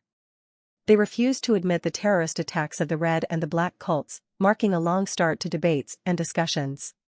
That was the same as the original plot of the game, and was exactly why the Tower of Mages was able to buy a year's worth of time despite doing something as ridiculous as attacking the academy. My plan was to defeat Lord Adeline of the Tower of Mages to change this line of future, but I couldn't find Lord Adeline until the very end. There wasn't anything much happening after that. We had a funeral for Chairman Ariu, who was officially proclaimed dead, which was attended by all the representatives of each year level. Marie was the representative of the third-year students, whereas I was the representative of the second years. We read the pre-prepared lines in memory of Chairman Ariu Khazar and threw flowers into the coffin. Corinne. We were leaving after the funeral when Marie called my name after rushing her way across. What are you running for? Nothing much. I was just wondering if you wanted to have something to eat. For the past week or so, there hadn't been much conversation between us. There were a bunch of things to discuss with her, including what to do in the future, the directions we had to take, preparations for the enemy and how to deal with the captured mages, but for now. Later. Not right now. For now, for just a little bit, I wanted to take a rest. Okay, I'll see you later. Despite her dejectedly walking away, I couldn't think of a single thing to say to cheer her up. Student Corinne. After staying there by myself for who knows how long, a familiar voice echoed from behind. Speaking up to me was Josephine Clara, who had been attending the funeral until now. She walked up until she was right next to me. Constantly, she threw a glance at the black suit I was wearing for the funeral, or rather at my chest, which had been penetrated by the spear of light. I'm fine. The hole's been closed, and my internal organs are almost done healing back up. But that doesn't mean it doesn't hurt anymore, does it? I'm used to it. She wants to see you. What she said next was a bit unexpected. On the outside, I was still known as a disciple of Valtazar, so it was hard to understand why she would want to see me face to face. Following Josephine into the Kraken dimension she opened, I walked out and saw a large palace. There was nothing nearby. The cold and lonely world had nothing but darkness and void, and the enormous palace was the only thing worth noting. Shadow Palace. The palace that had once been the banquet hall of the gods, the palace of the king of gods, Ardri the ruler of paradise. Josephine, the only outsider allowed to enter the palace, moved her hand once as the large gates of the palace started to open out wide. Let's go in. We walked past the dried gardens and broken pavements of cobblestone. The only source of light leading us to the end was the fluorescent stones engraved into the surrounding walls, lighting up the red carpet beneath. On the way down the long path, Josephine remarked. 100 years ago, the world was in greater chaos than it is now. She then started talking to herself. Recalling the old memories of the past, she started her story. The old faith, after modifying the doctrine as they pleased, started hunting witches and putting them on scaffolds. My master, my oldest friend, who used to visit the village of witches to tell stories of her hunting monsters and magic, tried to save us. And Tates Valtazar, he helped us alongside master. We defeated the inquisitors of the old faith and crushed the evil mages that were looking for human test subjects. That was one of the events recorded in history. The witch hunt, followed by the revolution of witches, the religious revolution and the fall of the Tower's monopoly over magic education and the foundation of the Guardian Academy. We were heroes. We saved many people and killed legendary monsters. I thought that we would stay together as heroes forever. However, she was betrayed. By her senior brother, whom she had been believing in the most. And Aaron, by the disciple whom she had been trying to inherit everything in her possession to. 80 years ago, we defeated the traitor and for a very long time was under the belief that he was dead. That was until you told us. However, he really wasn't dead, he had been waiting for the right opportunity for 80 long years. Soon, we arrived before the audience chamber of the palace, where my master would be waiting for me. From here you can go by yourself. Is that okay? I said no, but she was very firm with her will. It seemed that I had gained more trust than necessary. But still, I couldn't believe how undoubting and believing she still was, despite everything that she went through. Corinne Lorque. Right as I was about to enter the audience chamber, Josefina's voice stopped me on my tracks from behind. Please don't betray her. Having that happen twice would be way too cruel. At the end of the red carpet, sitting on the throne of the audience chamber with only a hint of its past glory, was her. Crystal clear aquamarine eyes and lustrous hair that seemed to have been woven by melted silver. Waiting on the throne was my benevolent and beautiful master, Aaron Danua. You are here. The queen looked exactly the same as the Aaron I saw in Nazria, but she appeared rather lethargic due to having stayed exiled for far too long. Come here. I believe you are being way too careless. Am I? You need to doubt more and be more cautious. Even more so now that you have lost your puppet. Right, of course. More importantly, come closer for a bit. What was going on? Why was looking at me with such an intimate light in her eyes? Even though I hadn't built any rapport with her in this life? Quick. In the end, I couldn't ignore her urging me to come closer and moved my feet. Slowly, I carried my heavy feet one at a time. Let me officially introduce myself. I am Aaron Danua, the last Danann and Ardri. The Queen of Paradise. A disciple of Tates Valtazer. A young hero who betrayed him and vowed to save the world. You're not exactly that, are you? I was lost for words. HN. Standing up from the throne, she modestly sat down on the carpet in front of it. She then tapped on the floor next to her, as if telling me to sit down. Just like what she did at Nazria. Unconsciously, I sat next to her when Master started caressing my hair. You have worked hard. You've worked hard. You've worked hard. A DJVU. Don't tell me. Tates Valtazer. Do you know him? I know he was your disciple, and that he betrayed you. That was the description provided in the game about their relationship, but there was more to their relationship than what could be explained by those few lines. He meant more to me than a disciple. I found that boy when exploring one of the lands left behind by the ancestors. The land of druids and the hiding place of the Spear of Light, Ariadbear, Gorias. In that place was an ark built for the Danann. Cold sleep, do you understand what I mean by that? There was a baby laying asleep for a very long time and I was very happy when I found him. She had found Tates when he was a toddler and had raised him up ever since, like her real son. Her love for Tates was from a sense of kinship for the one and only other being of her kind. I gave him everything. Love, spearmanship, treasures. I would have done the same if I had an actual son. That made me blind. I couldn't see it. I didn't notice the hatred the child harbored against this world, and his resentment. That was my biggest mistake. The wounds and the seal he cast on me not only hurt my body but also shredded my heart to pieces. The current humanity was the descendants of Goidel, whereas Tates was a Danann himself. After realizing the hidden truth of history, Tates Valtazer had vowed to take his revenge. While remembering his fall from a hero to an evil villain, Master said with a sorrowful tone of voice.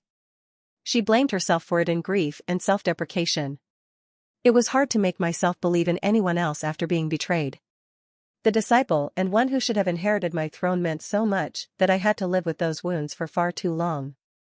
Her eyes turned away from the memories of the past and started to face me. Child.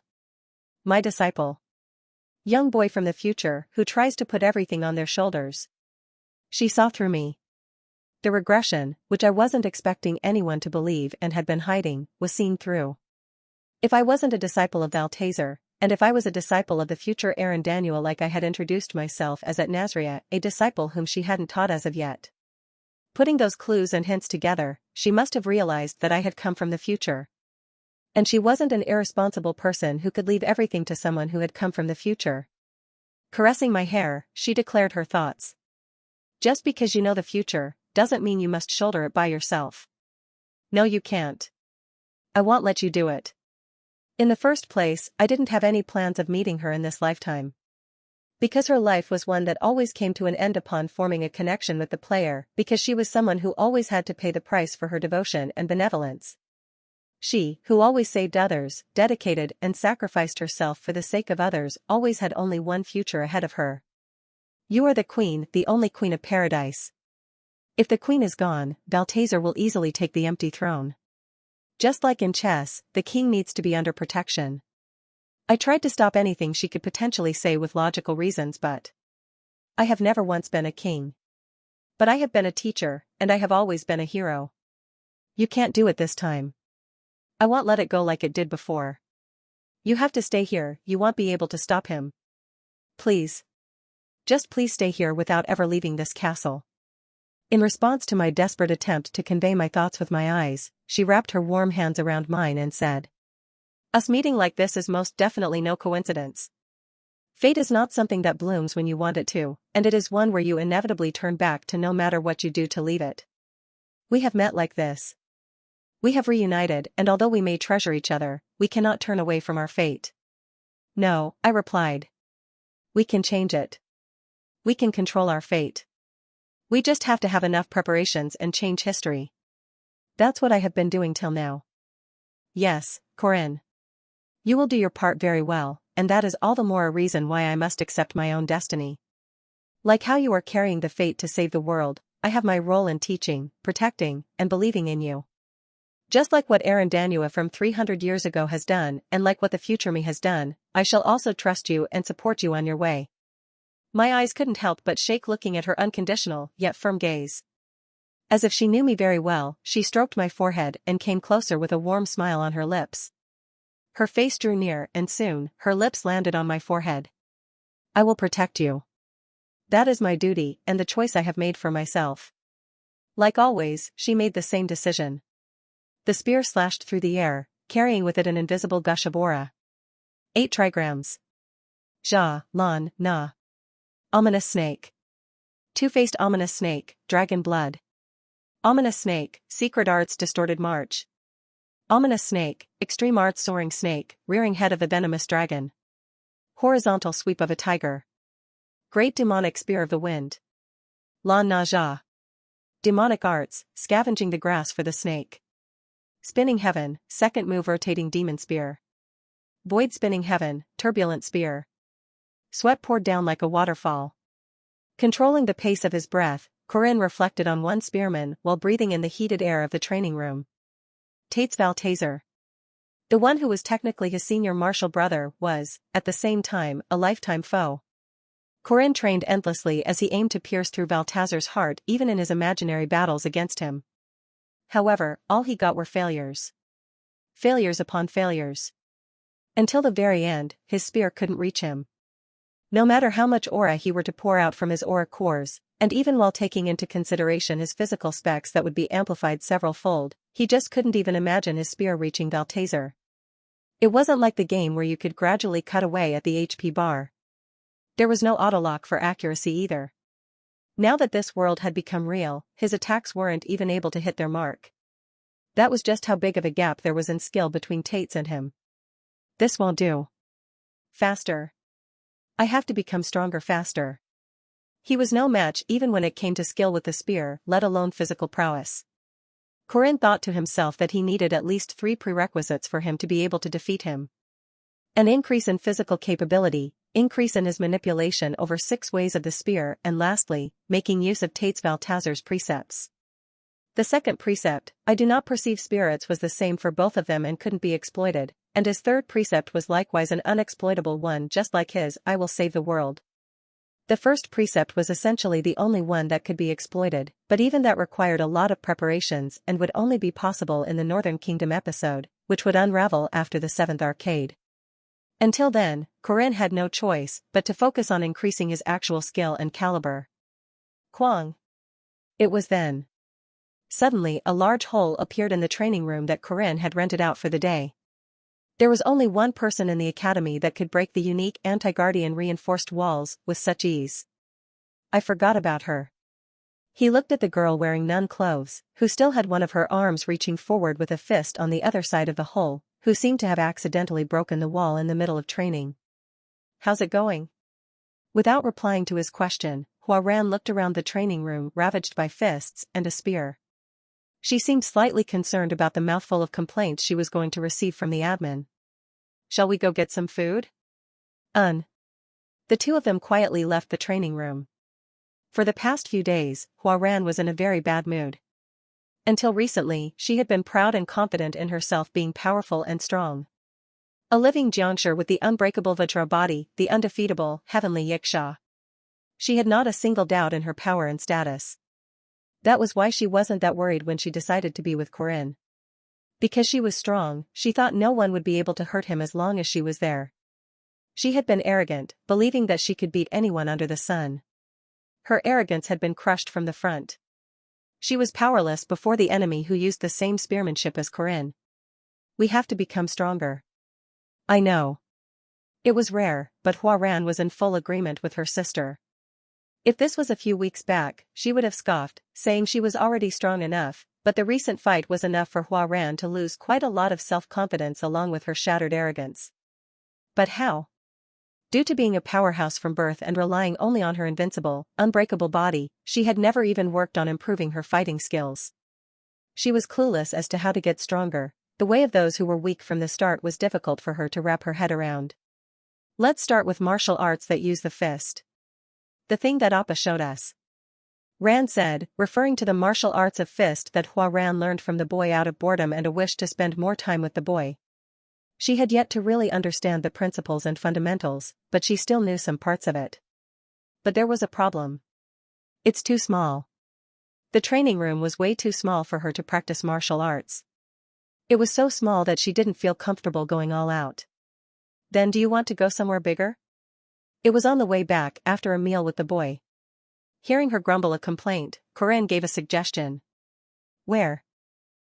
We can't do it at the Oval because the other people there might get caught up in the aftermath, and we can't use the festival venue either for the same reason. The aftershock of Huaran's fists had the power to kill people. Even Corinne himself sometimes ended up destroying the items in the training room, and therefore it was obviously harder to find a suitable place for Huaran to unleash her full power. Why don't we have a little practice fight? Tung. Tung tung. Quang. Quagagang. Each and every punch crushed the ground and a sweep of the hand changed the surrounding landscape. It was a monstrous level of strength and defense that consecutive explosive bursts of pure strength created aftershocks, and those aftershocks alone were enough to make the spearman falter. Hugh. Relying on his spear, he somehow managed to keep himself on his feet. It was hard to say whether that should be called masterful skills or petty tricks, but regardless, Corinne somehow maintained his balance and posture, and waited for the right opportunity to strike at his opponent. Two-faced ominous snake, dragon blood. The slithering spear traveled sharply through the air. It slithered like a serpent in a dizzy manner, but Huaran's eyes allowed her to see through it all. Her exceptional physical capabilities and reflex skills allowed Huaran to dodge the incoming spear, as she immediately went on the offense. It was a textbook approach to close combat, but it appeared rather awkward, as if she was wearing clothes that weren't tailored to her. And those sloppy clothes were easily torn apart. She attacked with a straight fist. Gently pushing on the fist from the side, Corinne deflected the punch and released his spear as he then marched forward for a palm to the chest. Although it wasn't painful, seeing that he was about to connect it to more attacks to her vitals, Huaran urgently took a big leap back. Corinne curiously muttered at her passive retreat. Why did you do that? I'm sure you could have handled that much. With a rather discontent expression on her face, Huaran turned her back to him with a flick. I'm done. She was really quick at changing her mind. That was the impression Corinne received, but upon seeing the damage they had done to the surrounding forest, he also agreed that this much would be enough for the day. Then should we start heading back to the academy? Tomorrow's a weekend, so I'm just going to be doing the missions from the mission board though. No. Huh? Not the dormitory. What? Your hotel. Suddenly, our destination was changed to a hotel. A pair of grown-up male and female, spending the night in a hotel. Why do you want to swap? Whyy. I want to be with Appa too. Ignoring her noisy sister, Hua washed herself clean and wore the nun clothes again, but threw the chains away onto the bed. Thanks to the kind consideration of the Saintess, Estelle, she no longer had to be bound by chains 24/7, but that was still a secret from most people. Are we doing it? Is this the day? Pervert. Hua scolded Ran, whose mind seemed to be filled with obscene thoughts. How could she possibly suggest forcefully holding hands to sleep? And besides, there's no stork's one stork, the baby-bringing bird here either. And besides, there's no storks. 1. Stork the baby bringing bird here either. I know. I was with you when you were reading the book about stork habitats. Do we really have to go all the way to the north? I'm not trying to make babies tonight, that's for you to do. There you go again. I know you like Appa as well. She ignored Ran's cheeky voice. Ran, the person whom she was sharing the body with, was the one who liked Corinne, and it was only because of her that she was going to have a baby. Hua was simply thinking that she might as well help Ran look after the baby as a sister sharing the body with her. It was definitely not because she wanted one herself. How many babies should we get? We should let the kids have some siblings, right? 2 boys and 2 girls, that sounds good. I will make the stork bring one each, and Hua, you can do the same for the remaining 2. No. Why not? Appa's kids will be so cute. Honestly, I want the stork to bring us 20 kids if possible. Would money be a problem though if we do that? We can earn money, Hua said while remembering the guardian grade that had been assigned to her. She was given gold coins every month as allowance, and hunting demonic beasts was also an easy way to earn a fair bit of money. With a single sweep, she could kill a bunch of weak monsters, and just that would be enough to fill her piggy bank with coins. While thinking about something along those lines, Hua walked out of the room Corinne gave to her and started walking down the corridor. Despite the festival being over already, there were still quite a lot of guests. Seeing how there was a pair of male and female walking into a room with touching shoulders, she assumed that they were going to sleep while holding hands. There aren't any storks here though. I know, right? Without worrying herself over other people, she started walking to Corinne's room to find him. Appa looks really down these days. NN. Ever since the confrontation against that man, Corinne had been overworking his body.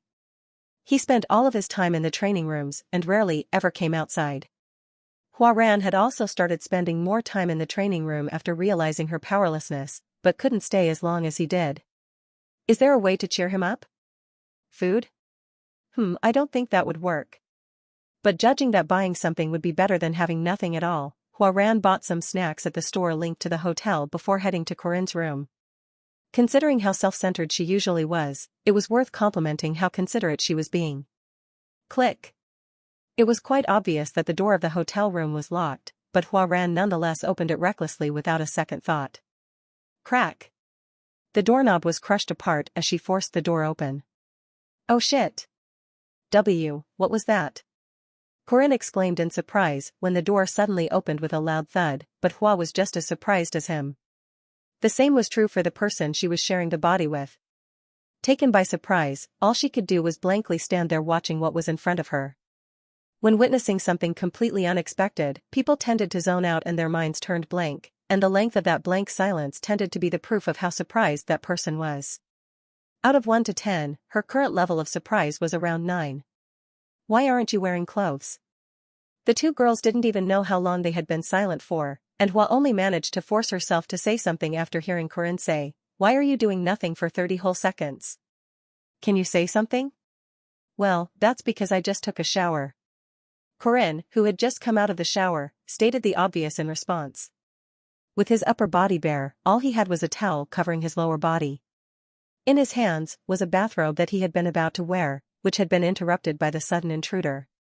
Due to his hardcore training schedule, his body was filled with muscles with little excess fat, and the red flush to his muscular body was the very proof that he had been washing himself with warm water until just then. That was what had made Hua and Ran silent for 30 whole seconds. She always knew he had a good body, and even though it was obvious that knights would have a good body, it was just way too superb and remarkable. For some reason, there was something about his body that tickled her heart. Hua, I feel weird. Thankfully, Ran's voice did not reach Corinne. If she had voiced that out loud, she would have thrown herself into the warm river and killed herself out of embarrassment. But aside from that. Is that a scar? Hua said with her eyes on his lower stomach, which had a regular array of strange letters. You mean this? They were tiny yet very visible, and because of that, it was hard to tell whether that was a scar or a tattoo. This is the reason I can fight. After putting the robe over his shoulders, Corinne closed the door that Hua Ran broke before leading her into the room. He sat down on a small, minimalistic chair in front of the tiny desk of the hotel room, while Hua Ran rested herself on the soft bed. She stole a glance at his flushed body that was still visible through the hems of the bathrobe. For some reason, she had been deeply moved when she first saw it, and couldn't help but glance at it again and again. What do you mean? In order to chase away the embarrassment, Hua Ran raised a question, in search of a conversation topic. At last, the little girl had finally acquired the social skill of changing the topic. For the warriors of the Shadow Kingdom, there's a thing called precepts. It is a way to strengthen yourself by putting restrictions on you. Corinne didn't explain in full detail about the precepts he had engraved into his own body, but shared a brief explanation of how it worked. This is the reason I fight for, and one that also lets me fight in the first place. I wouldn't have been able to save you without this. She understood from that brief explanation that it was a device to amplify one's strength. After hearing that, she shared her thoughts. I want it too. However, she was immediately turned down. Why? This was the first time Hua Ran had been this desperate for power. Her immaturity and weakness that had been displayed during the fight against Valtazer had crushed her confidence to tatters, and she had finally found a reason to become stronger. Hua Ran now wanted to be stronger in order to protect the boy in front of her. Firstly, it's impossible to carve this onto your body no matter how much mana you put in. It'll be impossible to even leave a scratch. Secondly, this is high risk high reward. It's for incompetent people like me, and not for talented people like you. You are not incompetent. That's just what I said to make it easier to. You are not incompetent. Correct what you said. Her crimson eyes gazed deeply into his eyes, so much so that he found it difficult to look away from her. Alright. I'm not incompetent. Thanks. Corinne awkwardly corrected his words while scratching his cheeks.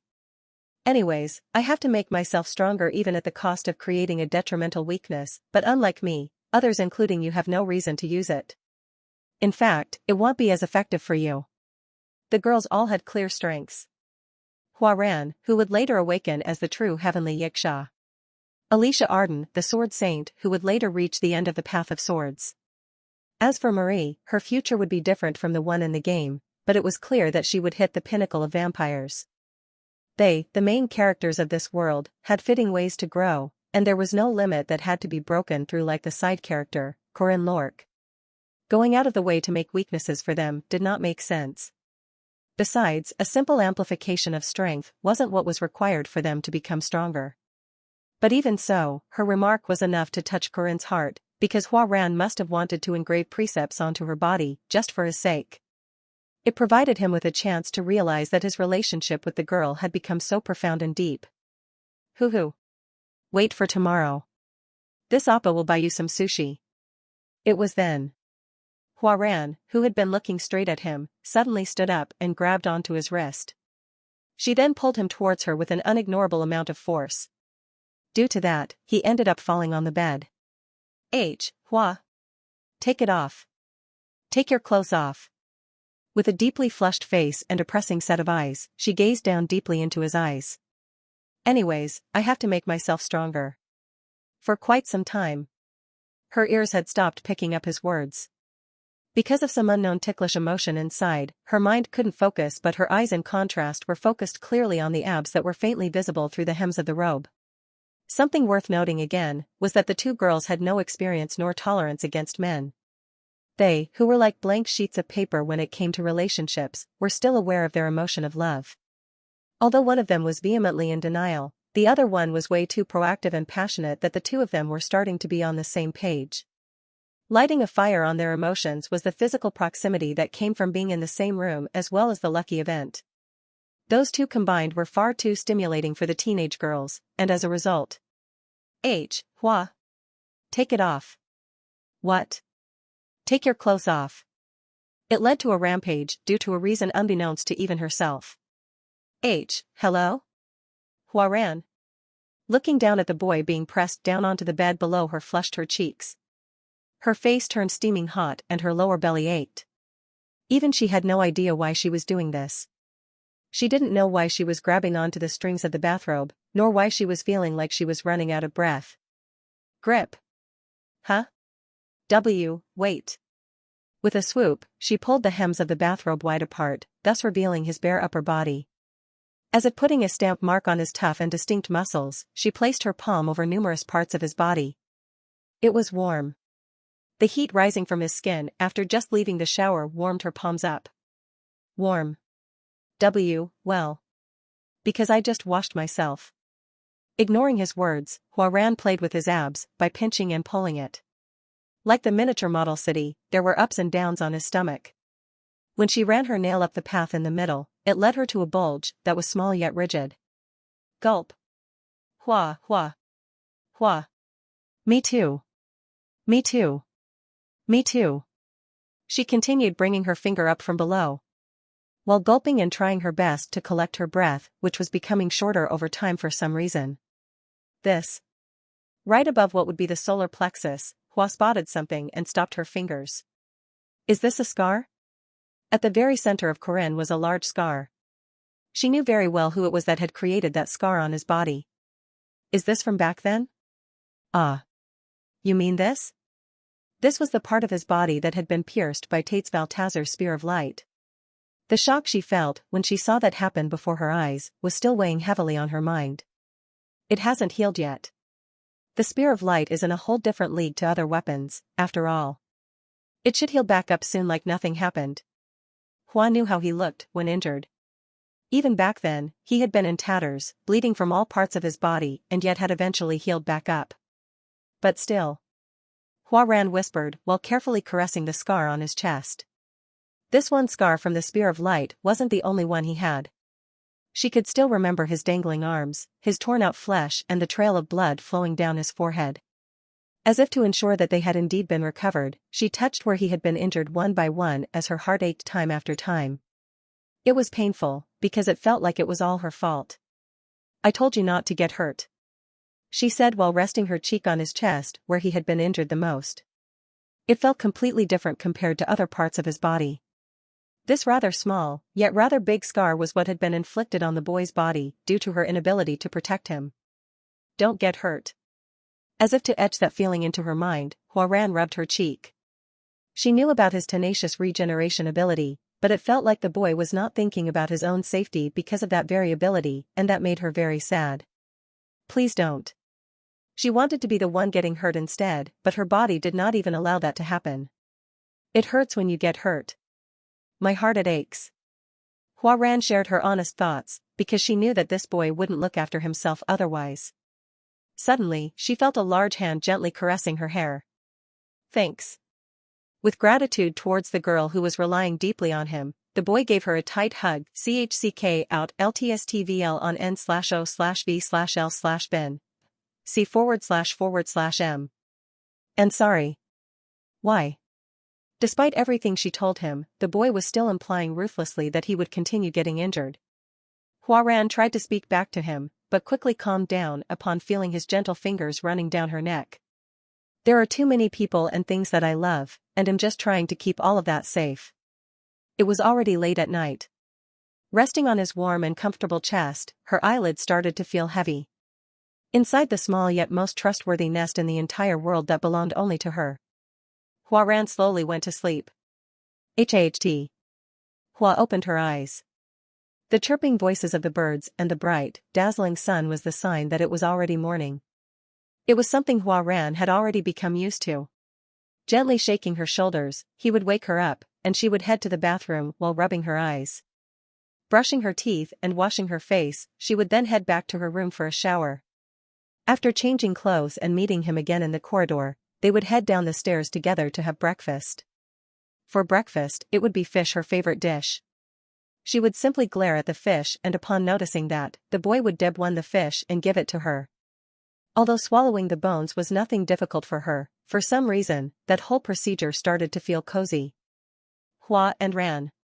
Their everyday life started together with Corinne and ended with Corinne. And therefore, starting the morning like today was normal and nothing new, and yet. Opening her eyes, Hua-Ran noticed that something was blocking her sight, and the warmth around her body told her that she was in someone's arms. She realized that she had gone off to sleep last night on his chest. Heavenly Yiksha. Living Jiangshi. Unbreakable Vajrabody. She was the epitome of unshakable invincibility and had an unbreakable body, but right now, her body was trembling. The shaking of her body was faint yet undoubtable. The part of her body that was trembling the most was her eyes. It was rare for the boy to wake up after her. In his sleep, he gently pressed down on the back of her head, which inevitably made her bury her head into his chest. She couldn't fight back. Escaping from his arms, and fighting back against the arm pressing down on her head, were simply impossible. It was strange, and looking back, Hua realized that this had always been the case. Even though she could easily overpower him with her strength, and even though she should be much stronger than the boy.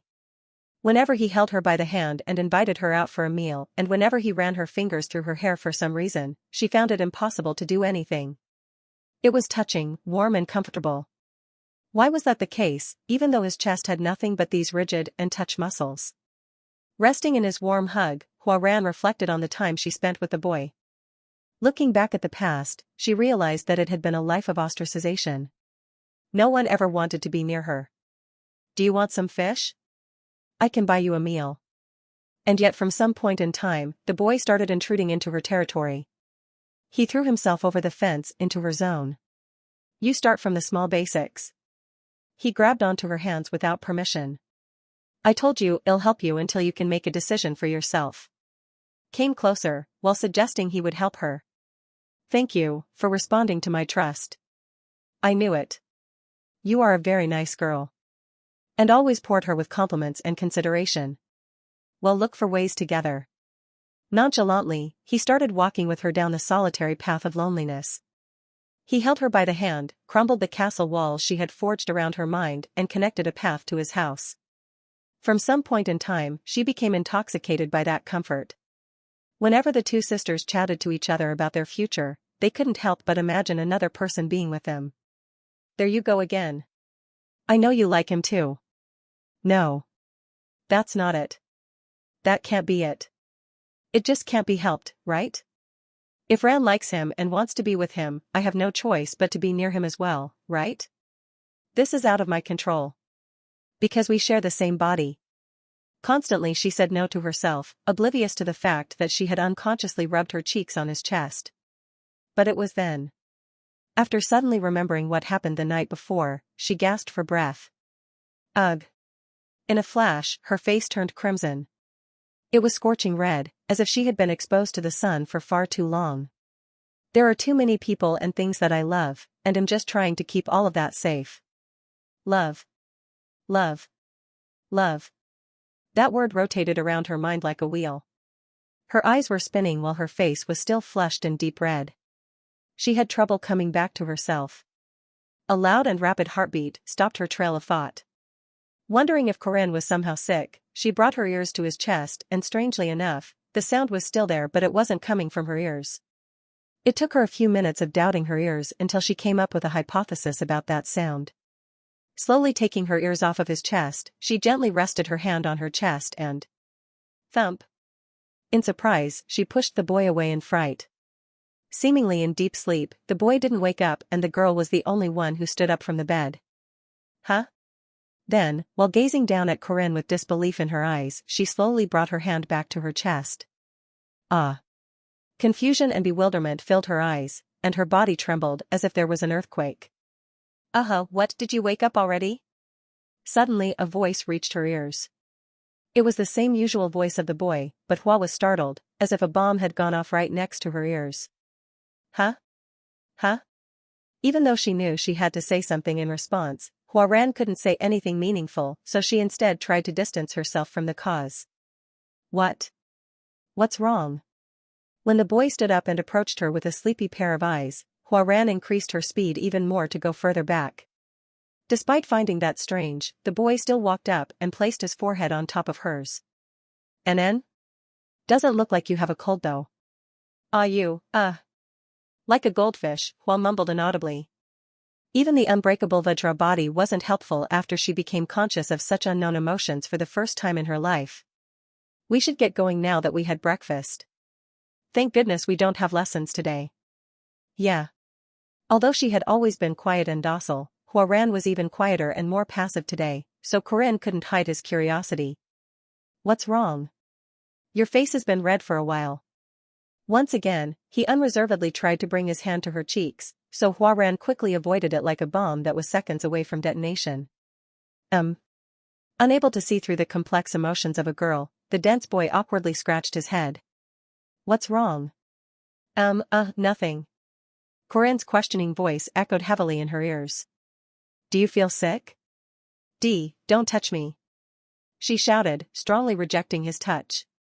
The boy might feel sad, but Huaran had no other option either. Her heartbeat had been warning her several times that she could not possibly allow her heart to beat any faster.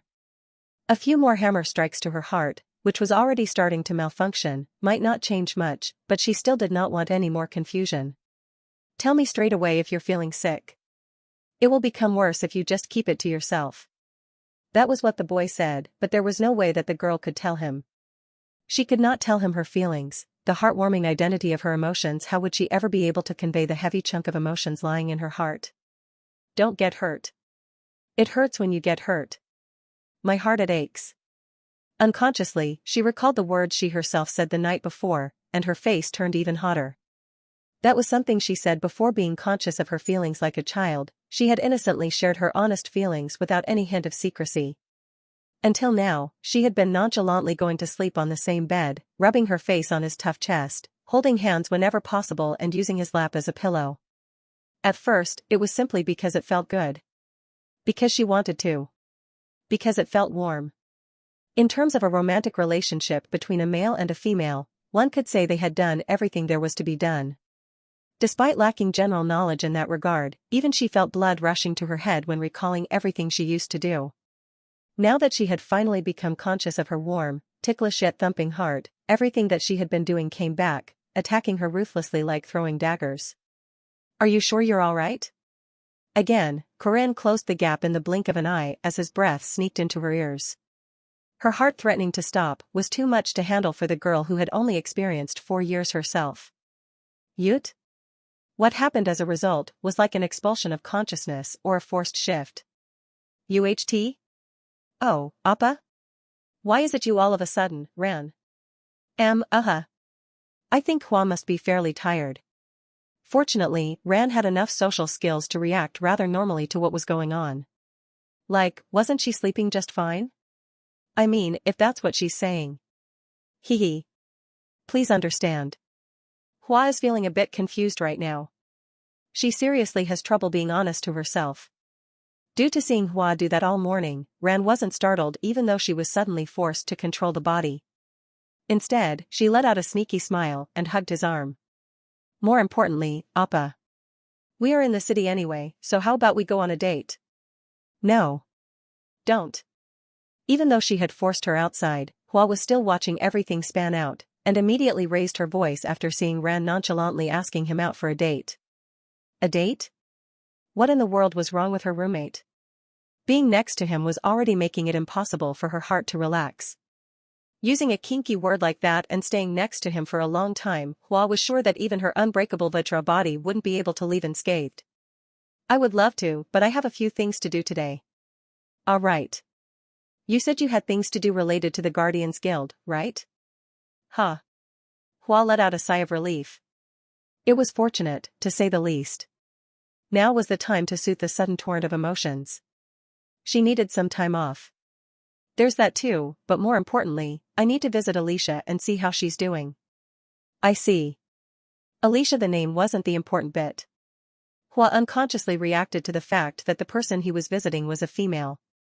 Suddenly grabbing onto the hems of his shirt, Hua looked up into his eyes with confusion that was beyond what she herself could control or decipher.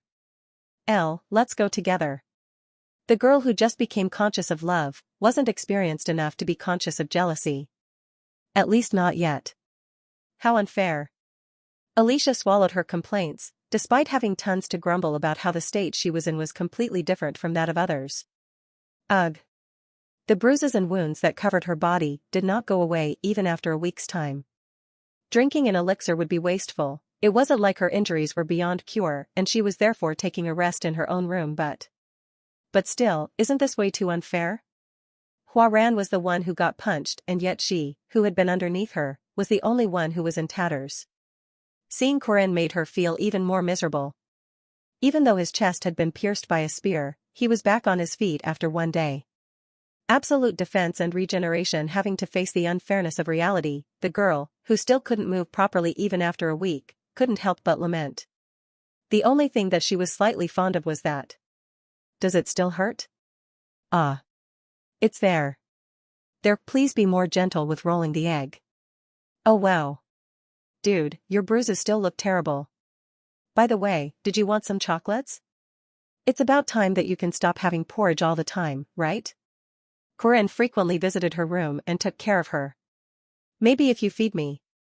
Are you a baby? Despite saying that, Corinne ripped apart the packet of chocolates. Open your mouth. Ah. It was when she was bringing her mouth closer to the appetizing chocolate bar. Munch. Crunch. Suddenly an uninvited guest appeared in the middle.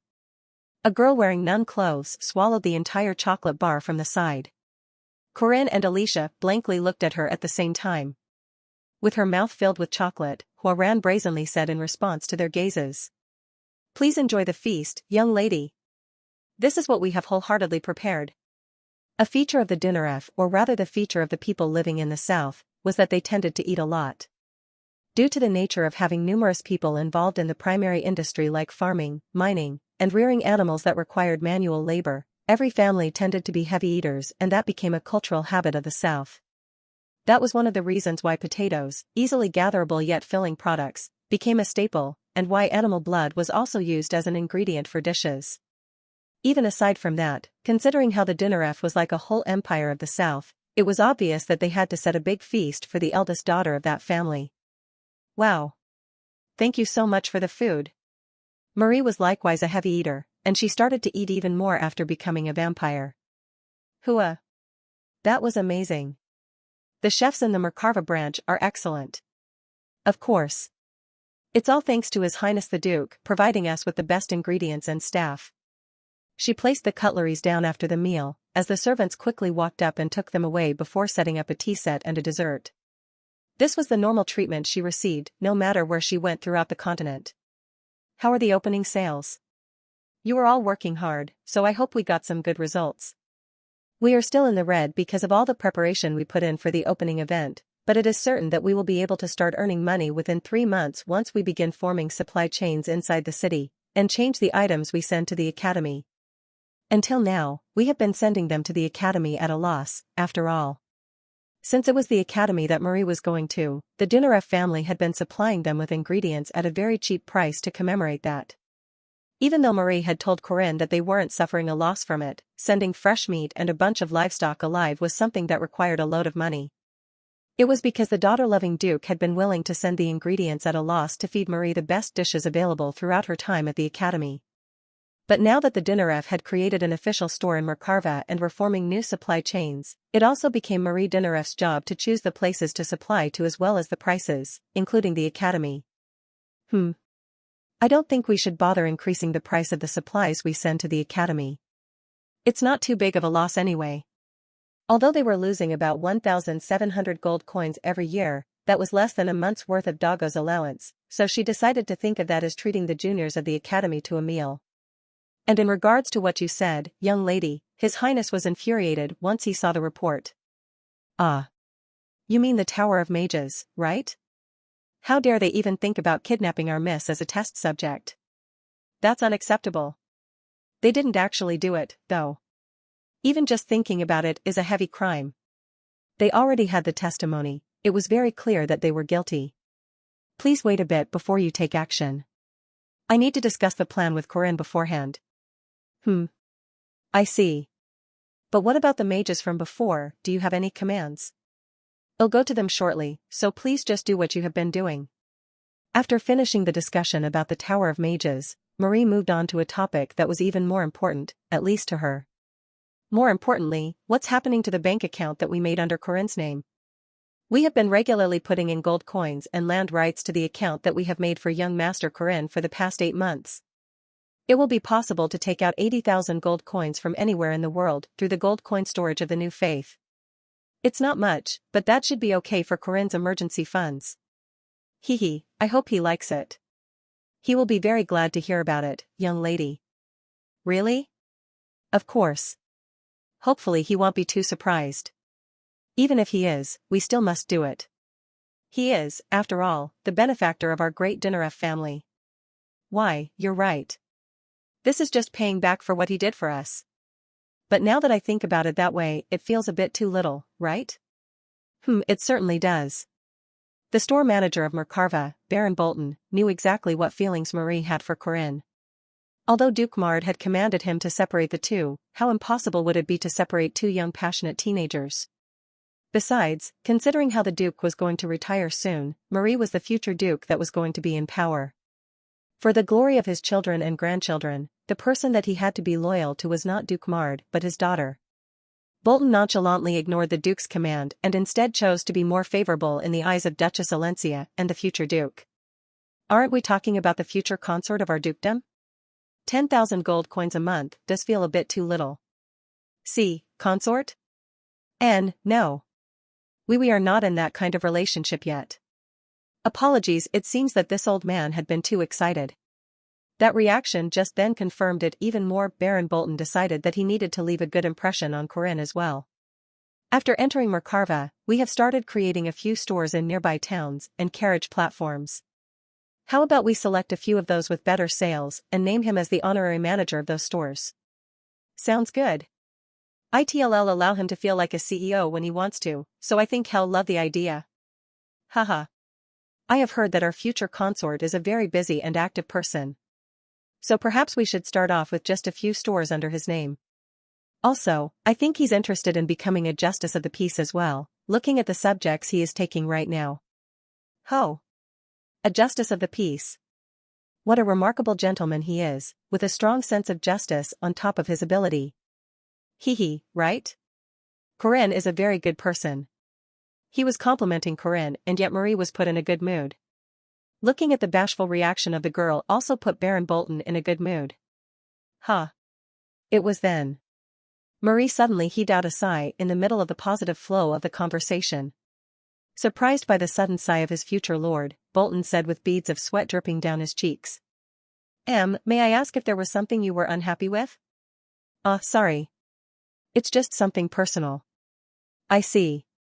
If possible, could you please tell me about your concerns? Perhaps I might be able to provide some help with something. Strictly speaking, the only reason the Mercarva store was suddenly put in was to look after Marie and be her hands and feet. Rather than an expert manager to earn a lot of money, Bolton's job was to act as Mary's butler. Please count on this, Bolton. I will do my very best to resolve your concerns, young lady. This is a story about my friend, but... So it's about Master Corinne and Lady Marie, huh? After immediately understanding who the story was going to be about, Bolton carefully listened to the details of the story. Ho. So they want to cheer them up somehow. Do you have any ideas? It was certainly a possible story. Wanting to cheer up a man who's feeling down from a small failure, huh? In that case.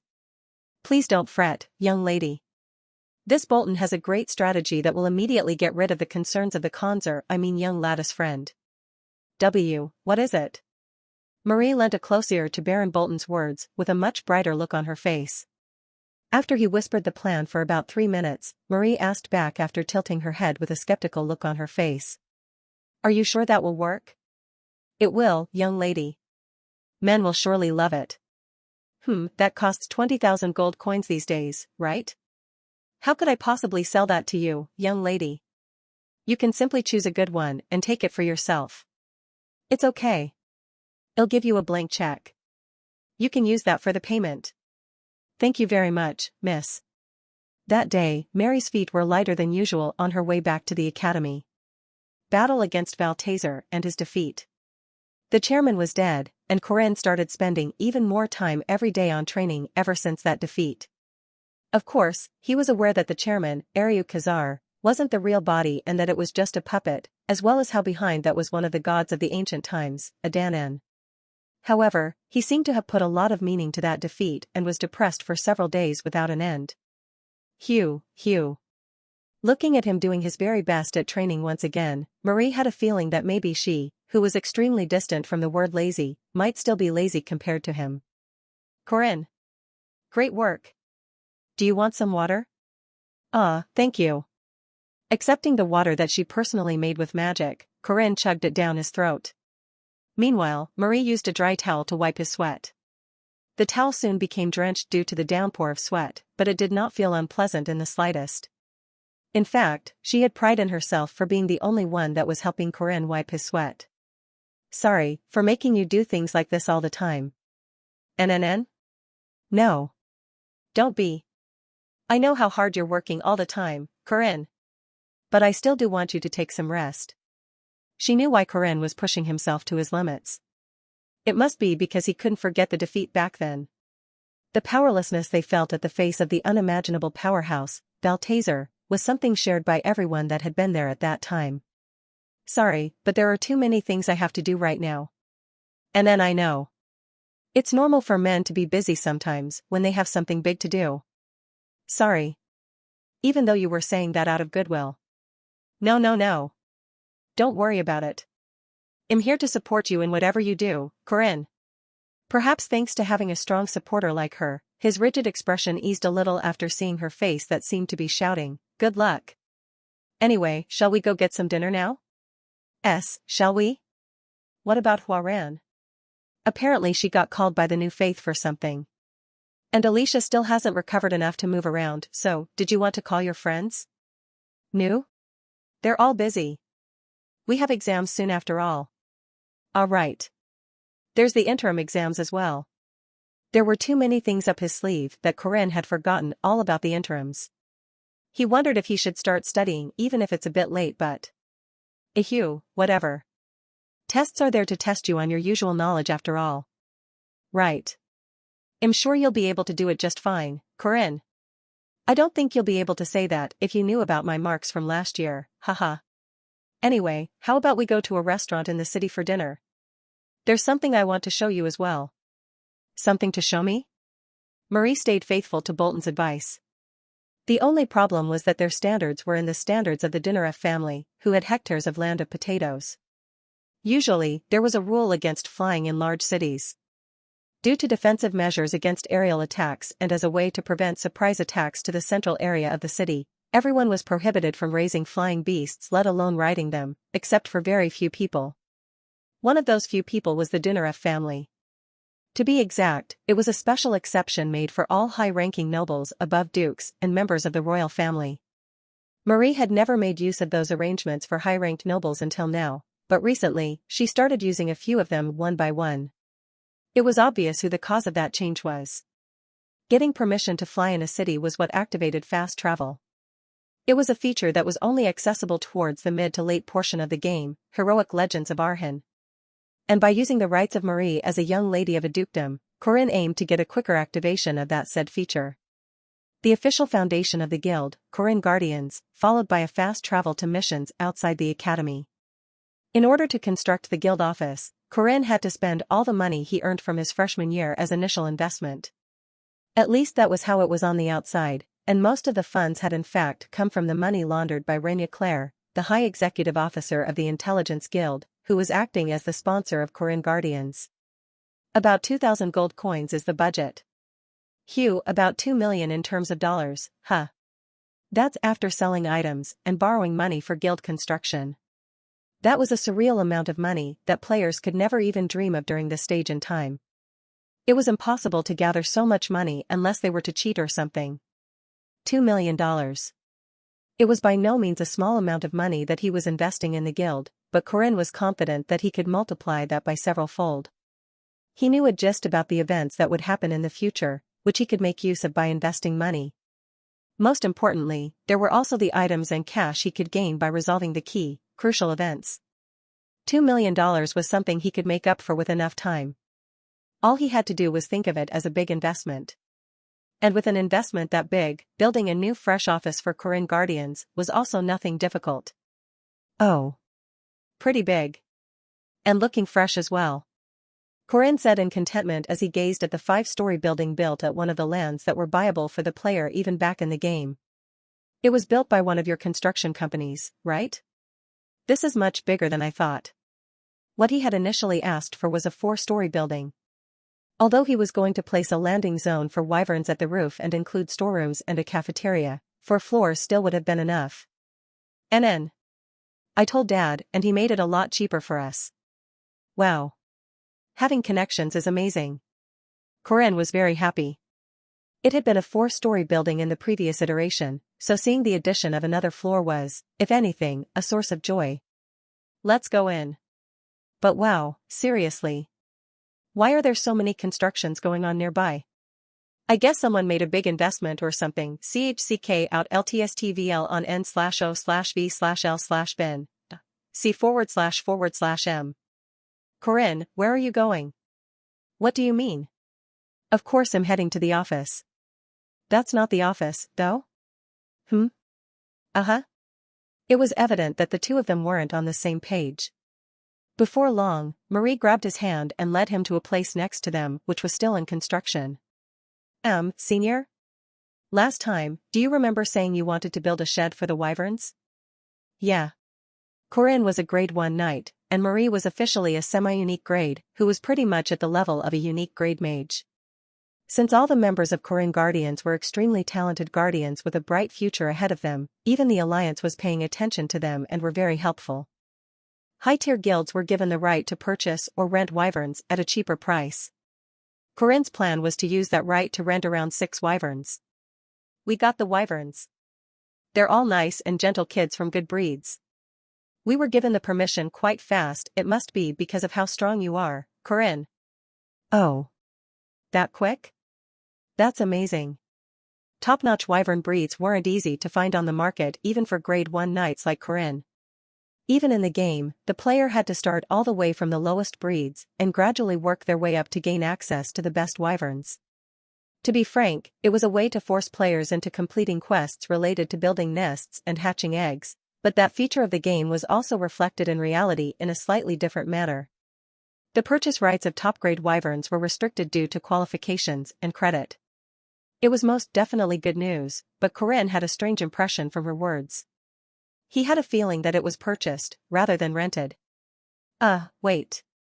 6 wyverns? You didn't buy 6 top-grade wyverns, did you? We didn't even have enough budget for that, did we? Now, we're there. This is our wyvern shed. The doors were enormous. It was as tall as a 2-story building, and was obviously way too big for normal humans to use. Senior. Yoon? What is this? This is the backyard of our office and our shed for the wyverns, and a test flight area. It was humongous. Actually, the correct expression would be to call it vast and empty. Corinne vividly remembered himself saying that he wanted to build an office at a corner of the undeveloped area, and yet it seemed that she had bought the entire plot of land. That over there is the office we are going to use, and that there is the warehouse. Then what was the 5-story building that we just went past? That one? That was Doggo's house. That whole building was a doghouse? Corinne was looking at the absurdly upscaled version of what his office was going to look like, when the large gates of the shed for wyverns that was still in construction were pushed open, and Baron Babong. They were welcomed by a deafening fanfare and firecrackers. Welcome, young Lady Marie. Young Master Corinne. Behind the door, hundreds of people clapped out loud as if they had been waiting for Corinne and Marie to arrive. In the middle of his stupor, Corinne spotted what was written on the banner above them. Congrats. Knight Corinne Lork, a new Baron. Senior? Hooray. Are you surprised? Congratulations, Corinne. Actually, I should be calling you Baron Corinne from now on. Sorry, what? It was way too sudden and abrupt.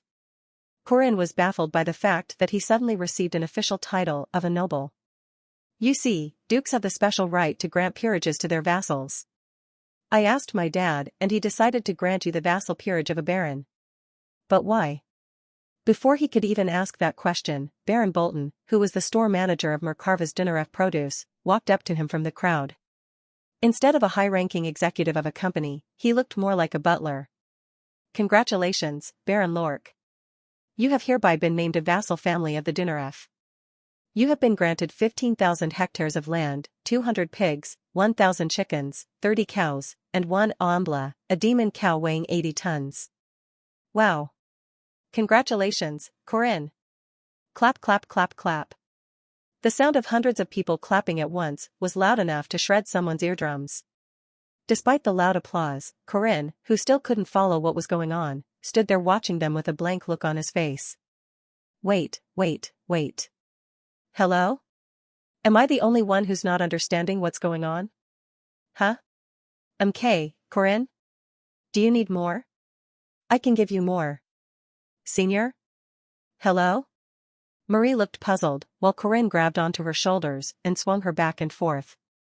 His face seemed to be asking her why she was doing this to him. Wow. Look at him do that to the young lady of the Dinnereff family. As expected of the future Duke consort. We have to leave a good impression on him. I guess I will have to send some presents to his land. Unlike Corinne, who was still confused and half panicking from the sudden turn of events, those around him were calculating how much his value would be in the future. Hee. It's nothing that big, so don't feel too burdened by it. Most of the funds came from my pocket. Marie said with a bashful smile on her face. Right as Corinne was about to say something to her smile, Baron Bolton, who was in charge of the conferment, spoke into the microphone. Now then, everyone. Behold, the highlight of the day.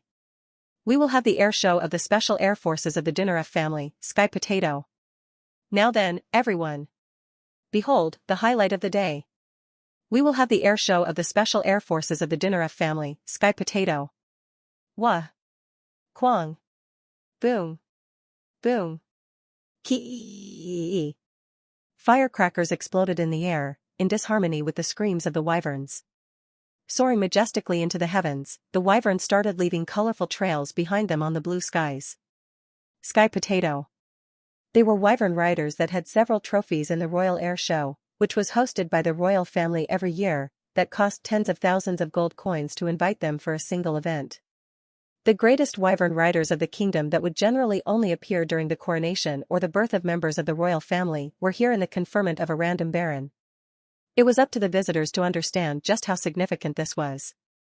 What was fortunate for Corinne at the very least, was that reporters hadn't been invited to the event due to this being an unofficial one. Awesome, right? They are the best wyverns of one of our vassal families that raise and hatch wyverns for a living.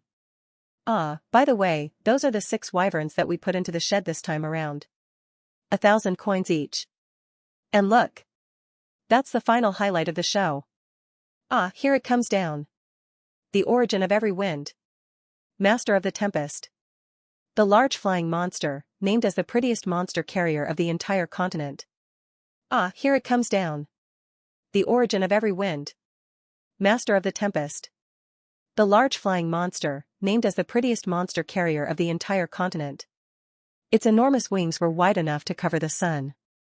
The humongous beak glittered in gold and its eyes were sharp and bright. Hresvolger. The proof of the Dinnereff dukedom's great trust in Baron Lork, and the treasure proving his right as the flag-bearer of the golden potato flower. Hresvolger. The proof of the Dinnereff dukedom's great trust in Baron Lork, and the treasure proving his right as the flag-bearer of the golden potato flower. 6 top-grade wyverns. Costing around 6,000 gold coins. Humongous flying beast, Hresvolger. Costing around 23,000 gold coins. On top of that was the peerage of a baron, 15,000 hectares of land, and thousands of domestic animals. Who in the entire continent would ever be able to guess that this was just a small present of a young girl, in hopes of earning the favor of a certain boy? How is it, Corinne? Are you happy? I would like to ask for a refund. Huh? That single sentence of the boy was enough to fill the face of the Potato Empire's imperial princess with confusion. Marie. Are you stupid? Although the academy had a fresh supply of ingredients coming in every morning, there were still some discrepancies in the cafeterias and restaurants inside the campus. One such example was the cafe with an intelligent and cute design with the glass displays full of sweet cakes, which boys were known to never be able to visit by themselves. The cafe, Marshmallow, was therefore dedicated for female students and couples. That was further proven by the fact that most of the customers were female students in casual clothing and boys who were being forced inside by their girlfriends. Marshmallow simply had a different target market compared to the study cafes and the ones that ran 24 hours a day, which boys tended to visit to buy coffee in the stead of energy drinks. One of the regular customers of this cafe, Isabelle Kerman, was having brunch with her best friend Marie Dinnereff, with the menu being some basil sandwiches and 2 glasses of strong espressos. Naturally, the girls were talking about a bunch of topics unrelated to food, and the current topic for them was in regards to a certain boy. I get that you like him, but anyone will be scared out of their minds if you give that many things at once, okay? Really? What was it again? Giving him a whole district of a city? A squad of wyverns? And what? A Hresvolger? I don't even know what to say. It's not that bad. Besides, buying wyverns and constructing the office were all necessary. Yes. And even if you add them all up, they don't even cost as much as a monster carrier. It was a peaceful morning with the fresh scent of flowers tickling their nose, but Isabel couldn't help but scold her best friend after hearing how overly dramatic her love life was. And this is not about me, remember? It's about one of my friends. Even though she was saying it wasn't her, it was obviously not enough to fool Isabel. Isabel barely held herself back from telling her that the only individuals in this continent that could buy monster carriers with their money were the two princesses and her, Marie.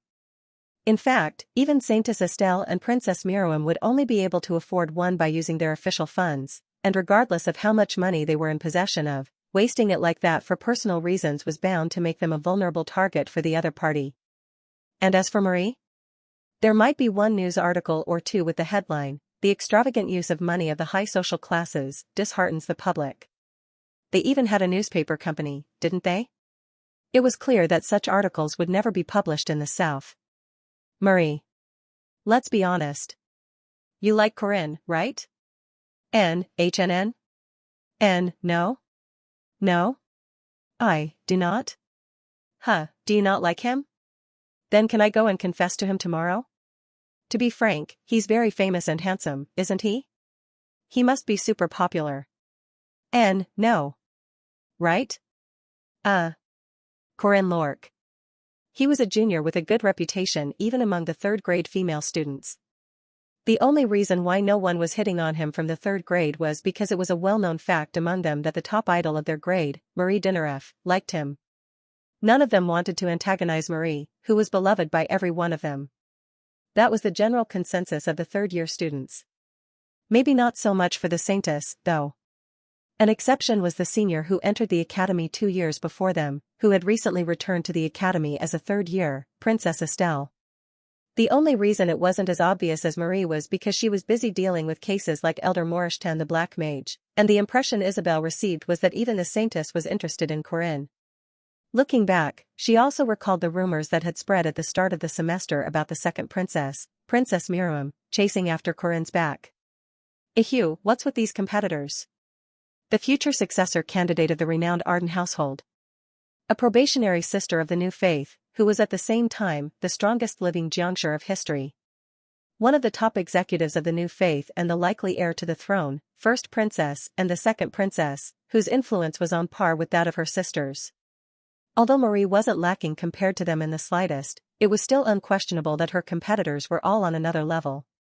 And yet look at you throwing away your advantage by being stupid. Stupid? You're so mean. Isabel took a sip of her coffee while savoring the scent of the strong espresso. You said he rejected the Hresvolger, right? You better be grateful that he didn't refund the wyverns on top of that. What exactly was the problem? I should have known you would do this when I saw you renovating the potato warehouse on campus. That didn't cost that much though? Wake up, Marie. That potato warehouse is so damn big that they're giving away the potatoes in there to feed the poor. You need to admit that your use of money is not normal. Hot? Isabel couldn't help but sigh as she looked at the dumb look on her best friend's face. Even a guy that's after your money will be scared away by the sheer scale of your gifts. Corinne doesn't care about my background. Yeah, well you might be right but still. Corinne Lorque's personality was well known and praised in the whole city, let alone the campus. He was a good-natured person, who unhesitatingly took missions for those that were struggling, regardless of how big or small the reward was. There were endless positive stories about him, starting from Mr. Yoon's sweet and sour fried chicken store, which had been a great success, as well as the boy who had been saved from a bunch of scoundrels. In the first place, considering how that boy had thrown himself in to save Marie who had become a vampire at the start of last year, he would have long asked Marie for rewards if that was what he had been after. It might be a whole big scam to get married into her family but There were way too many girls that he was flirting with for that to be the case. Even players tended to focus on one girl at a time, right? As you said, Marie, do you think Corinne was after money when he saved you? Absolutely not. Right? That's just the type of person he is. He was born a good person.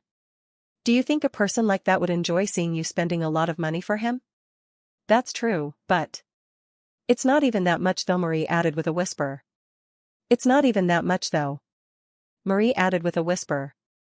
To be fair, Marie was from an extraordinarily wealthy family, where buying out a whole street of luxuries and buying monster carriers were only considered as her being slightly wasteful with her allowance. Isabel decided that suggesting another method would be better than fixing her perception of money. Marie. There's no way you can use the hot and cold strategy considering your personality, so just go in. Go in? What do you mean? You idiot. What can you use aside from money to lure him in? Potatoes? Come on. Wake up, potato princess. HAHT. In deep frustration, Isabel slapped her on the shoulder, which startled Marie. Listen, Marie. With money gone, you have one charm left. Oh, only one? Maybe two. But this is the best one you can use for a teenage boy. What is it? Gulp. Hearing that audible gulp even from afar, Isabel gave her advice, with a serious look on her face. You're big, except for your height. That's your greatest weapon. Huh? She was around 160 centimeters tall, which was just about right, and her body fat was all heavily focused on certain parts of her upper and lower body. Her body line was so destructive that parts of her body might be censored if she were to go on TV, no matter what clothing she were to wear. In the end, he's just a teenage boy. Just make up the right mood and go closer, and I'm sure he will pounce at you. Corinne's not like that. Huh? Are you sure about that? Boys our age are all the same. He's different. You sure? Look at Doggo. He's going around doing all the dogs of the city. Where do you think his genes came from? Ugh. Isabel was so persuasive that Marie was lost for words in response. There were a bunch of complaints from all around the city, and Doggo's genes had already been spread across the entire city. But Corinne is a lot more mature and responsible. Corinne, that little guy, is blessed with women. Besides, he's so dense that he doesn't even realize he's going around hitting on girls, and that makes him even worse. Isabel remembered the time when she was moving experiment apparatus after being told to do so by one of the professors. Huh? Senior. Isn't that heavy? Do you need help? I am alright. I can do it by my. Don't worry. Life's about helping each other. Even after being turned down, he gave help without making it seem oppressive or repulsive, and nonchalantly said, instead of saying thanks, just buy me something later on if you want to set future plans. I thought he was hitting on me at the start. But after some time, Isabel realized that Corinne didn't mean anything from it. That was just how he was born. Think about it, Marie. He has more than a girl or two next to him, does he not? He has a lot of male friends as well. It's across every grade. I even saw him having a meal with Professor Dana the other day. You know how she's suffering in debt after the failed experiment with Fong Boers? She was forced to become a vegetarian, and you know what he did? He invited her out to the steakhouse, saying she needed some protein in her diet. Even the professor? He was exceptionally talented at forming relationships. His nonchalant smile and kindness made him extremely easy to befriend. It was therefore very normal for there to be a lot of girls going after him. Everyone else is running, so are you going to be content with walking? Do you think you'll win by doing that? Getting overtaken happens in a flash. What should I do?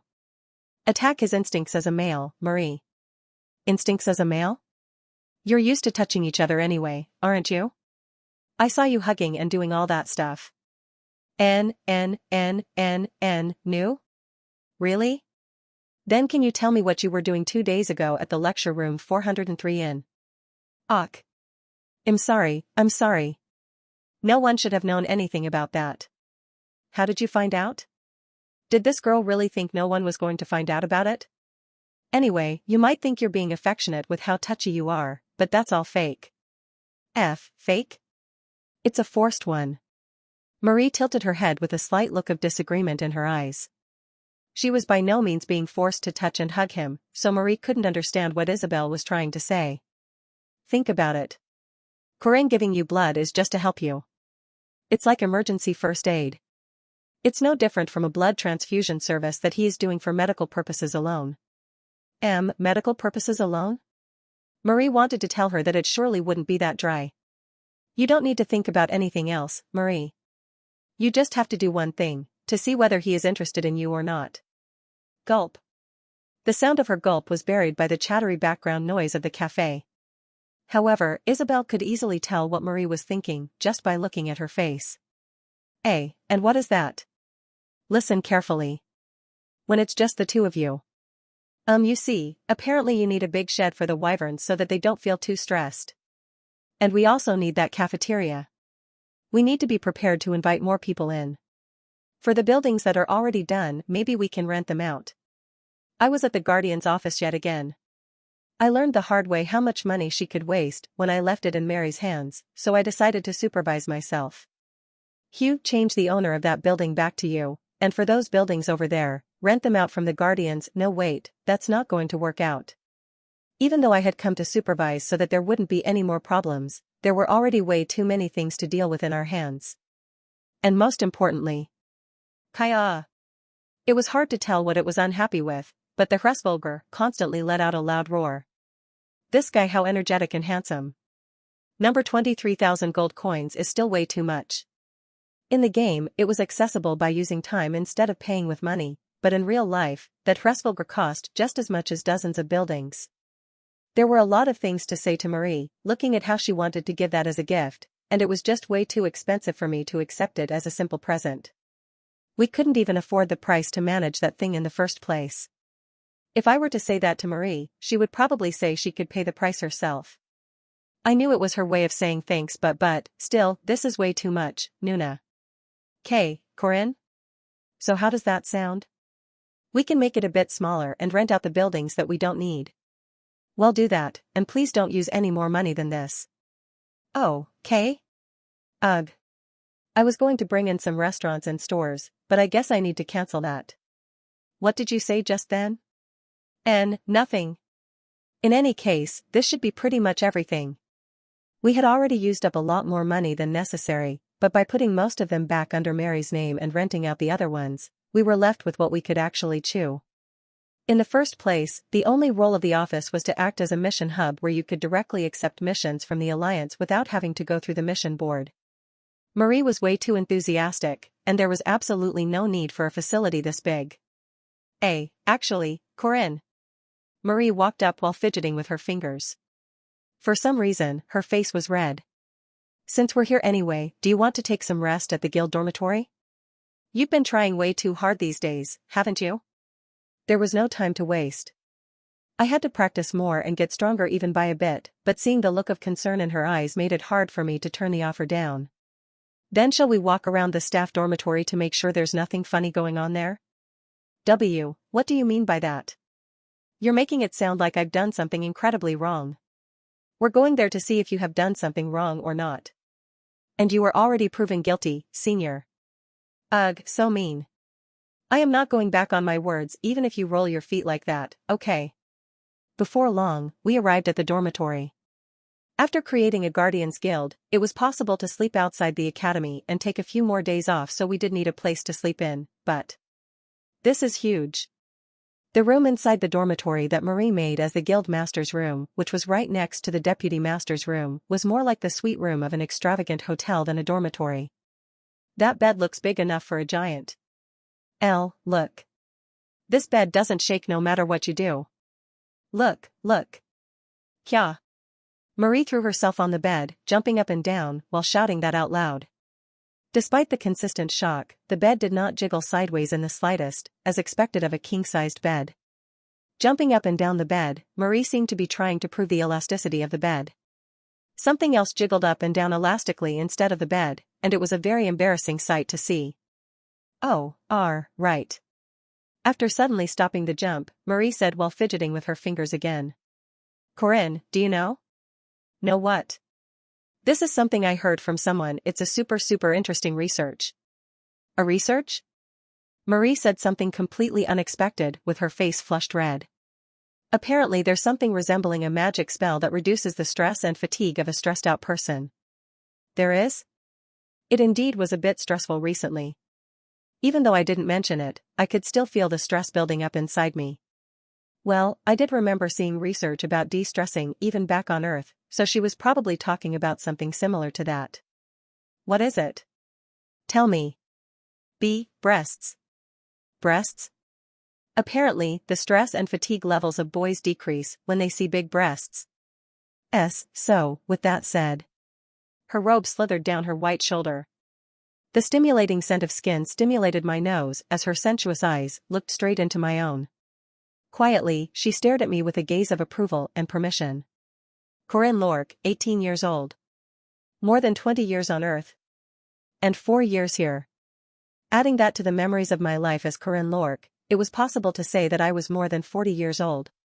However, it seemed that the mental age still couldn't help but be affected by the physical age. I was still a teenager in the middle of puberty. And the life I had been leading was one void of relationships with girls. Going through boys' middle school, boys' high school, physical education college, and the military, I had a lot of male friends but didn't have much chance to make female friends. I had a few during primary school, but that was the same for everyone, right? And yet in front of me was Marie, whose eyes were rotating in circles while her cheeks were flushed red all the way up to her ears. Silently, she was giving me permission. Opening up the hems of her robe revealed an overwhelmingly voluptuous thing that seemingly had the power to suck in everything like the center of the universe. Frankly speaking, there was no way that guys wouldn't be stimulated by that sight, unless they were the biggest eunuchs of the century. Thanks. UNN? You're doing this to cheer me up, right? I guess I've been feeling too down these days. Why, yeah. It wasn't an overstatement to say that it required a superhuman level of patience and resilience. Honestly, I wanted to jump in and take a long break. That won't be a manly thing to do though. It was all about manliness for men. Resting on the breasts of a comrade just because you were tired wasn't something men should be doing. Hugh, it's a shame, but... Forcing myself to turn down the kind offer of the considerate potato girl, I was about to turn around from that temptation, but... It. Suddenly, Marie pulled me by the arm as the two of us landed on top of the bed. During that process, UHP? It was truly a shameful thing to say, but my head ended up being buried in the crevice between her breasts. Senior? Stay there. Stay still. She wasn't being forceful by relying on her strength, but her warm hug and the deep canyon pulled me in like a quagmire. Wah. Slowly I felt more and more lethargic. As if I was being sucked into a black hole, there was an irresistible suction force pulling me in. Big. I thought I knew it already, but they were big. They were soft like the sea of clouds above, and their fluffiness enveloped me from all sides. It was impossible to resist. My head was starting to turn blank. Corinne, you need a break. My face was burning hot, so how embarrassing would it be for Marie? However, I could feel the concern from her hands that were pressing down on the back of my neck, and that made it difficult for me to say no. Despite shyly wriggling her body, Marie was still giving me a warm hug for my sake. Unable to lift my face that sunk deeper and deeper in, I felt my consciousness fading away. It seemed that I had indeed been exhausted, but that wasn't strange, considering how I hadn't taken any days off recently. Corinne? Are you sleeping? Huh? Wait, are you sleeping? Actually? Her pleasant voice tickled my ears like a lullaby as my consciousness started to fade. Corinne. Wake up. Hearing a voice, I slowly opened my heavy eyelids to wake myself up. Opening my eyes, I found Marie shaking me back and forth, with her long hair fluttering near my face. Did I fall asleep? You were in a deep sleep. See, you must have been tired. What time is it right now? It's nighttime. I made some food. Let's have dinner first. Saying that, Marie led me to a portable table that was set up inside the fancy room. On it were several dishes that seemed to have been made just recently. Tada! Bacon rolled potatoes, and a stew. The dishes were still steaming hot. It seemed that Marie had made them herself. Even though she was ridiculously rich, she was somehow still very good at cooking, and I was always on the receiving end. I must be very lucky that I can sleep in such a fancy room and wake up to have the food personally made by the young lady of a rich family. Ra lats ch/p/ters on n/v/l b I c/m. How do you feel now? Much better than before. That's good. Her food was delicious. They tasted great, but that wasn't the end. I could feel the hard work she had put into making them, and that added to the warmth of the dish. Each and every bite was so warm and soothing that it put my heart at rest. I'm full now. Are you? Then what do you want to do now? Should we just lie down? Sounds good. When I laid myself down on the bed that was way too big for just myself, Marie followed suit and laid down next to me. Hee hee.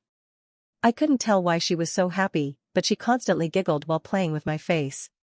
This feels nice. Marie was one of those people that put you in a good mood just by looking at them. She had given me so much help time after time. Senior. Yoon? An amazing person. Kind, beautiful, capable, and generous. I wanted someone like her to have a happy ending.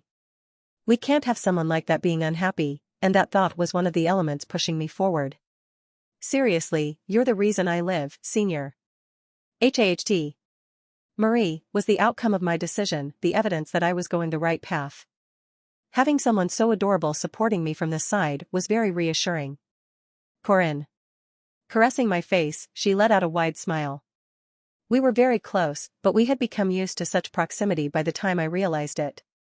What happened a few days ago surprised you a lot, right? A lot, yeah. Even though you turned it down, I want you to rethink that. But Saini. Placing her finger on my lips, Marie quietly made me stop. You promised me, didn't you? That you would do whatever I ask you once everything is over. I did remember making that promise. There was a time when Marie had asked me for a way to motivate herself or something like that. Corinne, I want you to accept what I give you and not feel pressured by it. Her request was for me and not for her. Every time, you help people and just end it there, saying what's good is good. But I think it's okay for you to be more greedy, that's why I like you even more, but still. After slowly taking in a deep breath, Marie gazed at me with a pitying look on her face and continued talking by herself. You have so many things on your shoulders. Saving me might not have been something special for you. But you see, Corinne. That one help that you gave me is very special and means a lot to me. I can do anything for you, and I want to, as long as it can reduce the burden on your shoulders, by even a little. Peerage? Land? Hresvolger? None of them are that important. I want to give you very thing I have, and do whatever I can for you. Because you're so precious, and if you want to walk the hard and dangerous path, I want to polish that road even a little. Wrapping her arms around my neck, she slowly buried my head in her chest. Cherishingly, she slowly patted my head while giving me a warm hug. I am just returning the favor. Intoxicated by that warmth and comfort of her embrace, I couldn't turn anything down. However, her love, and her sincere and passionate emotions were all things that I could not reply to as of yet. Right now was not the time to progress any relationship, and that was why I had been trying to reject those overly expensive gifts. Use everything about me, Corinne. I can give you everything I have. I love. I could not hear the rest of her words. She cut her words off short, and instead of saying anything else, she simply gave me an even tighter hug. Huhack. The pride of the Tower of Mages, the leader of the Red Cult who was one step away from being a great mage, Elder Admalek woke up in the middle of a sunny afternoon. Oh, are you awake, Master? A man called him while walking up to him. His face, which was starting to show the wrinkles of an old man, was a very familiar one for Elder Admalek. Zolin? Where is this place?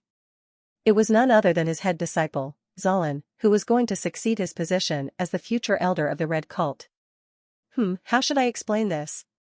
Looking around, Admalek realized that he was next to an ocean. A vast sea was laid out in front of his eyes. That was what he thought initially, but upon closer inspection, he noticed that it was a shallow reservoir that was storing seawater. Where are we? What in the... Oi. Old man Zal. What are you doing, slacking off like that? That was when a man who looked like a poor villager walked up to Zolin in large strides.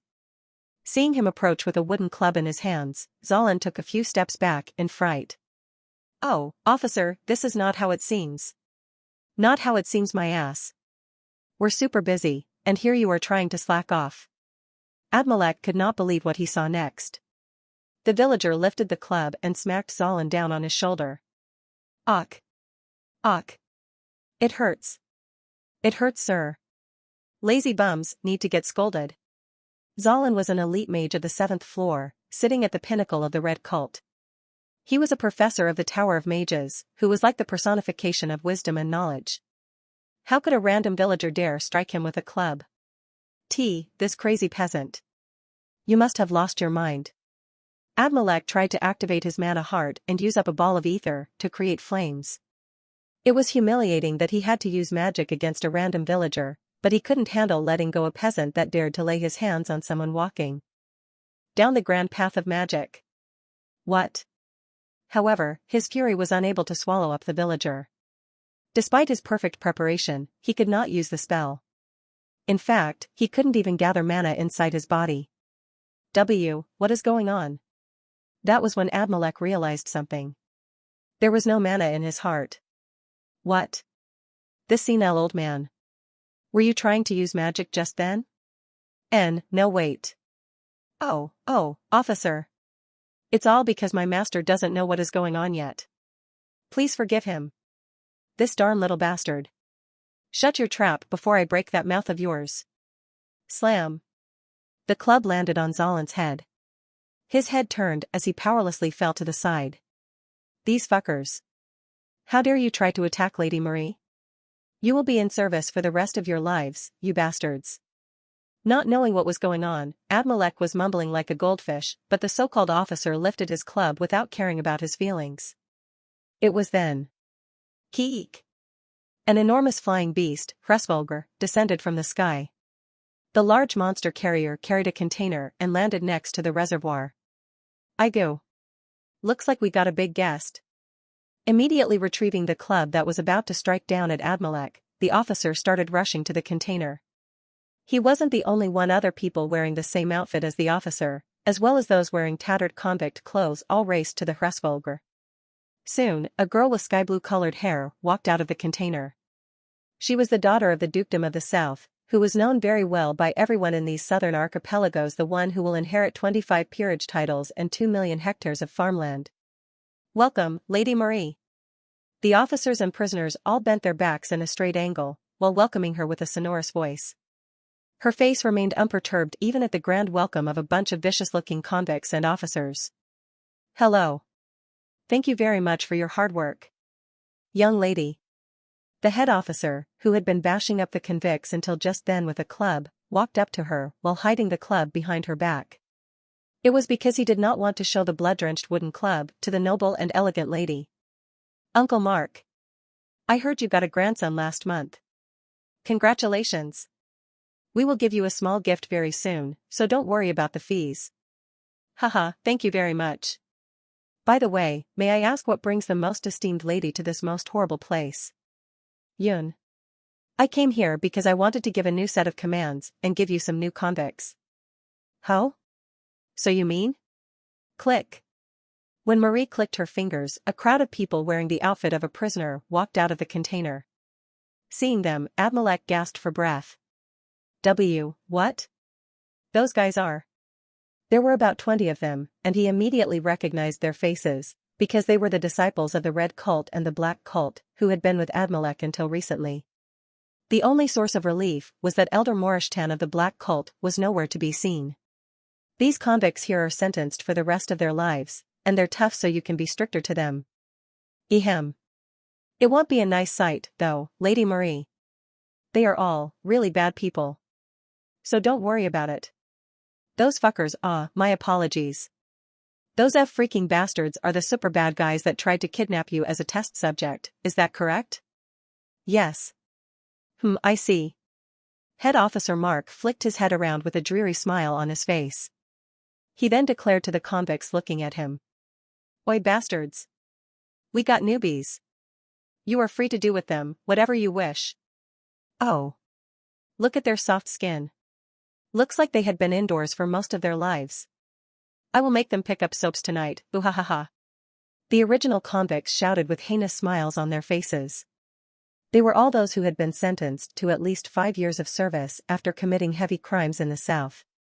They rejoiced at the sight of the intelligent-looking mages, who looked like they hadn't even lifted a pile of documents before, unlike them who had been leading a harsh life. Uncle Mark? What do they mean by picking up soaps? Haha. It's a way of saying that they will try to be harmonious with each other. It has a positive effect on work efficiency, so we've been letting them be. Is that so? Harmony is indeed very important.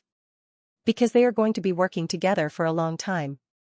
Marie nodded without fully understanding the words of the head officer. That innocence further solidified her image as the treasured flower of the South. Wait. Lady Dinaref. Young Lady Dinaref. That was when Elder Admalek called out to her after breaking through the crowd of convicts and officers. Admalek, right. I heard you couldn't wake up because of your age. How do you feel now? T, thanks for your concern. B, but young lady? W, what in the world is going on? My mana. Admalek mumbled, not knowing where to start. Everything was a source of confusion for him, from the fact that he was here to why he couldn't use his mana. Yun. The mages of the tower are all as dangerous as convicts. I turned all of you into ghouls, so you shouldn't be able to use magic anymore. Gee, ghouls? Ghouls, the slaves of vampires. Weren't they lowly demonic beasts that didn't even have a sense of self? And what? Everyone from the tower including himself had become a ghoul? When did that happen? That blood soup. That was when he recalled the boiling red soup that was forced down his throat, and the horrible pain he went through as the liquid was forced down in spite of his tongue and mouth being burned. Attempted murder of the daughter of a duke and the assassination of the chairman, plus a few other allegations. So Admalek, Admalek is a bit too long, isn't it? I'll call you Chunsik from now on. Marie said with a bright smile on her face, as the officers immediately responded to her words. Number 4885 will now be named Chunsik. Keep that in mind, folks. Yes, head officer. Why, you bastards.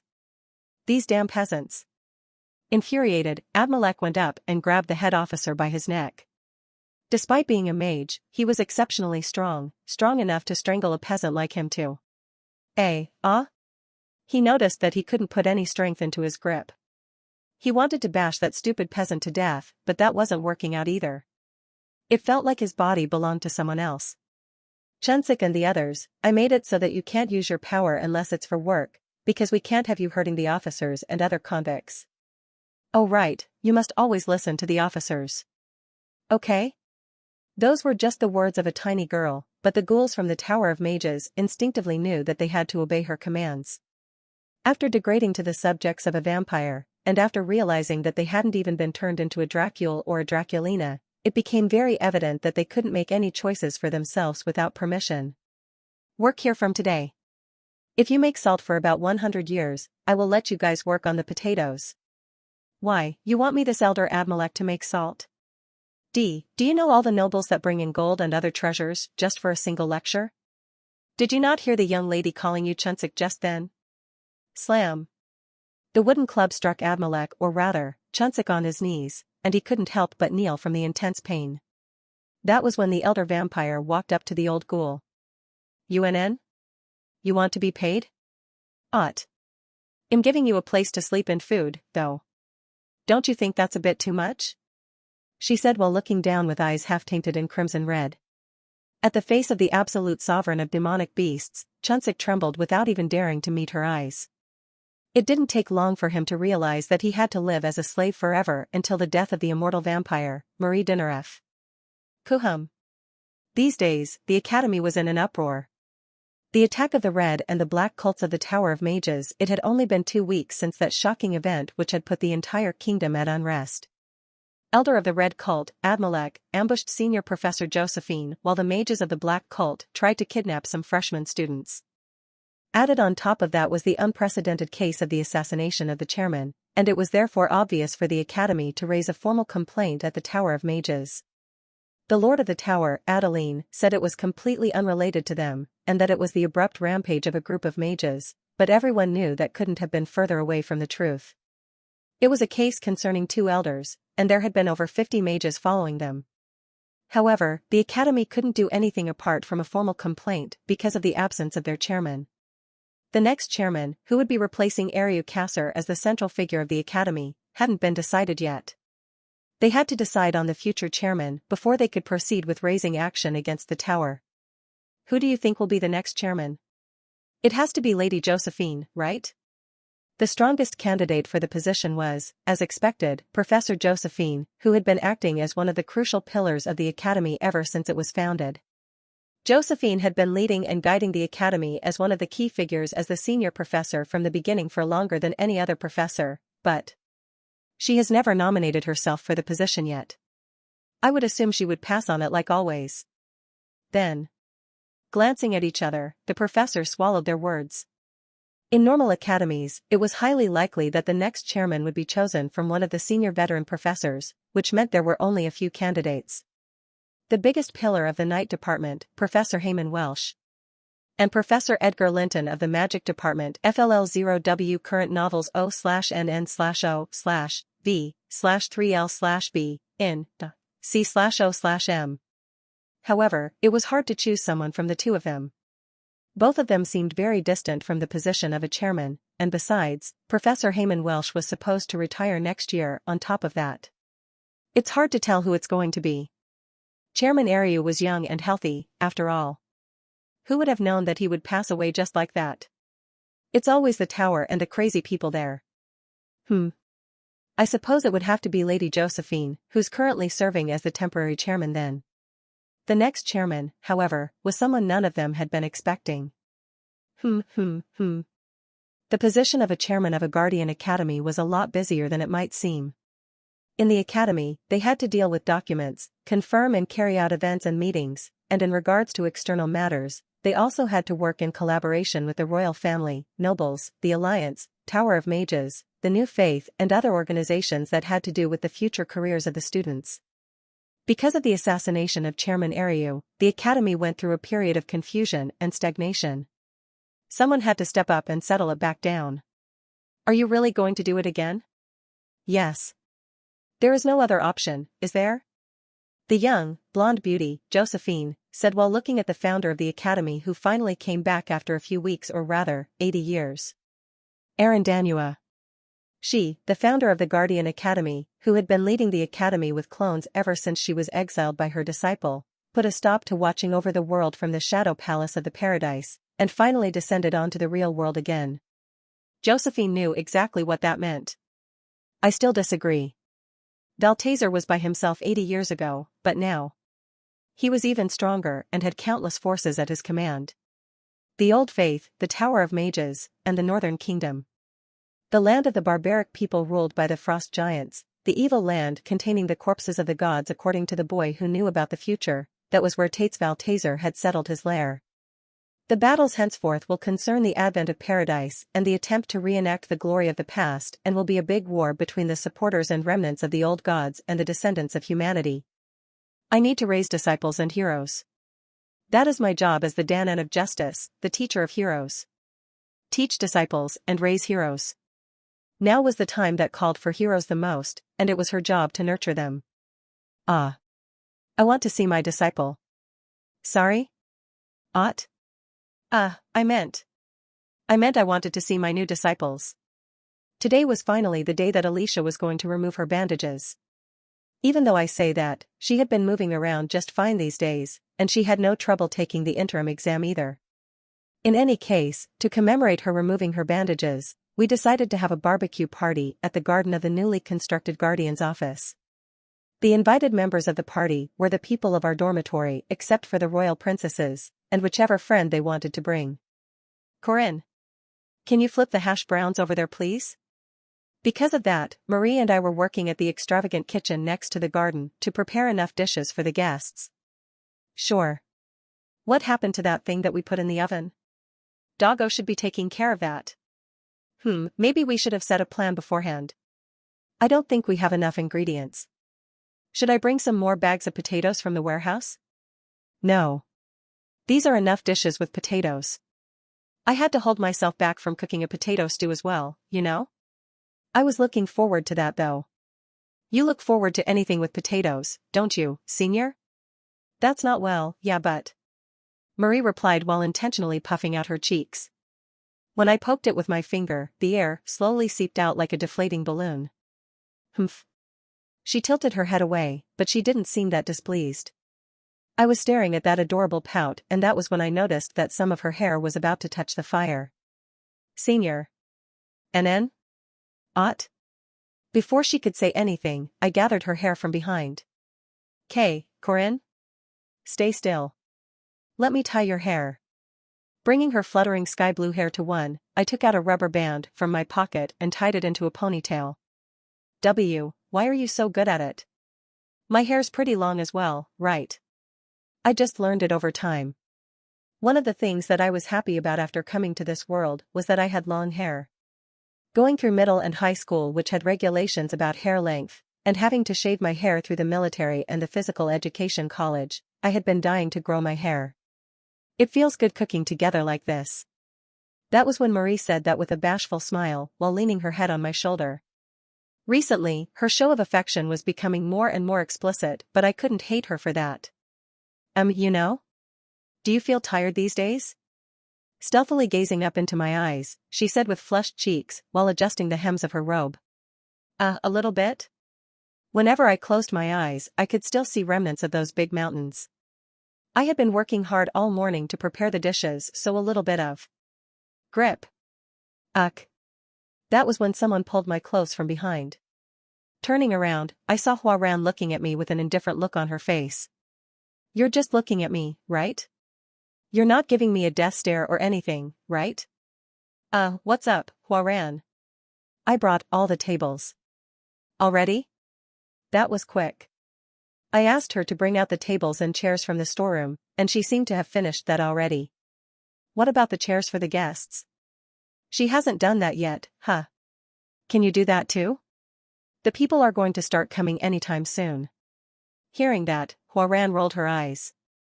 After looking behind me at Marie for a split second, she replied. No. It was a short and curt response. Why not? I want to cook.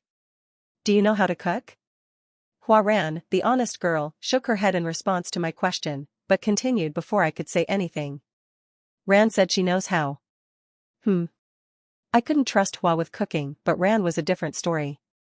She did cook from time to time, and her dishes weren't too bad. Then you two can work on the remaining dishes. I will finish setting up the chairs outside. K, Corinne? NN. See you later, Appa. Ugh. Sister. It's going to be so fun cooking together, right? The luxurious guardian's office, which in the end was left up to Marie, was as big as an enormous mansion having several buildings and large plots of land. Once I finished setting up the garden was full of expensive chairs and tables which were the same ones that we used during my conferment to a baron. They looked very familiar, and looked the same as the expensive furniture I saw in the game. These all cost several gold coins each, don't they? The housing system of Heroic Legends of Arhan was one dedicated solely for the endgame experience, with every piece of furniture requiring tons of materials. Players could use up materials to construct furniture, and I remembered Mr. Park made quite a few of them in the last iteration. It was super interesting to see him use the crafting window to change materials to items in a flash. I might be a sub-player, but I'm also technically a player, so why can't I do that? Or maybe I can do it now?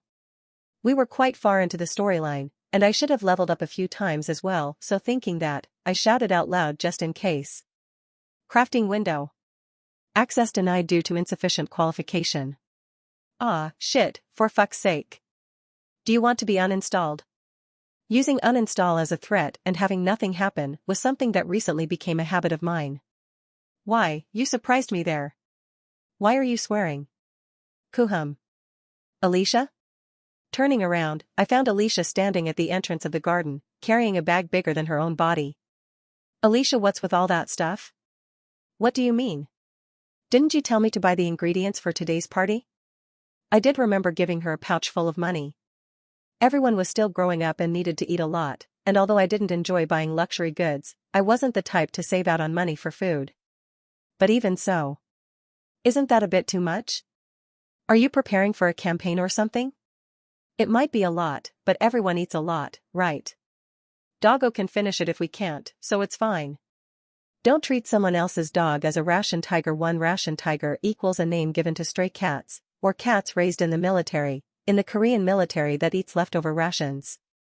Don't treat someone else's dog as a ration tiger. 1. Ration tiger equals a name given to stray cats, or cats raised in the military, in the Korean military that eats leftover rations.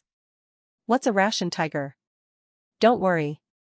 Can you unpack your bag? Let me see what you bought. Okay. Alicia immediately opened her bag, revealing a whole load of ingredients. They ranged from eggs to chicken, beef and noodles, which was a part of the staple diet here. Wow, what a sight. How much did it cost? 1 gold coin and a half. Gold coin? How can you possibly spend $1,500 on ingredients? Buddy, why is it so over budget? Wasn't 50 silver coins going to be more than enough? You see, there is a reason for this, okay? Let me hear it. Alicia took out a dozen eggs and started introducing it after a Tada gesture. Apparently these eggs are from chickens that grew up drinking green tea. Interesting, right? Chickens like green tea as well. Eggs of a chicken that drank green tea as expected of a Korean game. What about that chicken over there? They said it died after leading a happy life. And how does the happy life of a chicken matter to me? Wouldn't it taste better if it lived a happy life? That makes us sound like heinous killers that destroyed a happy family of chickens. Not wrong, though. Anyway, okay, so an organic chicken that lived happily in freedom, and those eggs, huh? What about that beef? The marbling on that is on an absurd level. Apparently it grew up drinking beer and listening to classical music. They said it got a regular massage as well. What a damn happy life for a domestic animal. So why were they so adamant about telling us about their happy life? Was it to make us feel more guilty for eating them? Alright. Let's just say we're treating everyone to a good meal with nice ingredients. Sorry for making you go out and buy all that stuff even though you just recovered from your injuries. It's okay. It had been a while since I went to the city and had a look, so it was good. Wah. Alicia said with a big stretch, seemingly enjoying the fresh air outside. Her stretch accentuated her bodyline and fully revealed her armpits in a sensuous manner. Kuhum. A grown-up lady shouldn't be doing that in public. Ewing? What was that? That sounded like what one of the elders of the family would say. It might be a bit late for this, but don't you think you're showing too much of your skin? My skin? Yeah. I think it's a bit excessive. Like the sides of her breasts and her thighs. What about it though? Huh? It's not like I'm revealing what I shouldn't. Besides, everyone wears like this, right? Wait, now that I think about it, this much was a default for everyone, wasn't it? Even Marie and Huaran, huh? What? Was this normal? Did everyone dress like that? Was I thinking like this was Earth a bit too much? Considering how there were all sorts of clothings in heroic legends of Arhan, this might be a normal level of exposure in this world. Anyway, it feels good to breathe in fresh air after so long. You sound as if you were in the hospital for months. Didn't you still attend all the lectures? Although Alicia was injured, it's not like she couldn't get out of her bed for that whole period of time. Despite being bandaged up like a mummy, she had still been coming to class. It's different. Anyway. Thank you for hosting a party for me getting better. Do you mind sharing half the budget to prove your gratitude? Huck. Sorry. I can't. She immediately turned her tail. We carried all the ingredients to the kitchen and the guests started to arrive one by one right when we were almost done with the dishes. Hey, boss. Your new house is looking pretty impressive. Is this your house, boss? Wow. Bro, it's my first time seeing a house this big. Renya Claire from the Intelligence Guild, and the Wolf siblings, Ran and Ron. It was supposed to be a short-term contract, but looking at what you've made, I suppose most people would want to stay here forever. Hello. I brought some mushrooms from the forest. Hi. The mercenary of flying swords, Doron Warsky, Yule the druid, and the golem mage, Kronel Laden. Knock knock. Open the gates. The gates opened up, following that sonorous shout as 5 swordswomen entered the garden. Jenny the rapid sword, Sirin the dual wielder, Lena of the rippling sword, May the sword of true darkness, and Milia of the illusionary sword. They were the elites of the first sword squad of the renowned Arden household. The fact that they were here meant. Been a while, my dear fiancé. Lunia Arden, the female hero of the contemporary times. Alicia's older sister was also here to join the party. Welcome, Miss Lunia. It's been a while. Unfortunately, I have taken a big damage to my feelings due to that event before. You would have to pay a fair amount of interest back before you can fully pay back this debt. Haha. I could feel sharp gazes glaring at my back. For some reason, I had a feeling that many were unhappy, but it must be me overthinking things, right? With this, most of the guests were here. As for the final guests. Jiang. At last, they were here. Is it here? Where did the money come from to build such a? One of the last guests was Lady Josephine Clara, the dimensional witch who could teleport limitlessly as long as it was within the city, who could also teleport long distances as long as several conditions were met. And next to her. It has been a while. How have you been? She said while lowering the hood of her robe, which revealed her glistening silver hair. Standing next to the strict-looking blonde-haired beauty, in complete contrast, was a silver-haired beauty who gave off a gentle impression. Welcome, Master. She was none other than my master, Aaron Danua, who took the position of the new chairman immediately after coming back today. With this, all my party members whom I had built connections with over the past year were in one place. Now that the threat of Tatesval Taser was looming over us much earlier than expected, there was also the need for me to move quicker than planned. Today, I was going to reveal to them the truth of this world and strengthen the key members. Alicia's Gotwell party progressed without a problem. The only semi-complaint that we got against the food Marie, Huaran and I had prepared was from Lunia, who complained that there was no alcohol in the party. There are a lot of underage people here, so please hold back on alcohol, I told her. How? But were you not drinking just fine at our? Ehem. What are you saying in front of these little kids? Do you mind a drink later? Fine. I will prepare the drinks myself. A drinking plan with one of my few adult acquaintances was a rare and precious opportunity for me, considering how hard it was for me to access alcohol. Corinne, are you going to drink? Kuhum, did you hear that, Senior Marie? Marie seemed to have heard the secret discussion that went on between Lunia and me, and said while sitting next to me. Was she going to get mad? FLL0W current novels O/N/V/3L/B in C/O/M. Can I join if you're going to drink? What? I'm an adult starting from this year, didn't you know? Oh right. This year, Marie was turning 19, which was an adult according to the laws of the kingdom. I was caught up with the image of everyone being students, but the third-year students of this academy were all adults. Did you know, in the South, we have the tradition of using the first potatoes of that year to make alcohol. Can you make alcohol with potatoes? Yes. You put yeast in steamed potatoes and ferment it. Oh. As someone who had been through the physical education college and the military, I was confident I could enjoy any drink, so long as it wasn't a somek. One somek equals a Korean word for soju and maekju, beer. Essentially, soju mixed with beer. With a burnt cigarette dipped inside. As someone who had been through the physical education college and the military, I was confident I could enjoy any drink, so long as it wasn't a somek. 1.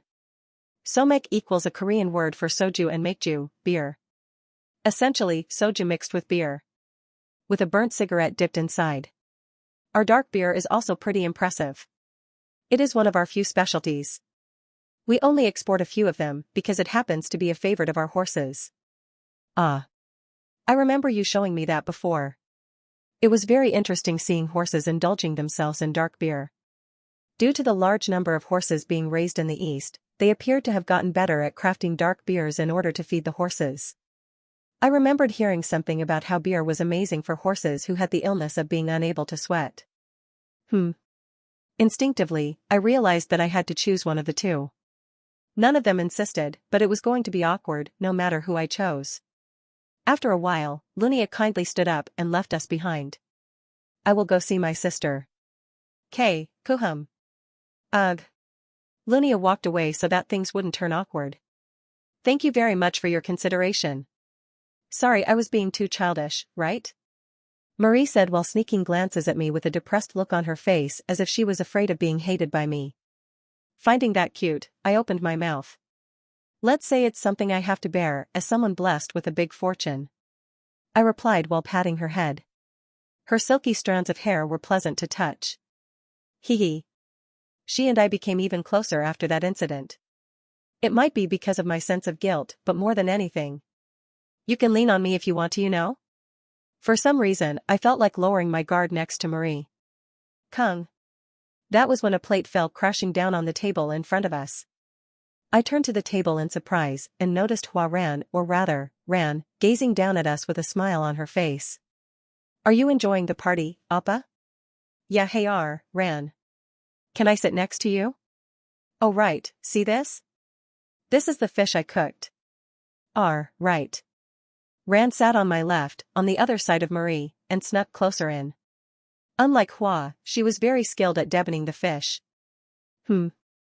Seeing her do that with the same face as Hua, who always waited for me to finish removing the bones of her fish while doing nothing but stare at my face, felt rather strange. Even as I watched her do that, I felt an urge to help her with the process. Thankfully, Ran had a completely different atmosphere to Hua, and it therefore wasn't unbearably weird or anything. Even her eyes. Appa. Are you dating anyone right now? No.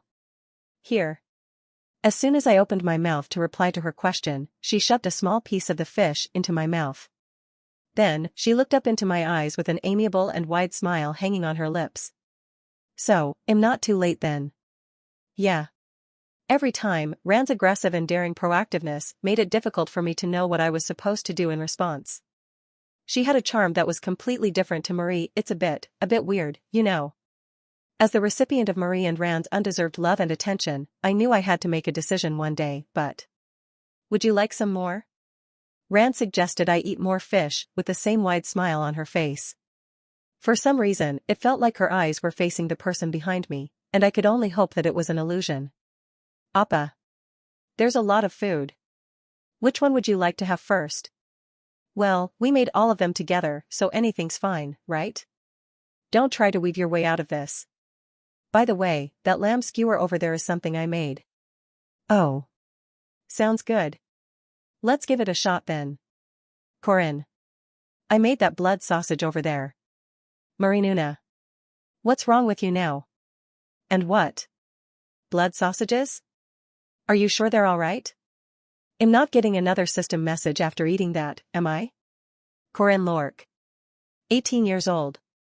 Other things I could not say with certainty, but what I could say for sure was that I was amazing at reading the mood. If I were to choose someone here, I could imagine the severe imbalance it would cause on this fickle battlefront of love. That was how sharp a person I was. I even read like 3 romance novels throughout my life, okay? I knew my way around things. Alicia. I sent a telepathic message to Alicia, who was roaming around the tables of food in the distance. Yuan? Alicia, who was chewing on a mouthful of meat, suddenly looked back at me. We're best buddies, aren't we? I know you'll understand what I'm trying to say with my eyes. Ah. Did she figure out what I was saying? After looking into my eyes, Alicia quickly came running while carrying a plate of a massive piece of meat. Mr. Corinne. Look. This is the roast beef that I made, and I think it turned out great. You should try it. Next time, I'm going to try making beer chicken. By the way, do you think I can eat beer chicken even though I'm underage? The options just increased to 3 from 2. ET2, Alicia. I was running out of time and I had to choose fast. Oh dear. Why do I have to go through such hardships? Looking back, I remembered something similar happening a few times even in my last iteration. Back then, it wasn't something to do with love and relationships, but the method I used to escape from those ordeals was by choosing to eat bastard see his food, goodness gracious. So I'd been digging my own grave the whole time. Boss. NN? That was when a tiny hand pulled my clothes from the back. Turning around, I found Ren looking up at me. I brought chicken. I felt bad coming here empty-handed. Would you like some? In her minute hand was a chicken drumstick. She seemed to have bought it at Mr. Yoon's chicken shop nearby. Oh, sure. Of course I will eat what little Rin got for me. Stop treating me like a kid. She gave a curt reply, but I had never felt so grateful in my life. You adorable little girl. Ah. Don't rub your face on me. What's wrong with you? When I received the drumstick from her hands and started rubbing my face on her cheeks, Ren started shouting that in contempt. That was when Ron dashed towards us from afar. Bro. Brew. This tastes amazing. Did you make it? Ron had grown up a lot compared to Ren, who still looked like a 10-year-old, and looked around 14. He was pretty darn handsome. Ron, huh? Have as much as you want. We have more than enough. Looking around, I noticed that we were starting to run out of food and decided to refill some of the tables. Senior. Let me go cook a few dishes again. I can go with you. It's fine. Take a rest. I can do it with Doggo. Some might call me a coward, but this was a strategic retreat.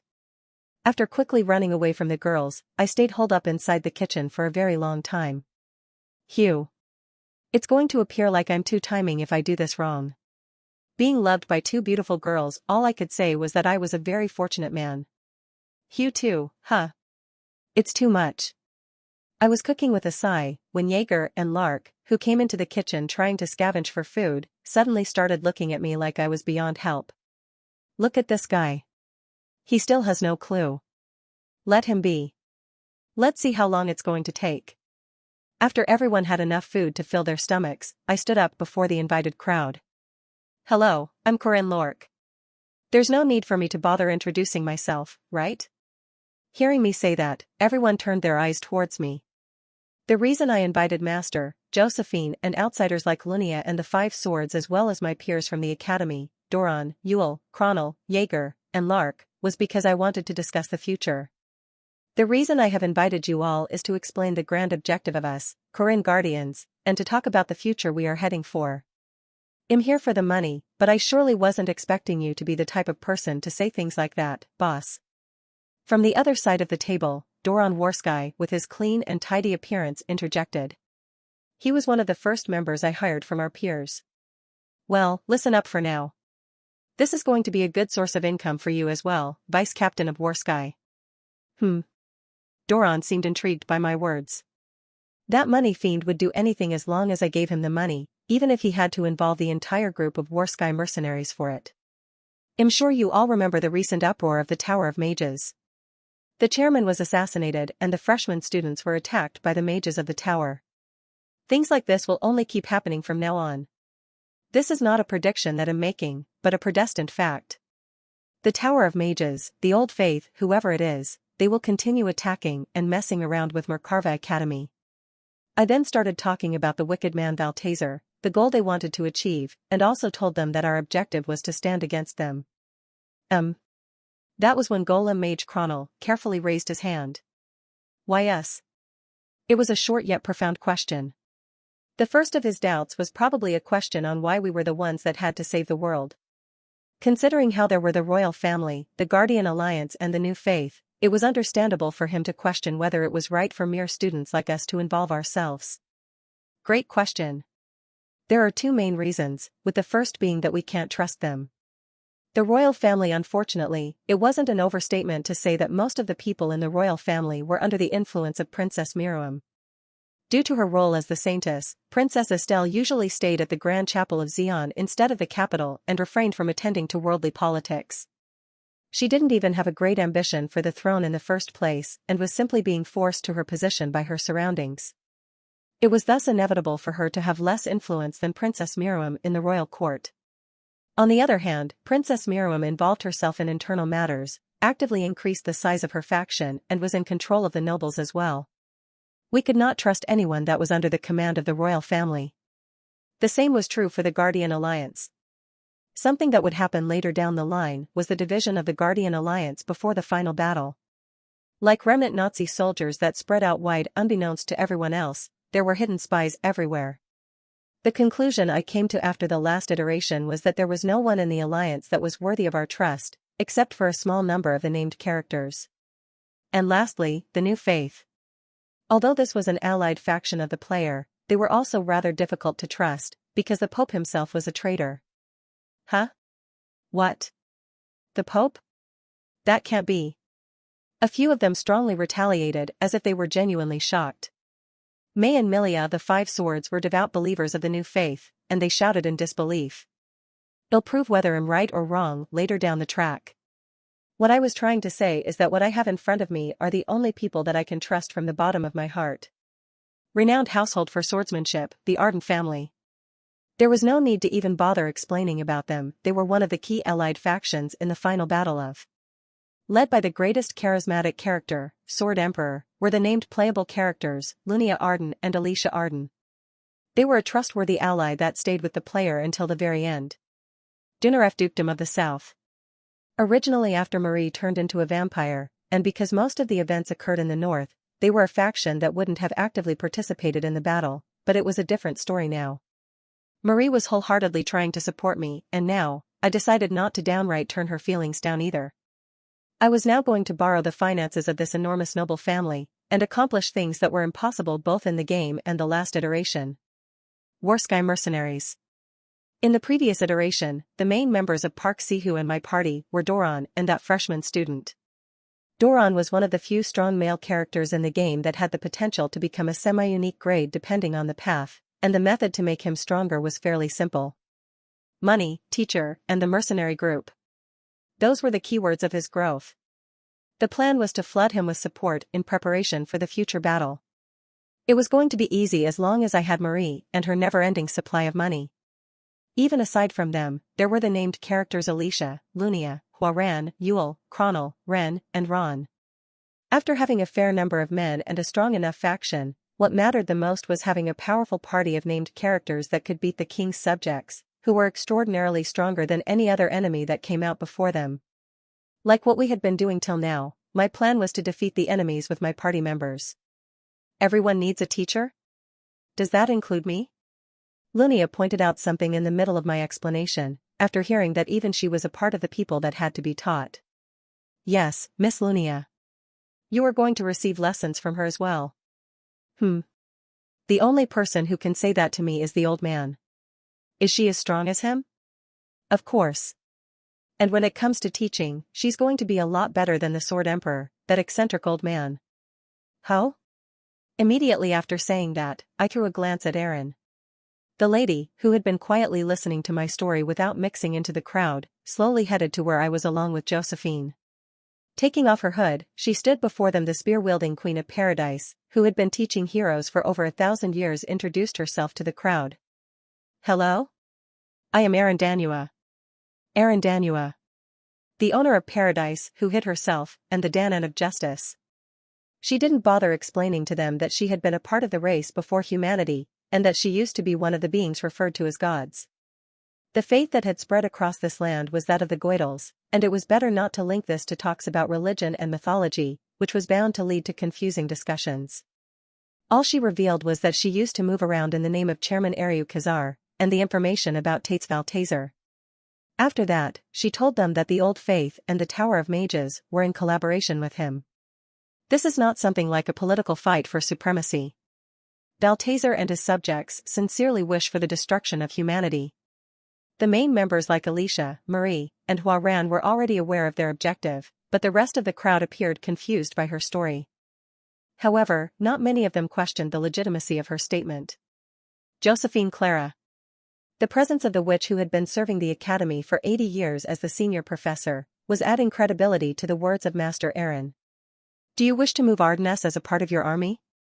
I had made a pact with Lunia in the east, that she lend us manpower at the level of the first sword squad in return for me resolving her engagement problems. She stared at me, asking if this was what that pact was for. She was half right. My original plan was to use their army instead of letting Master Erin out, but we will have a proper reward system. Our Susanu friend, the vice-captain of the Warsky Mercenaries, will probably sign the contract without even bothering to read through the content. What a big statement, boss. My dear fiancé. If you so wish, I can entrust myself with you anytime, but it is a different matter altogether if you wish to involve my men into it. I'm sure even the Five Sword Sisters will love it if they hear the deal.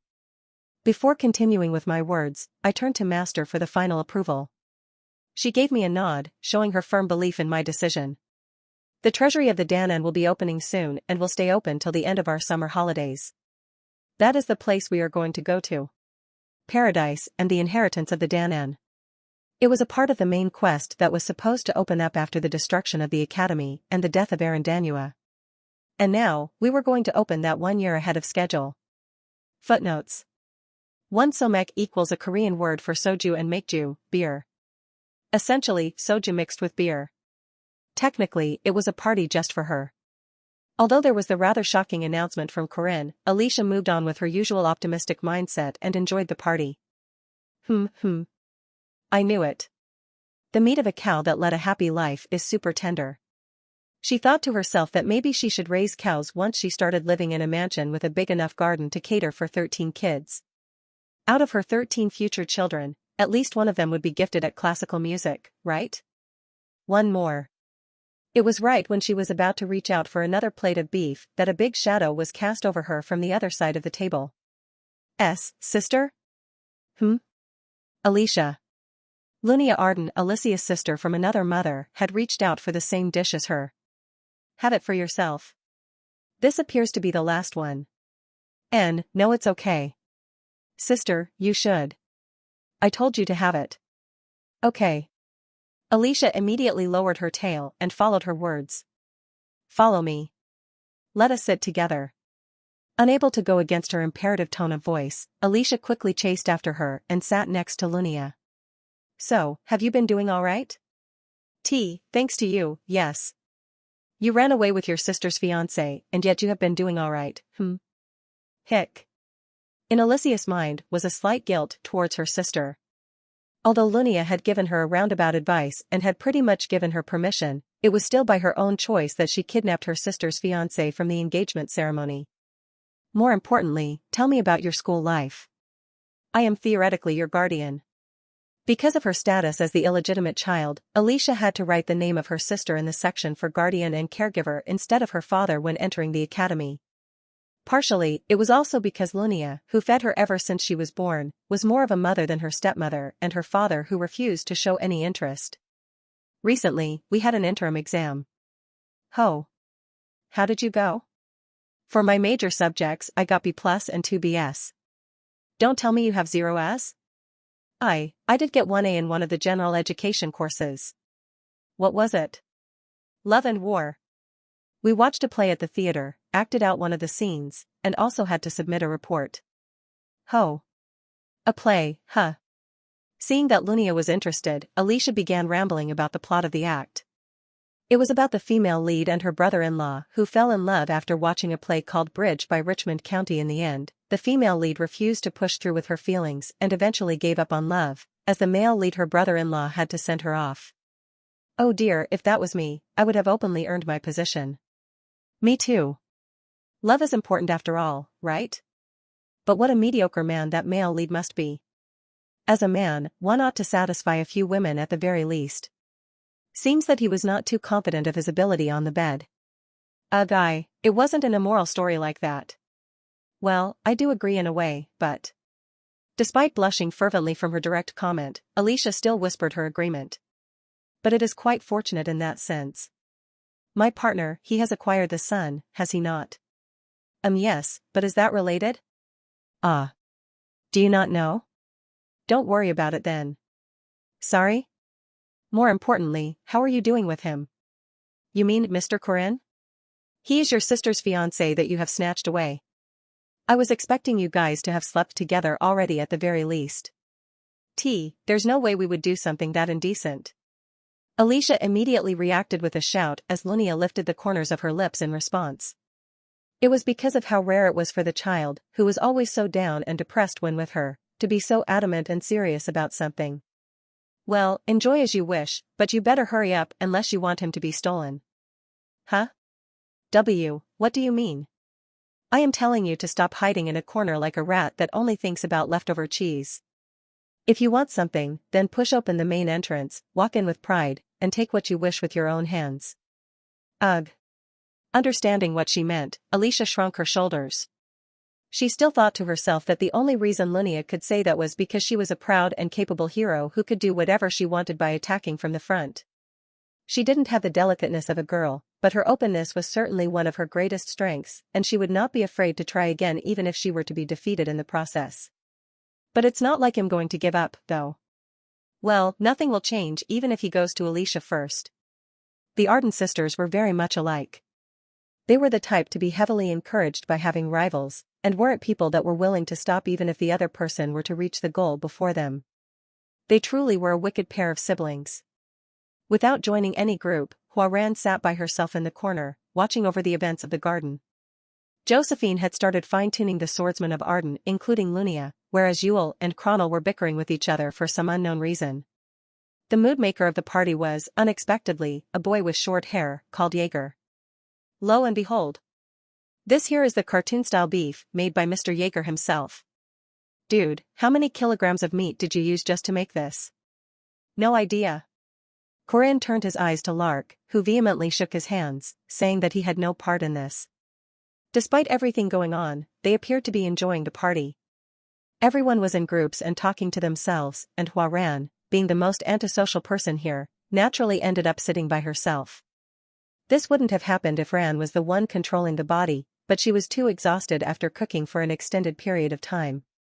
Ran couldn't come out for more than 3 hours a day. Hua was the only one who could handle the extreme mean constitution in their body for a long period of time. Should I go closer to him? It's all right. You're embarrassed, right? Take your time. I'm not. Normally, Hua would have snuck close to Corinne, saying that she wanted to get a portion of his overflowing yang energy, and she would have enjoyed the pleasant flow of yang energy without feeling embarrassed in the slightest. However, it had only been a few days since she noticed her own feelings, and making her stay right next to her crush would be way too heartless. But these days, I do miss Appa's warmth. Because we don't even sleep together at night anymore. Hua lowered her head, unable to withstand the constant reminders from her sister. Looking back, she couldn't understand just how she was able to do such a thing nonchalantly. I'm not going to sleep while holding hands anymore. Ugh, you can't do that. When are we going to have his children then? I don't know. It was fortunate that storks did not live in this place. Hua hated herself for even thinking about bringing a stork here from their habitat until just a while ago. Look at Sister Marie and Alicia. Our competitors are way too strong. I'm stronger than them. That's not what I mean. Even though she was saying that, Hua was still aware of the women that always tried to snuggle next to Corinne. Marie Dinaref. Alicia Arden. Despite being dense and slow, she had still instinctively recognized the two of them as her enemy. Both of them were special to Corinne, and were in a relationship where it wouldn't be strange for them to go to sleep while holding hands. Should I get rid of all the storks? Just in case, Hua even thought about something as silly and violent as destroying all the nearby habitats of storks. What are you doing here by yourself? It was then. A lady walked up to Huaran, who was crouching down in a corner. Aaron, Danua. I suppose this is my first time seeing you with my bare face. Aaron Danua. The true body of Chairman Ariu Khazar. The first time she met him was when she had been untouchable in the remnants of one of the cities of the eastern continent after her rampage.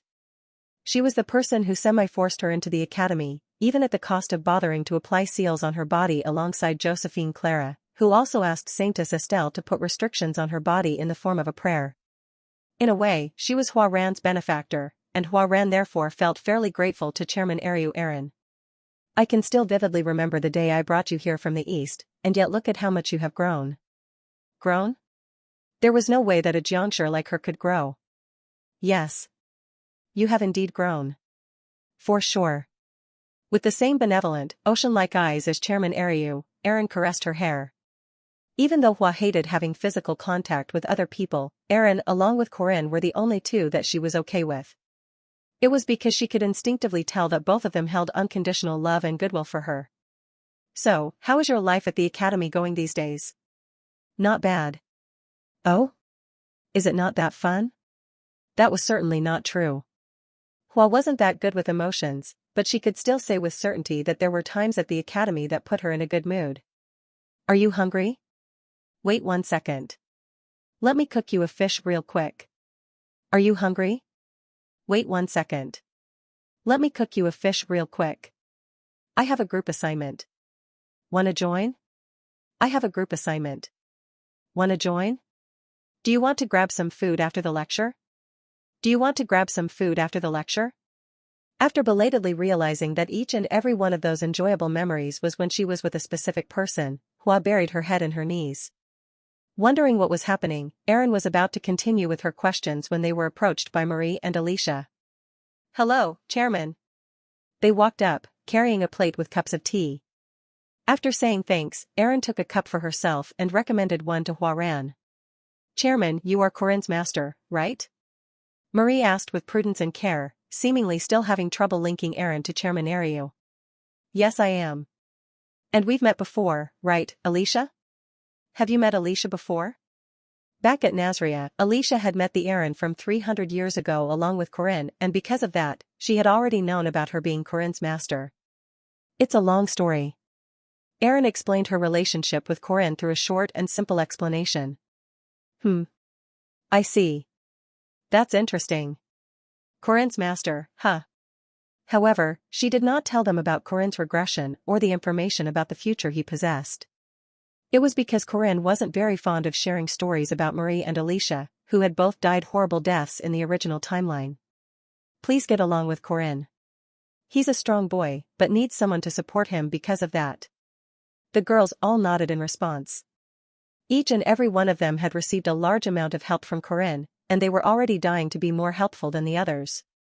They had been willing to devote themselves to his cause even without Corinne's master reminding them about it. That boy, he's been getting bags under his eyes.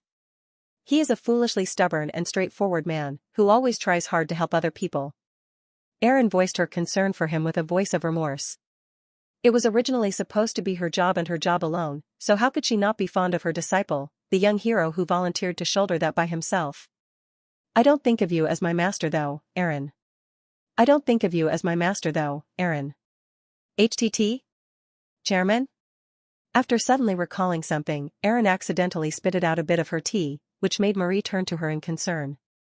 My bad. It went down the wrong pipe. Oh dear, that wasn't very courteous of me. Anyway, that boy. Can I kiss you? Can I kiss you? No. Her white skin started to be painted red.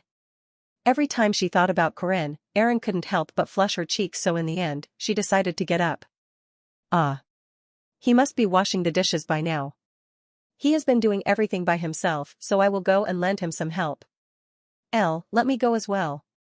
Erin quickly turned around in an attempt to conceal her flushed face as the three girls immediately went after her. Even though Erin had hidden her face pretty well, the three girls instinctively picked up on some strange points. At the kitchen next to the garden, the four ladies found Corinne, who was dozing off on a chair with his head dropped flat on the table. He's sleeping. He must have been tired. I guess he would have been, because he woke up before sunrise today to prepare the dishes. Remembering how he had been diligently preparing for the guests from early in the morning, Marie regretted not helping out earlier. Although she had helped him out a ton, she still blamed herself, as expected of a girl who wanted to pour out everything unconditionally at the person she loved. It's very rare for him to be so defenseless. It's my first time seeing Mr. Corinne sleeping like this. Alicia, on the other hand, seemed interested at the sight of Corinne sleeping without a care in the world. She crouched down, rested her elbows on the table and rested her head on her hands, watching him sleep with a wide smile on her face. Meanwhile, Huaran felt a myriad of emotions. Just by looking at his face, her heart palpitated furiously, and that made her feel confused because it was her first time experiencing such a thing. You will get sick if you sleep in a place like this. Let me move you somewhere else. Erin lifted him up in one swoop and placed him down on the couch in the living room. Instead of a blanket, she cast her robe over him and murmured while gazing down at his face. Why is he so handsome, I wonder? Chairman? The girls turned their eyes to Erin, who continued with a big smile on her lips. Look at my disciple. Isn't he handsome? Look at his tall nose, big eyes, and lips, foo-foo. I wonder who his master is. She sounded like a master who was very proud of her disciple, but her face was extremely bright, her cheeks were flushed and red, and her eyes were filled with affection. Looking at her expression, the girls felt an unknown feeling of déjà vu. HAHT. What was with this uneasiness that they were feeling? They wondered. They did not know the nature of their uneasiness, but what was certain was that all three of them had felt the same thing. With the interim exam over, the academy was very rowdy and bustling with noise. However, the people in our group had more things to do apart from our lessons. My master, Erin Danua, became the new chairman, and we were going to receive lessons from her in an order in preparation for the raid of the treasury of the Dan. So today is going to be the first day. In the chairman's office, Lady Josephine said with her eyes on us, while standing next to Erin. Me, Marie, Alicia, Huaran, Ren, Ron, and 6 others, including Doron. Both in the game and in the last iteration, getting lessons from Erin Danua was a quick way to raise the skill level of the party members. After the winter holidays, it was possible to have the party members get much stronger thanks to the teacher, Erin Danua. It happened in a flash during the game, with the text changing from "they have started their training" to "the training has been complete," but I had first-hand experience from the last iteration on how impactful and meaningful her lessons were. Erin Danua, my master, was an inborn teacher who had exceptional talents at teaching. Then let's go. As soon as she said that, Josephine activated her dimensional spell and we arrived at the training area of our office in a flash. You have come, Miss Lunia. When we got there, we saw that Lunia and the 5 swords were already carrying out their training routine. Now, before I start teaching you, shall we start with a simple duel between each other? I need to scan through everyone before we begin. It was similar to how it went in the last iteration. Erin would see how everyone moved, identify the problem and the reason, and give everyone individualized lessons. Her guidance was surely going to be helpful in raising everyone's ability, including my own. Before that, someone stepped up before Erin continued with her words. I would like to see how you fight, teacher. Lunia Arden. Unlike the other members of the party, she was a strong-named character who would only enter the party when specific conditions were met. She was the sword master, who was perhaps furthest away from being taught out of our entire group. How about a simple bout of swords before we begin? She said, raising a letter of challenge to Master Erin.